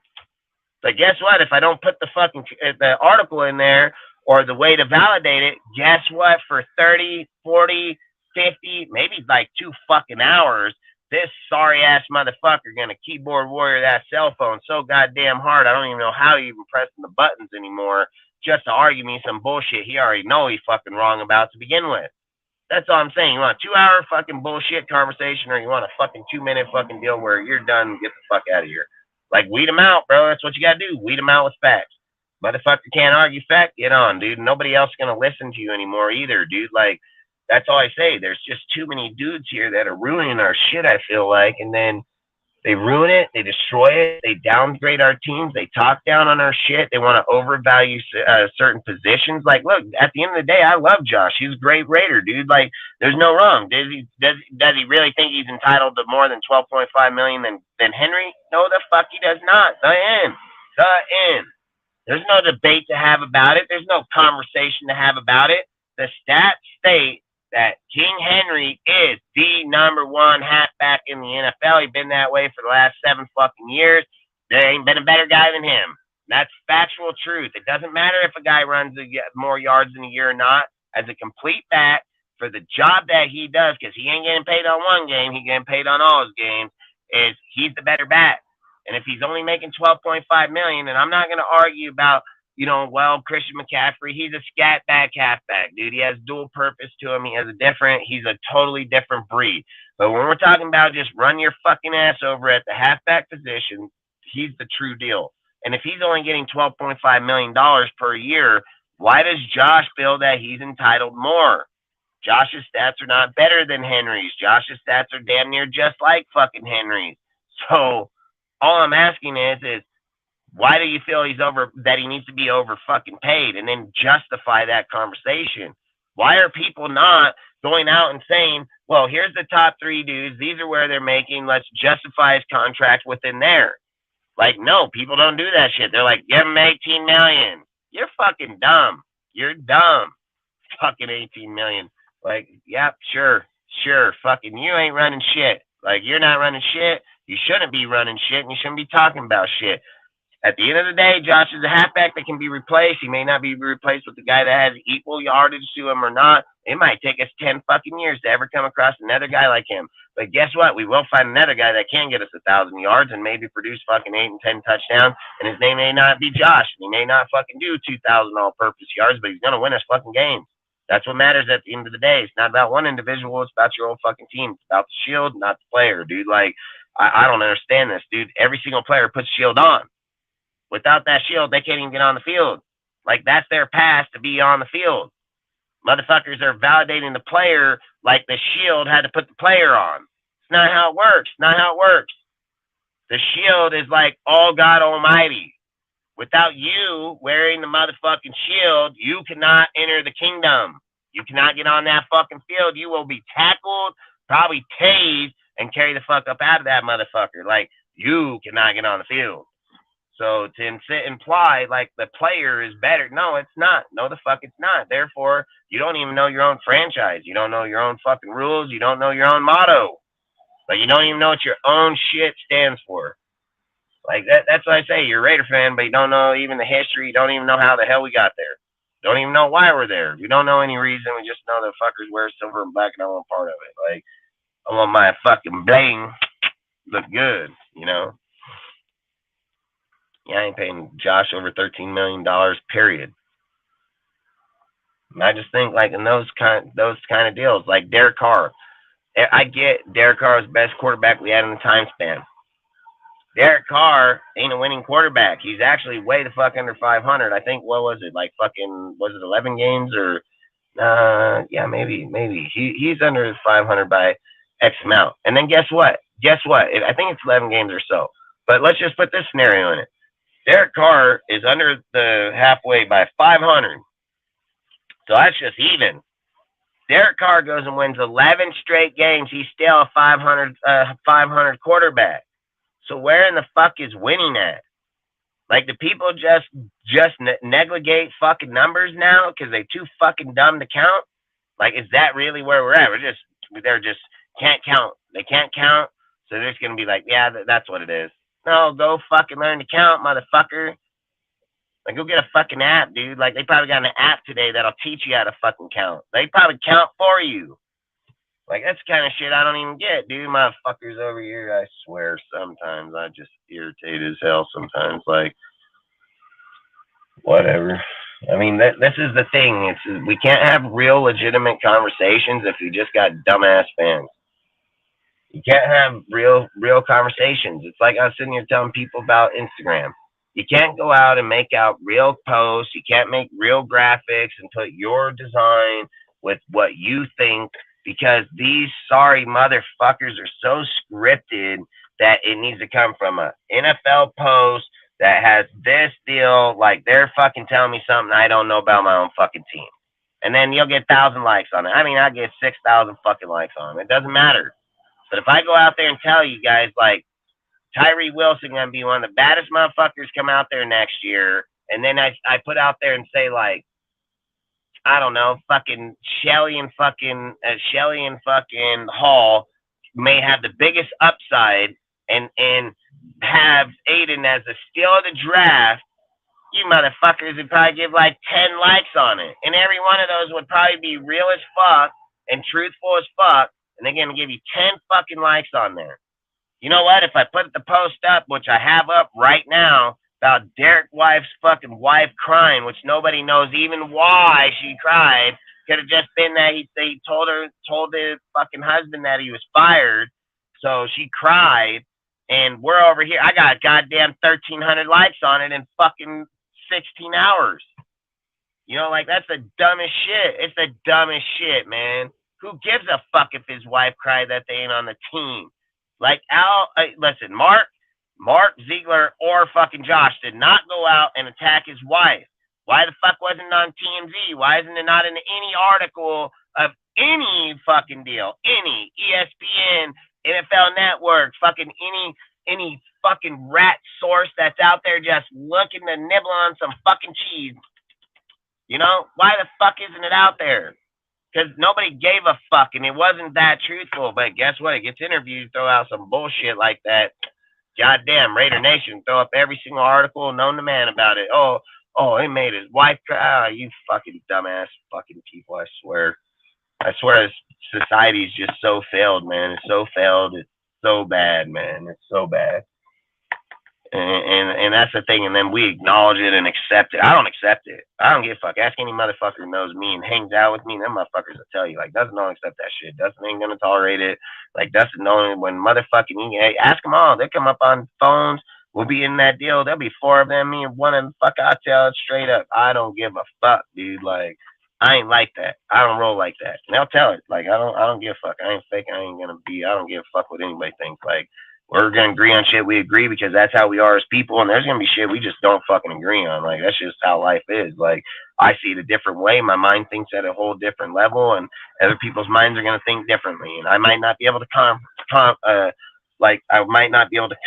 comprehend what the fuck he was thinking. You know what I mean? Like, it doesn't matter how smart I am. It doesn't mean I know everything. You know what I mean? So there's always going to be conflict. I've said it. Why do you think we built DSR? I built DSR because of conflict. I want to show motherfuckers, like, hey, we can argue, we can fight, we can debate, but we're still going to be friends tomorrow, man. Like, straight the fuck up. You're more than welcome back here Monday, Wednesday, and Friday, no matter if we fought Monday, Wednesday, and Friday.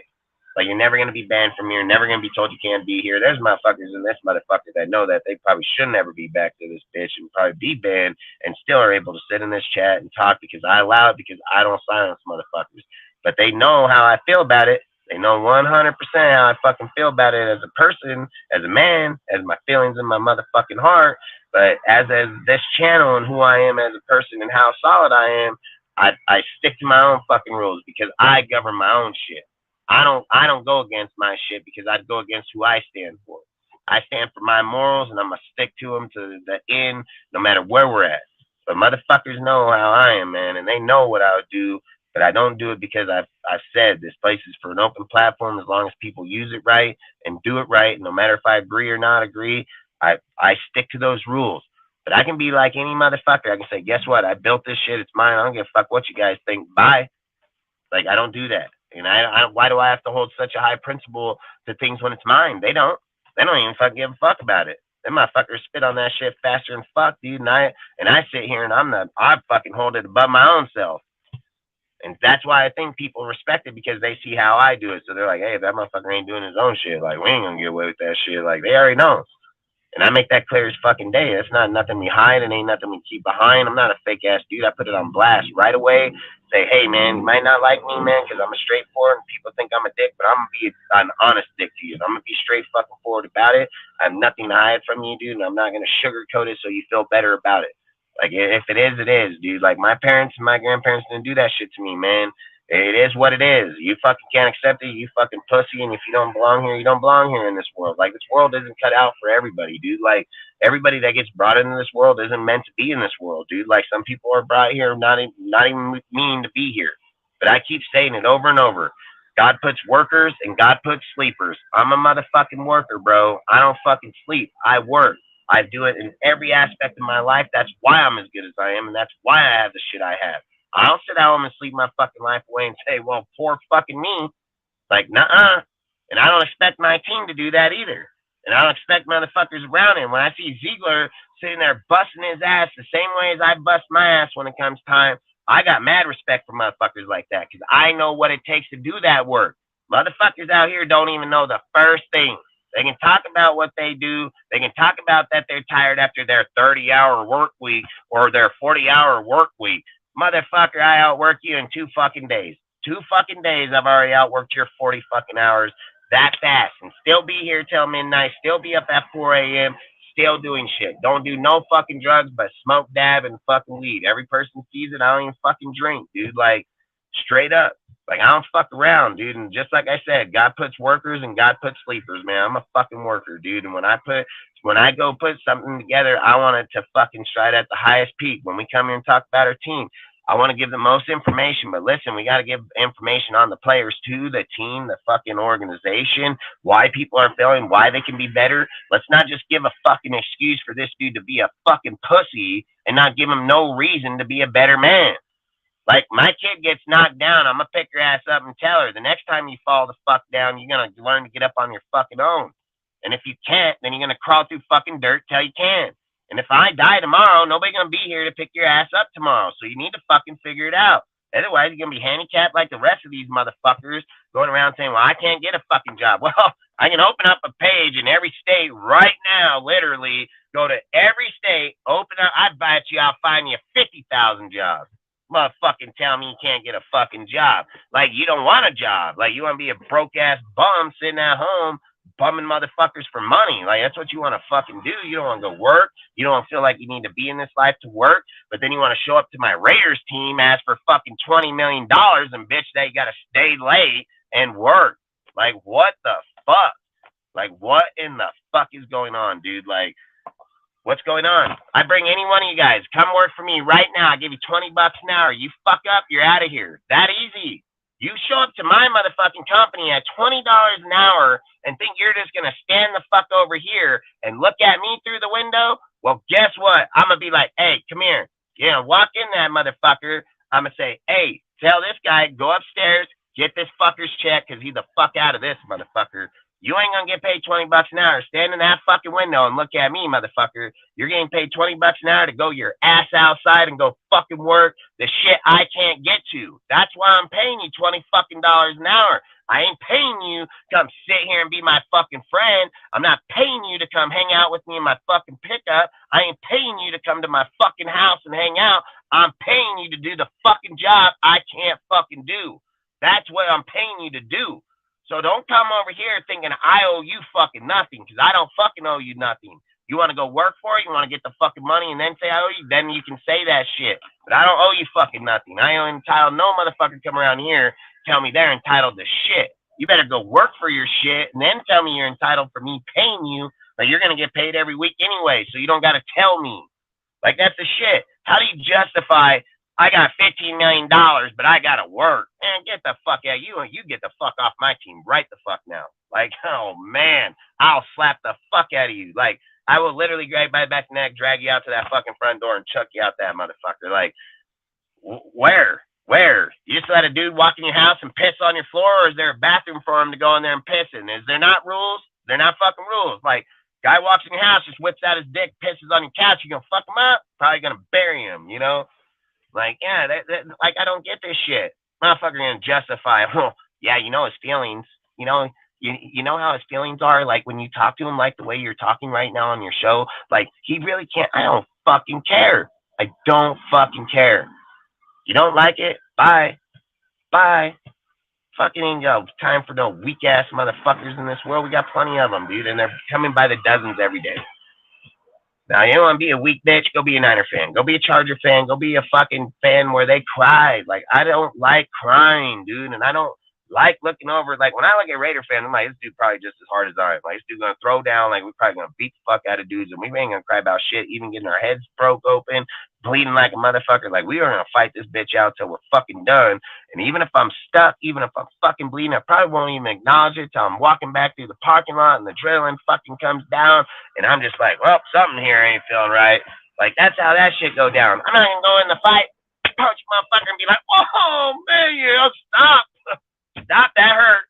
Like, nah, you're going to feel it about 50 more times. Like, you're most definitely going to fucking hurt. And probably going to be hurting my fucking hand when I'm beating your fucking ass, but still going to do it. You know what I mean? Like, motherfucking guy come over here and tell me, oh, he's worried about he got to run. When I was in Hell Week in high school, bro, we had to run in sweats and pants, and we had to run fucking 7 miles, dude, in 90-degree weather. You ain't fucking crying about bitching, or else you ain't gonna be on the fucking team. Like, you won't be on the team. You're there 2-a-days, bro. Fucking morning and night, and on the motherfucking weekend. You cry, you ain't even on the team, and you ain't even getting paid $1. Like, you're not even getting paid $1. Like, these fucking guys will straight call you a pussy to your face in high school, but this guy's a grown-ass fucking man, comes to the goddamn Oregon, you're gonna baby him. Like, wow, what the fucking, this world is just so wrong, man. And you know, we weren't even like that till just recently, like till just a few years ago. We just straight turned pussy. And then all our fans turned pussy. They turned bitch. I really hate half these fucking fans, because I really believe like they're not fans, dude. Like, I'm dead ass. I feel like they're infiltrating our fucking team. Like, they're straight fucking haters that are trying to be Raider fucking fans, just so every single time you can have a conversation, they want to fight you. They just want to fight, tell you some bullshit. And I'm just like, yeah, fuck you. Like, I don't give a fuck. I tell you straight out, you're a hater. Like, you're a straight hater. I'm not even going to talk to you, dude. Like, you have zero validation of the conversation. You're bringing zero argument. You're just bringing some stupid ass article that you're fucking clipping and putting out there, and then you keep saying it over and over and over and over and over and over and over and over and over and over and over and over and over and over and over and over and over and over and over, and you never have nothing fucking new, and then you do it over and over and over and over and over and over and over and over and over and over and over and over again, and then guess what? You have nothing fucking else to do, and you gotta do it again and again and again and again. You see what I'm saying? Like, these fucking dudes are repetitive as fuck, dude. And then I'm thinking, like, are you a fucking robot? Because how in the fuck do you go home, wake up, do that shit, go to sleep? Wait, I would fucking shoot myself. I would fucking end my life, dude. Like, I would straight end my life, dude, if I just did that every day I woke the fuck up, dude. Like, why? Why you living? Why you here? Like, that's crazy as fuck, dude. And then this is just ongoing. It's ongoing. It's ongoing. Then we get dudes in here that are educated, that are smart as fuck, that come from the most winningest franchise in football. You know what dudes say? Why are they bringing Patriot players? You know, fucking guy coached the Patriots for 20 fucking years. Why do you think he bringing them? Why do you really think, man? You think he bringing them because he played for the fucking Dolphins? You think he bringing them because he's over in the Cleveland? Like, why would you even say that? Why would you even say some stupid ass shit like that? And then be mad about it. Man, I can't believe the nerve on this Mark Davis that he would even believe to bring the best coaches in football to the Raiders, and the nerve of this man bringing a Patriot guy that's won, got 6 fucking Super Bowl rings, and the best goddamn offensive coordinator in all football. What the fucking nerve of this guy? I mean, what fucking nerve?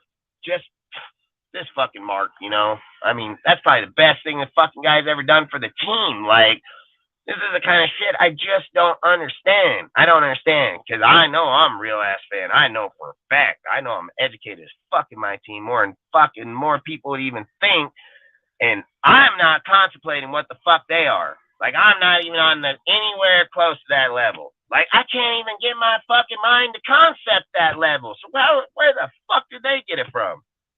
And then it's like, then this is even the more kicker. I know that fucking phone did not tell them that. I look in the phone every day. I read every article. Like, I read every article. So I know that fucking phone did not tell them that. Who the fuck did? Who the fuck did? I know who fucking did. Like, I mean, I can point it out bigger than fuck, dude. But that's all I'm saying is you fucking being manipulated and shit. And then that's what people are thinking. And then they're coming up with these narratives. And then they're just pushing them. If you talk about football, isn't it supposed to be about what's supposed to be best for your team? Like, I thought that's what it was about, man. I thought it was about, we suck here, how do we get better?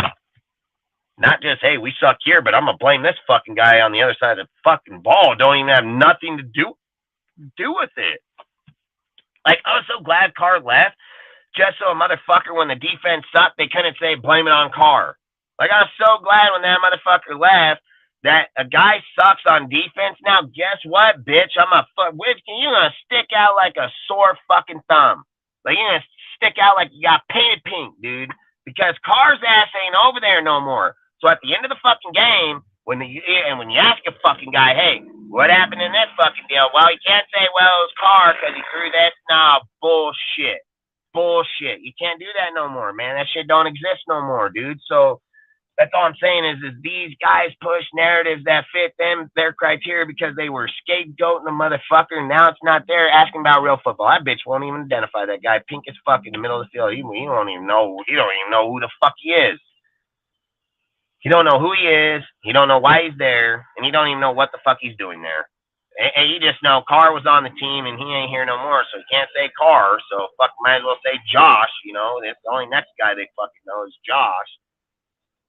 I get in so many debates with people in football, I instantly stop right away because I'm just like, yeah, you are fucking not educated in this shit, and I'm not even going to entertain it, dude, and I'm not going to have a conversation with you just to go back to the same motherfucking conversation the second I get done telling you what I'm saying right now.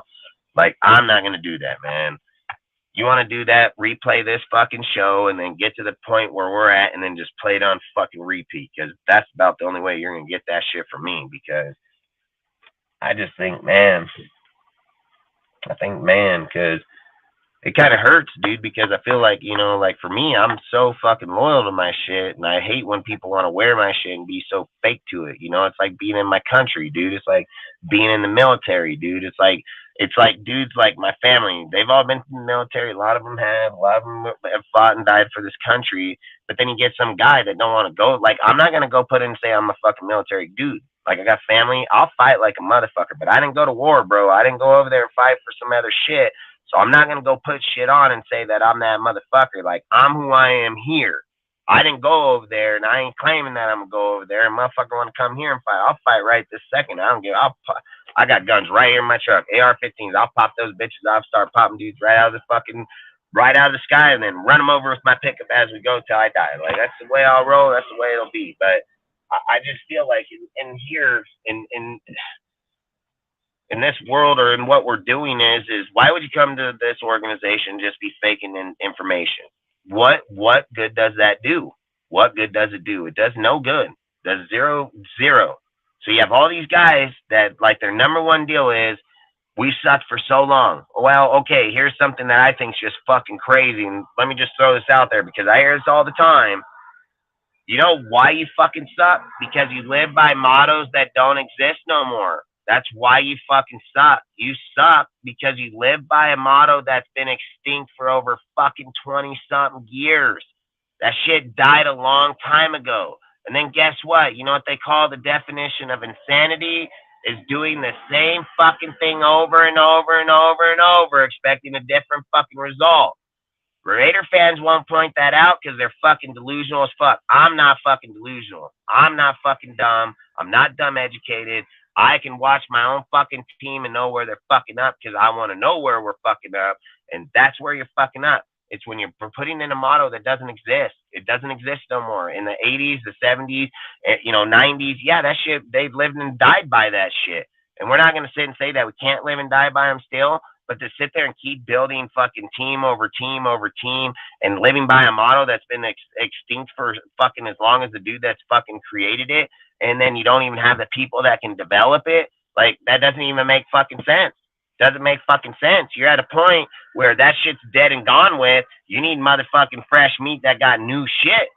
Like, that's what you need. You need a fucking guy like Josh that got fresh material that can start bringing in new shit. May take him 2-3 fucking years, but by the time he gets there, I'm willing to bet Josh is more proven fucking offensive coordinator than John fucking Gruden any day of the week. Any day of the week, bro. John Gruden got 1 ring, dude, in his whole entire career. Josh McDaniels got 6. He got 6, bro. Like, this guy don't fucking shy down when it comes time to play big fucking game moments. And again, he's the one calling the fucking plays. Tom Brady delivering it, he's the one calling it, dude. Like, there is not one without the other. There's not one without the fucking other. You cannot give Brady credit and not give Josh the credit, because Josh the motherfucker gave Brady the fucking play to even call. Josh the motherfucker sitting at home, writing that shit down on a fucking piece of paper, coming back and telling Brady how to fucking run it. It's Josh's play that Brady fucking runs, dude. Brady does not get the credit if Josh doesn't. Doesn't fucking work like that. And I don't know who the fuck thinks it does. And I don't even know where the fuck they think it started to work like that, because it never has. So when people are implying these types of shit, they're just dumb. Like, they're just fucking dumb. And again, like, people will come on press conference. Fucking our players will say it out these fucking 2 goddamn fucking lips and that goddamn tongue, and they'll say it out their own mouth. And then, what do you know, this fucking guy goes live on his YouTube and he contradicts every fucking thing that son of a bitch just said out his own fucking mouth. And they'll say, well, yeah, you know, he wants to be Trey. He want to be out of here. Motherfucking guy literally just told you he did it. But you too fucking stupid. You're going to go right back, get your clickbait bullshit, and say the same fucking thing over. Like, man, I'm fucking over it. Like, I'm over it. I don't care. I don't even acknowledge those people no more. I get guys that'll hit me up. They'll be like, hey, bro, you there? I don't even read your shit. Like, not read your shit, not going to tolerate it, dude, because at the end of the day, you're only real when you're around me because you know I'm fucking real. But the minute you get away from me, you a fake-ass motherfucker, dude. And I know you fake, you ain't coming around me. I don't give a fuck. I don't play like that, dude. Like, you're not going to be real with me and then fake without me. Like, you're either real as a person, and that's how we're supposed to be in this world. We're supposed to be all real, dude. Like, you're not supposed to lie to yourself and accept it. Like, where did people just get your standards so fucking low that you'll lie to your own self and accept it, right? You told yourself to fucking lie. Nobody else told it. You said it to yourself and you accepted that lie. You one pathetic motherfucker. Like, that's weak. You weak, dude. You just weak ass souls. Don't be on our team, man. Don't be on our team. Don't talk about my team. Don't be over here fucking acting like you know my fucking team. Like, we ain't weak, man. Like, that's weak. That's weak as fuck. And I just think, like, too many people are trying, why am I so dominant and stand down in what I believe in, but all these other guys are coward as fuck and sit on their knees? Oh, well, this guy, I don't care what that guy said. I don't care. That guy said suck dick. You want me to whip it out? You gonna fucking do it? Like, this guy will tell you suck dick too. You want to fucking suck it? Like, I bet you if I whip it out right now, even with this motherfucker saying it, you're not gonna do it. You're not gonna fucking do it. You'd laugh. You'll laugh, but you ain't gonna do it, because at the end of the day, you don't want me to deep throat that in your fucking mouth. Like, you ain't gonna do that. You're gonna be like, nah, hell no, you ain't gonna touch me with that shit, bro. Like, nah. Well, but just a second ago, motherfucker, you were just over here laughing about it. These 3 motherfuckers. Like, you thought it was funny, huh? It ain't fucking funny, bitch. Like, that's all I say is, like, I ain't coward motherfucker. I'll walk up, fight all 3 of those motherfuckers all one time. Like, nah, hell no, dude. Like, I don't give a fuck. If you're wrong, you're wrong, bro. Like, that, why do we accept it? Like, I'm not accepting it. I don't give a fuck. I don't go home and tell motherfucker, hey, I'm your friend today, not tomorrow. I'm your friend until you fuck with me. And then when you fuck with me, well, tough fucking shit. Probably ain't gonna be my motherfucking friend. Like, I'm gonna be a hard fucking day to be my friend after that. Because I don't fuck around, dude. Like I said, I live and die by this fucking motto. I entered this world on my own. I'm gonna leave this world on my own. I love my kids to death, dude. There ain't nothing I want to do for them or not. At the end of the day, they're going to die on this earth the same way as I came in and leave too. We all die alone, man. So at the end of the day, if you ain't honest to your fucking self, who are you honest to? And then if you lie to yourself and you have kids, you're even a worse motherfucker. Like, you're a straight worse motherfucker at that point, because You're just lying to yourself about who your fucking kids are, and then you're programming them to be pussies like you too. Like, you can't fucking do that, man. You cannot do that. Can't fucking do that. Like I've always said, in this world, if you're gonna respect one thing, just respect your fucking self, man.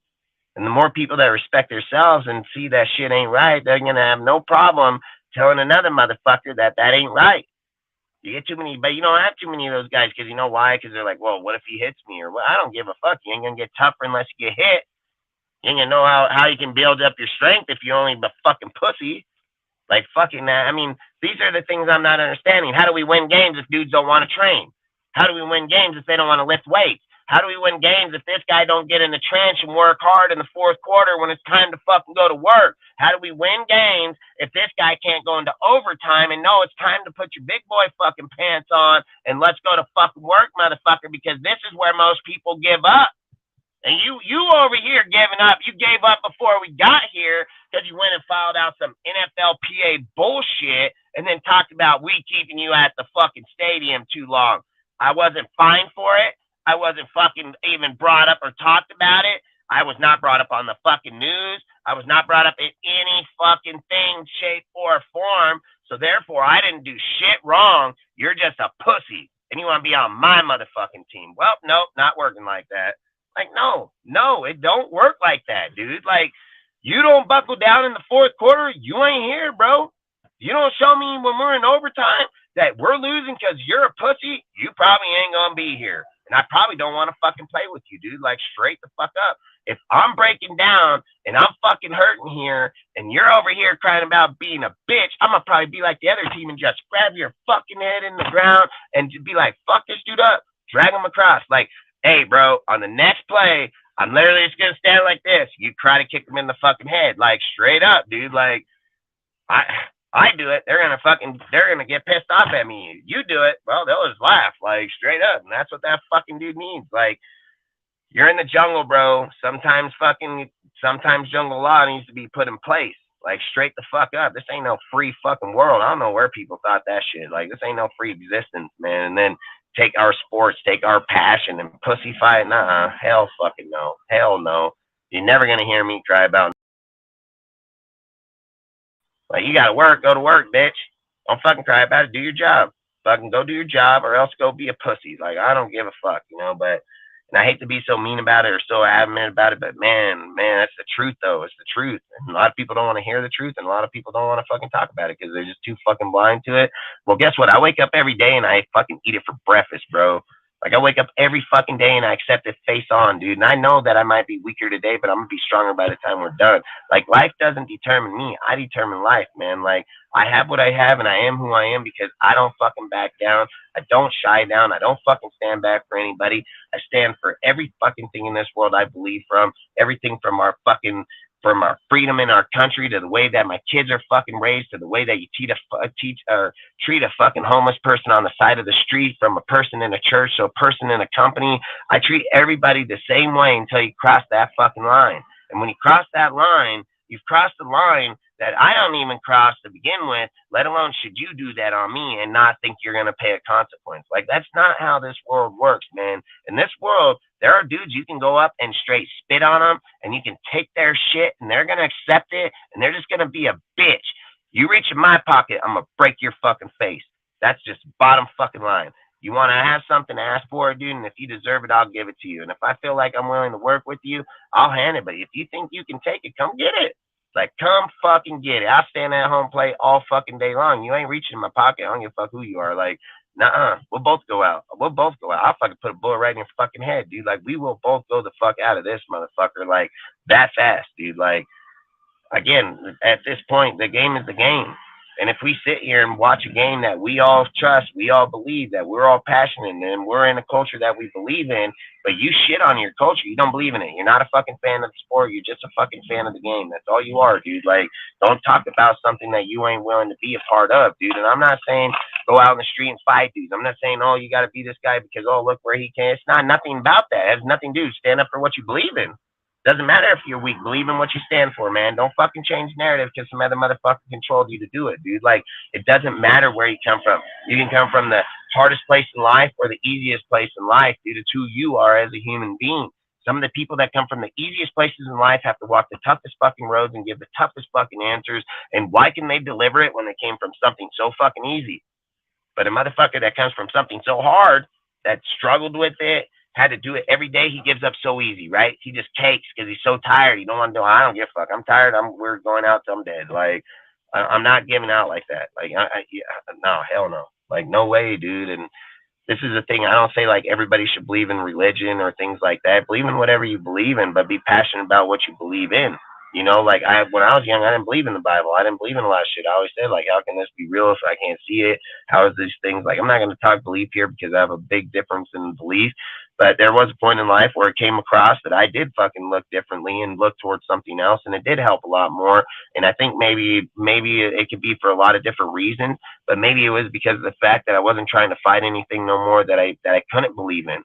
Finally just said, hey, fuck it, if it's real, and I'm gonna go through life with these morals, because at the end of the day, man, I have nothing to lose, right? I have nothing to lose. If I go out in this world and there's nothing there and I'm not judged, at least I was fair to people on this earth. But if I fucking go to the end, man, and I don't fucking play that game fair, you know the end result, man. Like, I'm not trying to go to fucking hell for the rest of my life. I live in hell right now. Like, I believe I'm in hell right fucking now. So you really think that if we're going into an afterlife, that that's where I want to go to? Fuck no. And you think that the people that are around me, that I want them like in this fucking world? No, I fucking do not. These people are fucking weak. These people are fake. These people fucking only use you for what they can fucking get you for, dude. Like, that's all they're here for. Why the fuck do I want them somewhere where it's time for me to relax, me to have fucking good time, me to enjoy what I'm doing, and have that motherfucker around me? It's no different than our fucking organization. Max tries his ass off, bro. Works his fucking ass off. He's done it for 4 fucking years. Put in every level of dedication to get where he is. Why does he feel that he has to have the guy that doesn't do the work with him? Why does he feel that that guy has to be there with him? He doesn't have to be. You know why he's there? Because if our coach allowed him to be there because he's too pussy to get rid of this weak-ass motherfucker and his feelings. That's why he will be there. But at the end of the day, if Josh is a true fucking coach, he's going to weed out the weak, man. That's just what you do. It's what you do. You need fucking heart. You need dudes with heart, bro. You need dudes that will never give up, that don't fucking surrender, that when shit gets down in the end, dude, and, oh, man, we're down 14 points. Like, we're down 21 points, and there's only 5 minutes left in the game. Great. That's how comebacks happen. That's how NFL comebacks happen right there, motherfucker. That's how the NFL classics are created, is by moments just like that. Who the fuck are you? Are you a guy to be remembered or a guy to be forgotten? It's your fucking choice, man. Like, you want to give up 5 minutes before the end of the game? Well, nobody gonna ever remember your ass. You want to be like Tom Brady, being fucking 28-3 down in the fucking, going into what, 1 minute and fucking 128 in the fucking third quarter, going in the fourth and go win and be remembered for life? Then, hey, he went and worked for it. He earned it. He did everything he had to do. Why'd the other team give up? Why is there video where their player is on the sideline literally telling the Falcon, like, hey, bro, don't fucking give up right here. Don't fucking give up. Don't quit playing. And guess what happened? That guy believed. The rest of his fucking team didn't, and they lost. Like, that shit. This guy acknowledged it instantly. They got video of him on the sideline literally telling all his players, like, hey, don't fucking give up here. Don't fucking lack up. This game's not over. Tom Brady's on the other fucking line. Like, do not slack up. And the second they did, they took full advantage of it. Because on one side of the ball, they never stopped. They never stopped. That's the difference. They never fucking stopped, bro. This team got comfortable, they stopped, and they gave up, and that's why they lost. And they're the only ones to blame on that. And every one of those weak-ass motherfuckers are to blame, dude, because you know what happened?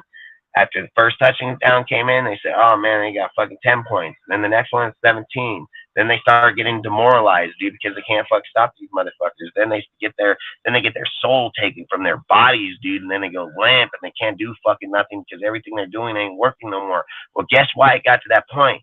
Because just about a quarter ago, you gave up because you thought you were already better in life. Like, that's got to be the biggest point in life, that if at your peak, at your best moment, that you laid back for just 5 fucking minutes, you lost it all. It's got to show you the moral in life, bro. It doesn't matter. You're going to work so fucking hard every single fucking day just to have those 5 fucking minutes, dude. Literally. Every single fucking day. And if you fuck up one time for those 5 minutes, you lose it forever. And then trying to get it back is so fucking hard, dude. It's not even funny. Like they say, man, people think like, oh, I can just give that up and get it back tomorrow. No, you fuck can't. No, the fuck you cannot. You'd have to have the same problems that we came across there, the same opportunities, the same deals. There's nothing that guarantees that if you were to give it up right now, that you'd walk that exact same road tomorrow. There's no, like, you don't know. You want to know what the odds of that happening are? Is like beyond fucking existence of not. So it's not going to happen. That's why they say it's once in a lifetime thing that's going to happen. Take the ride with it the longest you can. If you fail, you fail because it's what you did. It's because you gave up. It's because you got comfortable. It's because you relaxed, dude. There's nothing else with society. You were the one that did it. Nobody else told you to do it. You chose to do it, dude. So by you choosing that has the repercussion of failure to come between it. It's no different within our organization. The way that they teach, the way that they train. If you are training hella hard one day and you're fucking staying adamant in those people, they're going to concept it. The second you give up is the second you can lose it all. You can lose everything that fast. And that's the thing why people are like, oh, why is Bill Belichick not get shit like that? He's hard as fuck on his people, dude. And I ain't hear one dude over there crying like a bitch. Because you know why? He's sniveling, motherfucker. And Bill walks by like, hey, do I smell pussy here? No, sir. No. You want me to stay here till 3 in the morning and up down till I throw up? I'm gonna do it, sir. And then when the NFLPA shows up and asks him to fill out that deal, you know what he's gonna do? He's gonna give Bill Belichick a 5-star with a smiley face on that bitch while he's crying doing it. Because you know why? Because at the end of the day, that motherfucker fears Bill Belichick more than he fears anything he put on that motherfucking piece of paper. He knows if I put that shit on that paper, this fucking man that ain't even my dad is about to whoop my ass. And I want to play football. I'm passionate as fuck about football. And I'm not going to let this old man fuck me up. So I'm going to fucking eat it. I'm going to eat shit, bro. Like, literally. If I got to do push-ups and there's a pile of shit in my face, I'm probably going to fucking keep doing the push-ups. Like, I'm not calling Bill over here. Be like, hey, sir, hell fucking no. I'm a fucking just motherfucking push-ups, dude. Like, nah, these guys, dude, they come out here. Their coach is a fucking bitch. They don't fucking put down no fucking loyalty. They don't put down no fucking line of respect. Dudes get by because this guy, that. Nah, hell fucking no. Hell no. I ain't hear no one crying on Bill. Motherfucker crying on Josh. Get the fuck out of here. Get the fuck out of here. Where do you think Josh learned it from? Was from fucking Bill, bro. Like, obviously, if Josh is doing it, it works. Obviously, this motherfucker does it and it works. And not one person crying about it. But the fact that it's a fucking Raider guy doing it, hell. Hell fucking just, I get so irritated of it because it's just like, man, my own argument, my own debate gonna piss me off, you know, like fucking sorry ass weak fucking pussies, man. I don't know, fucking. It says there's these fake ass fans every year. It says, I mean, I ain't gonna lie, dude. It's fucking your daddy's ass, the president of the USA. Yeah, your fucking daddy, Joe Biden, motherfucker, fucking licking ice cream and fucking sniffing fucking scratchers, little fucking scratch and snitch stickers.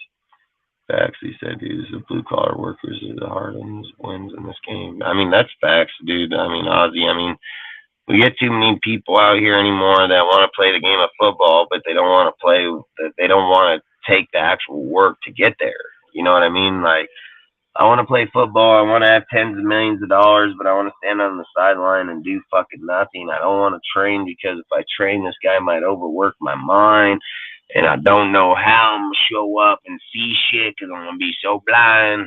You know, like, I hate that shit. I just feel like, you know, if that's how they are going to be, then we don't need to have football. Because I'm not, listen.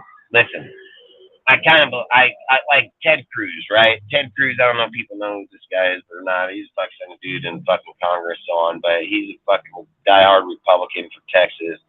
And he literally just was in the Senate or the Congress the other day, and he says, asks this lady, he says, is there a difference between man and woman?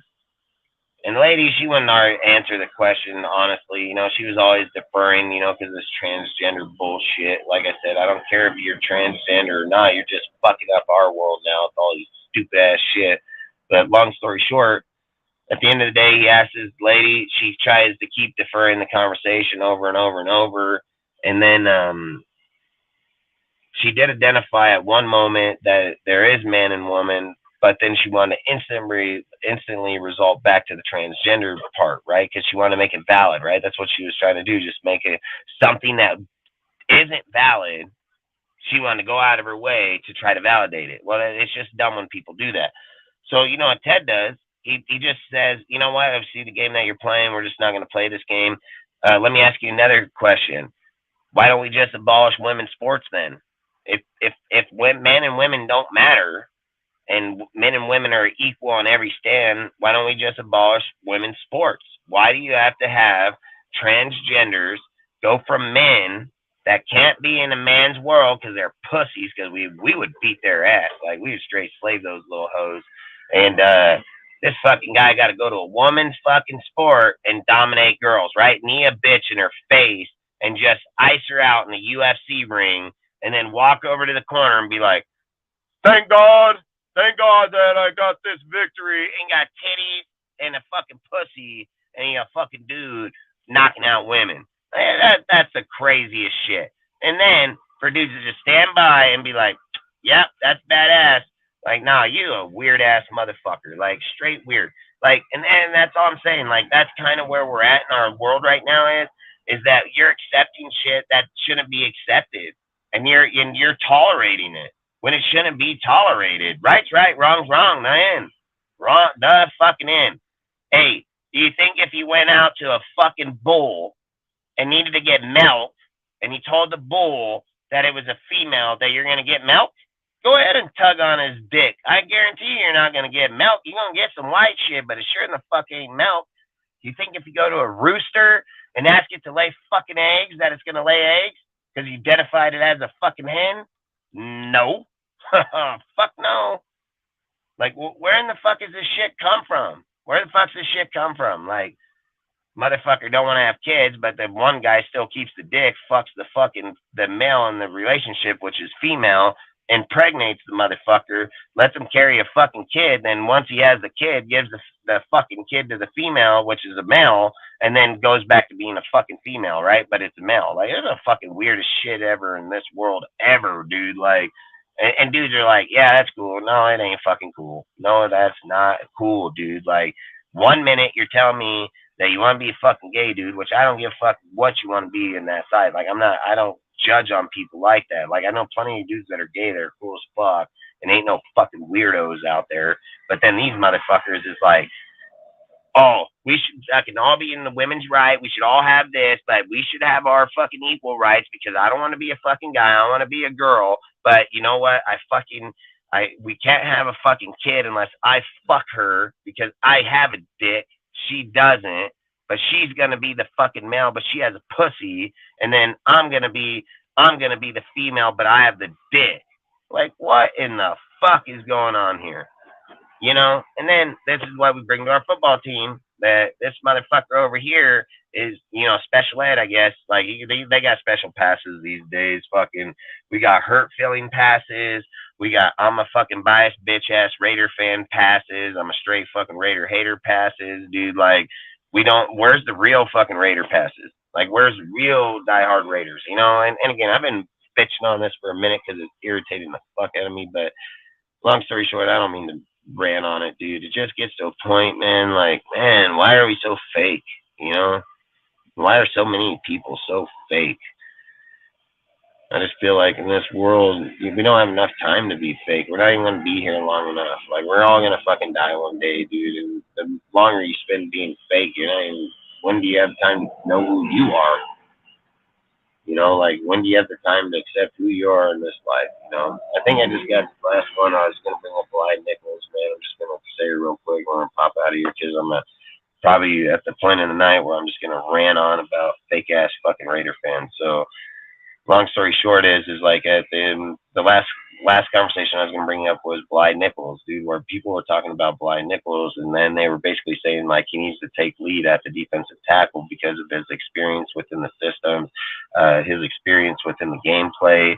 They do believe that he can be the leader that's going to teach people like Byron Young, Tillery. Well, Tillery's already kind of an older player, but long story short, you know, like Neil Farrell, Byron Young, fucking Jade, and so on, and they're all depending to go through Bly Nichols. Well, you know, I kind of was on the misconception that I felt like Bly Nichols didn't do enough last year, but actually I started going through his stats and everything like that, and he actually played pretty well football. So I don't know why I thought he didn't play well, but I don't know, but I thought he didn't. But when I looked up his shit, he had good little stats as playing as he did, consistent as he did.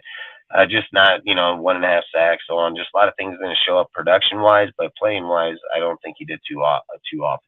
And then, like, you're sitting here thinking about going into the future, trying to develop your players, trying to give your team the best option to be able to develop, to be able to have the best chance in going in those deals.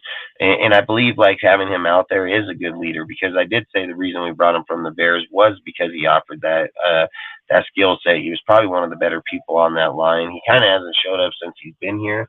You know, 1 year. I mean, I can't just, you know, I hate when I say dumb shit like that. But long story short, like, he hasn't had enough time to show up, is probably what I should say. He ain't been here long enough to have the opportunity to show up, but he is going to be here, and people are saying that he is playing a lot better.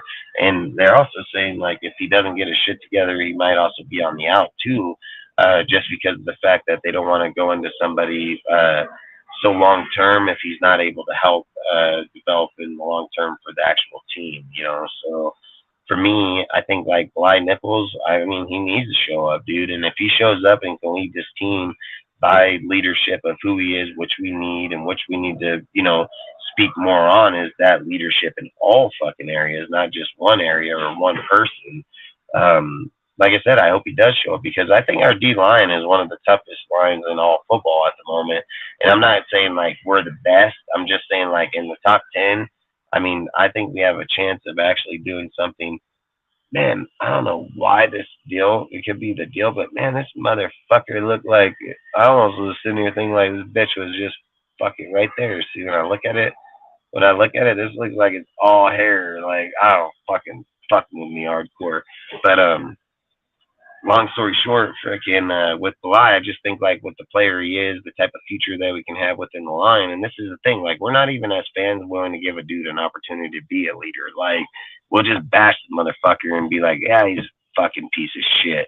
And it's like, dude, this guy ain't got a fucking chance to even go out and even play, to even show if he can be a leader. So outside of that, at the end of the day, man, I've spoke on Bly trying to come in here and take leadership in D tackle. I've say AOC dominating the starting position. I've even go as far as saying that AOC can probably be the steal of the draft, dude. If he comes in and takes over Jimmy's job and goes down and produces at a very high level for a 4th round pick, dude, that we traded up, and then get that type of result out of him, you know, like, fuck, he'd be that again. That's why I said I'm just not a favor of the draft of where people come from or where their positions are.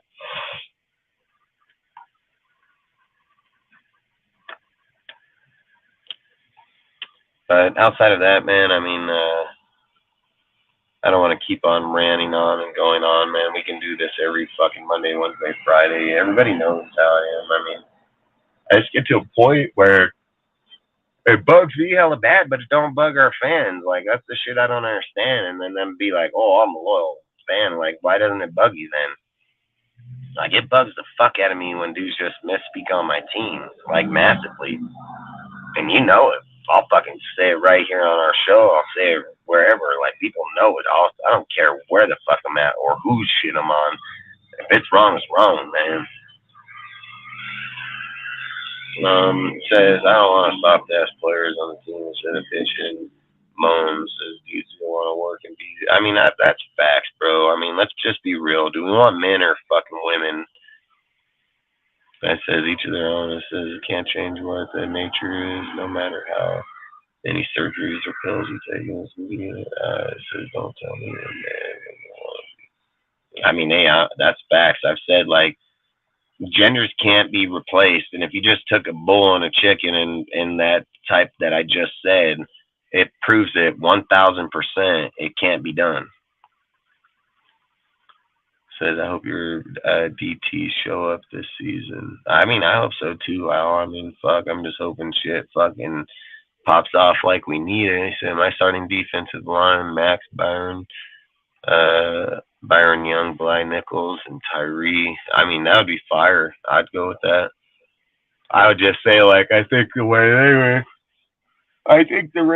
the Raiders would do it is the only person I would switch out in that is going to be Bly Nichols for Tyree and then Chandler on the outside. But it's a very viable line that's going to happen. It will happen. It's not if, it will. So your line is what I'm saying. I'd have Chandler as a third down pass rush specialist. Hey, that's great. That's exactly what I was thinking too. Sometimes you're a bitch and you get the shit beat out of you and you wake the fuck up. That's facts. I mean, that's facts. Sometimes it takes getting your shit beat up to fucking wake up and know that you're fucking doing shit wrong. You know, I've always said, like, if I didn't come from where I came from and have the thinking I have, like, who's to say if I didn't keep thinking the same way? Sometimes, man, you just need to get a fucking reality check in this world. And then some people that are like 30, 40 that's never had it need it the most. You know, like, they're the ones that need it the most, man. And I hate to be a dick, dude, but, like, I ain't afraid to just punch a motherfucker in the face just so you can understand, like, hey, dude, this is real life shit. So, you know, I don't walk around and just be a fucking punk, but I've always said I'd rather protect a person. Like, if I see somebody, if I was driving down the street right now and seen a dude, just an old man getting beat up by two little punk ass fucking kids, like, you'll watch me stop in the road and get out and probably whoop the fuck out of both those kids, dude. Like, that's the difference from, like, where I'm from, dude. Like, you're gonna help people, dude. And I've always said, like, I'm a hella good at it.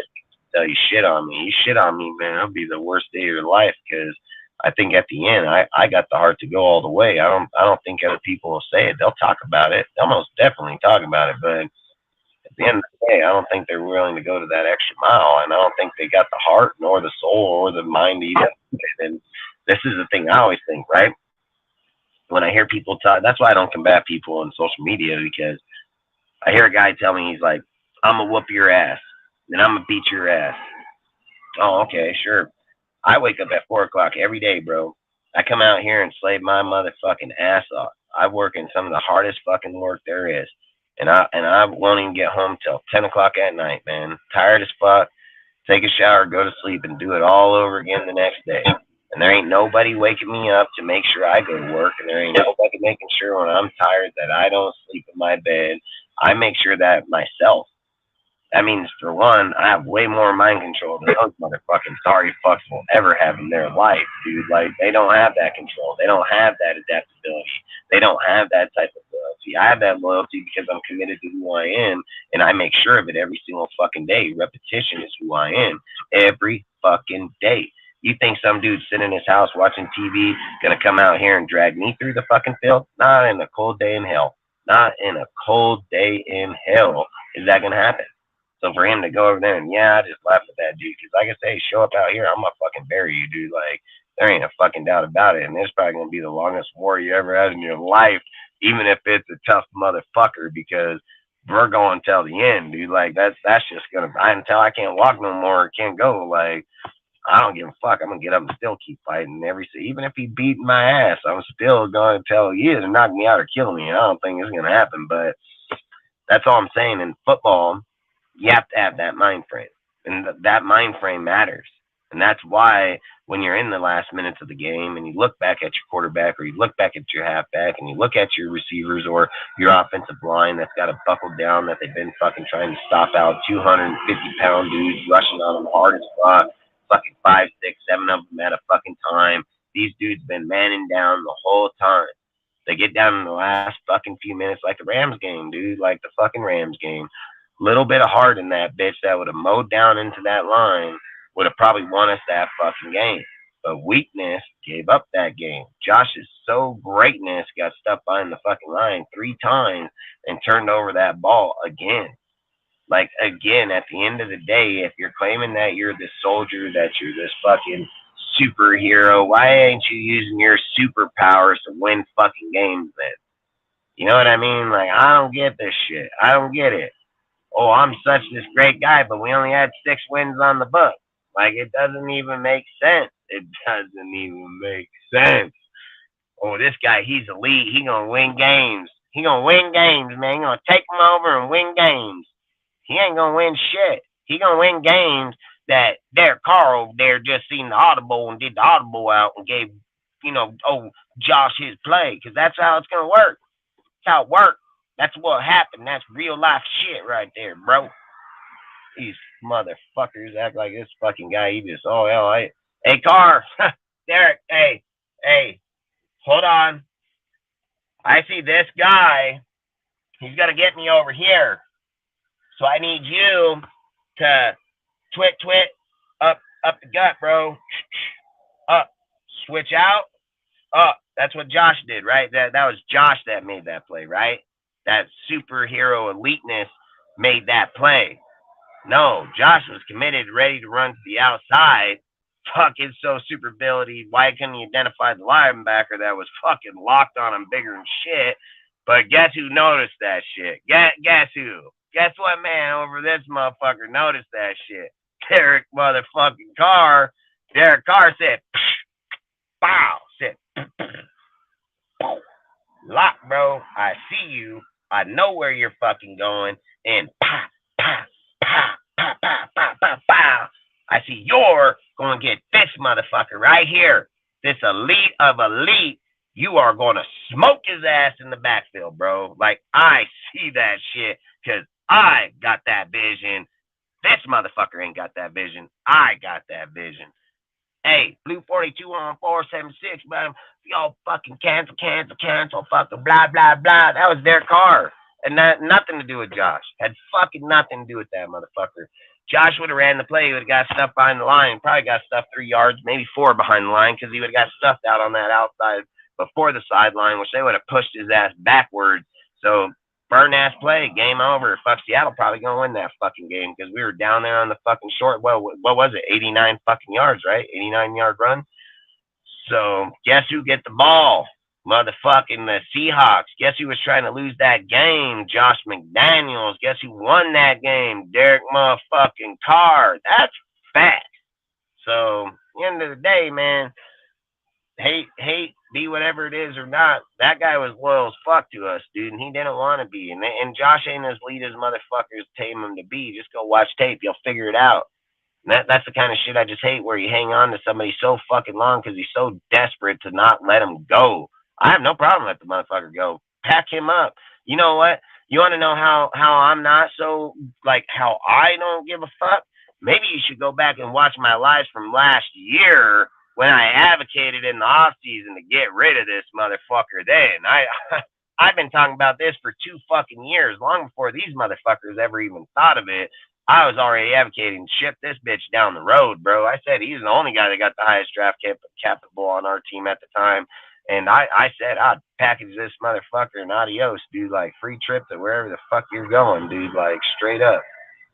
So I don't give a fuck. I don't think we need Josh to win. Like, I've never thought we needed Josh to win. Like, our record has not gotten better because Josh is running in the backfield. Like, our record still sucks dick. So again, at the end of the day, man, your record's your record. Your numbers are your numbers. You know, it's just like I keep telling these guys. People are like, yeah, but how do you know Josh ain't gonna have this breakout year next year? Well, I'll just do simple math for you. Well, Josh probably going to be around 240, 270 fucking carries. So you can do 240, you just do 270. I don't even give a fuck. Just do 270. Josh's average mark in the NFL has been right around 4.4, 4.6 yards. He's been as high as 5, I think. So let's just give him the benefit of the doubt. Let's just go fucking high. Like, let's just go high. Let's not even fuck around with these little numbers. Let's just go fucking high. And then when you do the 240 or 270, so let's just go high again. Let's go high. So we're just giving this guy the best of the best, right? At all highs, he's gonna be at 270, at 4 or 5 yards per carry because he hasn't eclipsed it. So he'll be at 5 yards. We're just going to give him the max. He's probably like 4.4, 4.6 fucking average. But let's just give him 5. And then let's do it by 270 by 5 yards. And then see what his average comes out to be. Is it going to be like 1,200? It's going to be 1,300? Well, guess what? That's probably where he's going to be at the end of the fucking year because if I graded him high at a 5 and he ended up as a 4, he would have still been right in the same damn fucking frame. So where in the fuck are they overgrading this guy at, dude? Like, I don't know. I'm getting to the point where it's just going to get too crazy because I feel like there is so much disinformation going around in our team and so many invalid conversations, but I don't understand why I look at them and like bring them to notice, but other people just fucking act like it doesn't even exist. Like they don't even acknowledge it. So for me, I think it's fucking crazy. But long story short, man, I think Nichols needs to step his shit up, man, take over shit. And then the other deal I was going to talk about was Aiden being a steal of the draft, which I've already brought up. And then outside of that, man, freaking at the end of the day, man, I'm not sitting here saying a lot of this shit's going to happen. I'm just saying these are my opinions. That's all, man.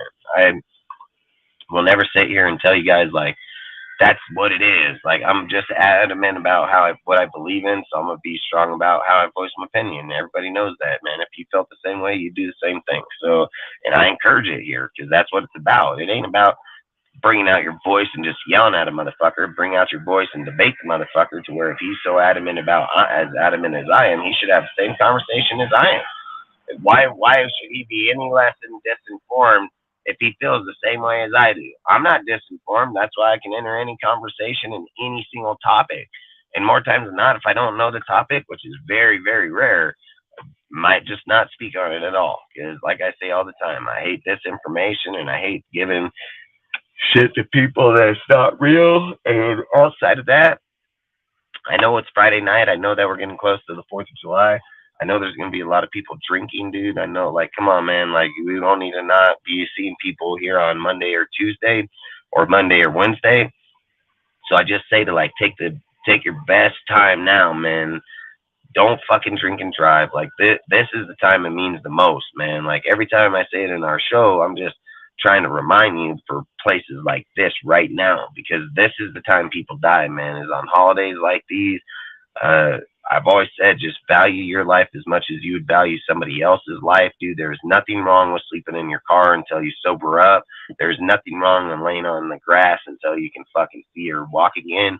Like, don't fucking get in that car and kill somebody over this weekend or this upcoming week because you want to fucking go home. Like, you be a fucking man, stay your ass where you're at because you were a man when you drank that shit. Now be a man until you're fucking done with it. I advocate for these times so much because I've had a lot of family deaths this way and I just don't fucking like it.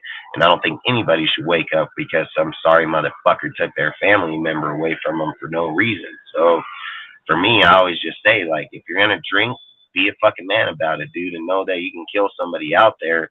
And if you even think for the slightest minute that you may be the littlest fucked up, just don't fucking do it. Like, don't fucking do it because it ain't fucking worth it at the end of the day because you're going to have to live with that result for the rest of your life if you live and they die. Like, it's not something that you're going to want to live with. So, like I say, these are the most times to advocate these types. That's the thing I feel the strongest for is drinking and driving because a lot of people fucking die that way. And a lot of my friends have died that way. So long story, I'm not here to be your dad. I'm not here to be your fucking mom, man. I'm here to tell you to be a fucking man. And if you're fucking a man drinking at 21 or under or not, I don't give a fuck. If you put beer to your mouth or hard liquor to your mouth, then you need to fucking take responsibility for yourself. I've always said I don't feel sorry for those motherfuckers because of the fact that look at it like this. Look at it like this. And let me show you. If I walk out of my fucking house drinking and I take my key, for one, that is fucking folded, and I literally walk out of my house and turn the door. Well, first I'd have to put my fucking shoes on. So I put my shoes on. Then I turn my door handle on my house, literally walk out it. I fucking close the door behind me. I step down 5 fucking steps. I walk down a fucking path all the way to the end of my house where my car is. Then I double click my fucking button so it locks my doors and starts my truck. Then I pop my fucking lock And then I get in my truck and I pop my key and put it in my ignition, and then I fucking turn it. Then I press in my brake because you can't fucking put the shifter in the gear without pressing the brake. So I press the brake, I put this bitch in reverse, I fucking back up, I stop again by pressing the brake, and my mom fucking tell me to do it. I fucking put it in drive, and then I go. And then this guy kills a motherfucker, right? And you know what the first thing he fucking tries to argue is? Well, I didn't know what I was doing. You're full of shit, motherfucker. I just told you what you fucking did, and you acknowledged it because you do it every fucking day. Your mind acknowledges what you're doing because it's muscle memory, motherfucker. It fucking knew how to do it because you do it every fucking time. So you most definitely fucking knew what you were doing. So at the end of the day, don't be no fucking pussy and hide behind shit. If you're gonna kill somebody, fucking man up to it. You're gonna drink and drive, man up to your own responsibilities. At the end of the day, I just say, don't try to kill somebody if you don't need to, and especially some family that's fucking driving home from a kid's birthday, a dinner, a fucking sporting event, a fucking graduation. Like, there's no need for it, and we're the ones that can control that. Nobody else can. It's us. It's us that do it. We can't control it no more than anybody else. We have the control, so just don't do it. And again, I'm not here to tell, and I hate it, dude. Just it bugs me a lot, especially when it gets to these times of the year, because who's to say if there's a guy here that we talk all the time, and he may not be here anymore after Monday? You know what I mean? Like, you're not just fucking up one person in one deal. You're fucking up a lot of people in a lot of places. So I always just say be considerate about everybody else, because you're not just on this earth for yourself. At the end of the day, you are here for your family and your friends. If somebody has the opinion or voices opinion like I do to tell you not to fucking drink, dude, like I tell you right to your face if we were hanging out too not to drive that fucking car. So I'm not going to tell you something on here I would not tell you. And I've taken my own friends' keys and I have fought those motherfuckers, and I don't give a fuck. They're still here today. And they're still here to where if we were going to fucking argue about it tomorrow, we can fight again tomorrow. But if I didn't take their keys from them, they probably want to be here tomorrow to be able to have that talk or fight them again. So to me, I don't give a fuck. To me, it means more to fight you and make sure you're going to be here regardless of how you fucking feel about it. I don't give a fuck about your feelings. I've said that hell of times. I think at the end of the day, man, it's not just about you. It's not just about me. If I walk off this earth, I leave so much behind, it's not even funny. And you think I want to drive home right now and kill someone's wife and kids? Like, fuck no, I don't even want that happen to my own fucking kid. You think, oh man, I'm tough, dude, but how am I going to live with killing someone's child? You know what I mean? Like, that kid didn't fucking do nothing wrong to nobody, dude. Like, there's no way like, I'm going to get fucked teary-eyed just thinking about it right now, and I ain't even done nothing. You know what I mean? Like, because I just think about my kid. Like, fuck, dude. Like, whoa, my anger is already getting mad, dude. Nothing's happened. You know what I mean? Like, I would be next level fucking just holy fucking drive this truck right through a motherfucker. Like, all I'm saying is that's all I'm trying to say is, like, dude, it's not worth it, man. It's not worth it. And to just fucking chill out a little longer. Like, you're already drunk, bro. Where the fuck you going? You know, there ain't no reason to get in a hurry to go home. There ain't even no reason to go home. So that's all I'm saying is just make sure you fucking make it there. And outside of that, man, I hope you guys have a great weekend. I hope you guys have a safe weekend.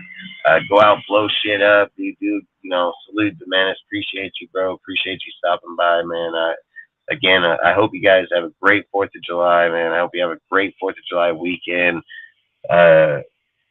Stand for what's right, man. Stand up for the little guy, and, fuck the rest, because we're only here for so long, man, and we all got to be on this earth together and living in a good place, dude. And I've come from the worst place I feel in life, and I got a really good deal, and I stayed by myself because I just believe I can only trust myself. Like, that's what I truly believe. It's hard to trust other people, especially with the same mind frame that I have. It doesn't exist, dude, and it's hella hard when you feel like you're confined to your own fucking deal and you're always fighting your own head, but I'm really good at it, and I'm really good at being able to control it to those extents to where it doesn't take over me. And long story short, man, just be honest to yourself. Don't do it, man. And outside of that, we'll end this episode with this intro. I'm sorry I've ramped on for, last hour or so, but like I said, my team means shit to me, and my fans do too, so outside of that, I just think fucking it is what it is, and just stay safe, man. And hopefully we'll see y'all on Monday. Outside of that, man, salute Raider Nation. I appreciate you guys stopping by week in, week out, day in, day out. Our content's growing massively day in and day out. I mean, the support is growing massively. Our subs are up to over, 220, 225, dude. I think we're only supposed to reach 500. Monetize our channel, dude. Just make it more bigger for us. We're over half our watch hours. Like, I think we're doing really good, and you guys are doing the best part, man, because you guys are supporting us. So, I mean, I say, like, I wish I can do more. I wish I didn't come here and rant sometimes like I do. I wish I can stay more true to the path that we need to be. But there's a lot of times, dude, I feel like I just get in my feelings because other people are in theirs and they don't talk about it, and it doesn't mean as much to them. They think it's a fucking game. It's not a fucking game to me. I'm very passionate about my fucking team. You can ask Cortez. You can ask anybody that I roll with. Like, they know I don't fucking play games when it comes to that shit. So, and I don't think anybody should, because if you believe in it as much as I believe in it, man, like, we're not gonna let someone walk up and punch your kid in their face. Like, I'll go to prison for life for that shit, and I'm not saying go to prison for life for your football team. No way in hell. Don't misconstrue what I meant in that content. I'm just saying, when your heart feels something that means the most to you, you're going to fight for it, man. And when we sit here and talk about the Raiders, and I spend 4 hours of time to fucking talk to you, it means something to me. Like, I'm never on this show less than 3-4 hours. And I'll be here talking like I am right now by myself because it means something to me. I'm not here for anything else but to talk and have fun with you guys and talk Raiders. And to get our fan base to just fucking be more where we were in the 90s, where that shit meant shit to us, man. Like, it meant shit to everybody. There's too many Raider fans that would be like, if a guy comes in and you're hanging out with them, 3-4 dudes, and this guy just shits on your team, you're just going to accept it. Like, I'm not going to accept shit. I'm going to fucking throat chop that motherfucker. But outside of that, I hope you guys have a great night, man. We're going to end out this deal. We'll see you on frickin' Monday at 7 p.m. Eastern, 10 p.m. Pacific. Outside of that, I hope you guys have a great weekend, great 4th of July, and then we'll catch up to you guys on Monday, man. So, peace out, stay safe, and hope to see y'all back here on Monday, man.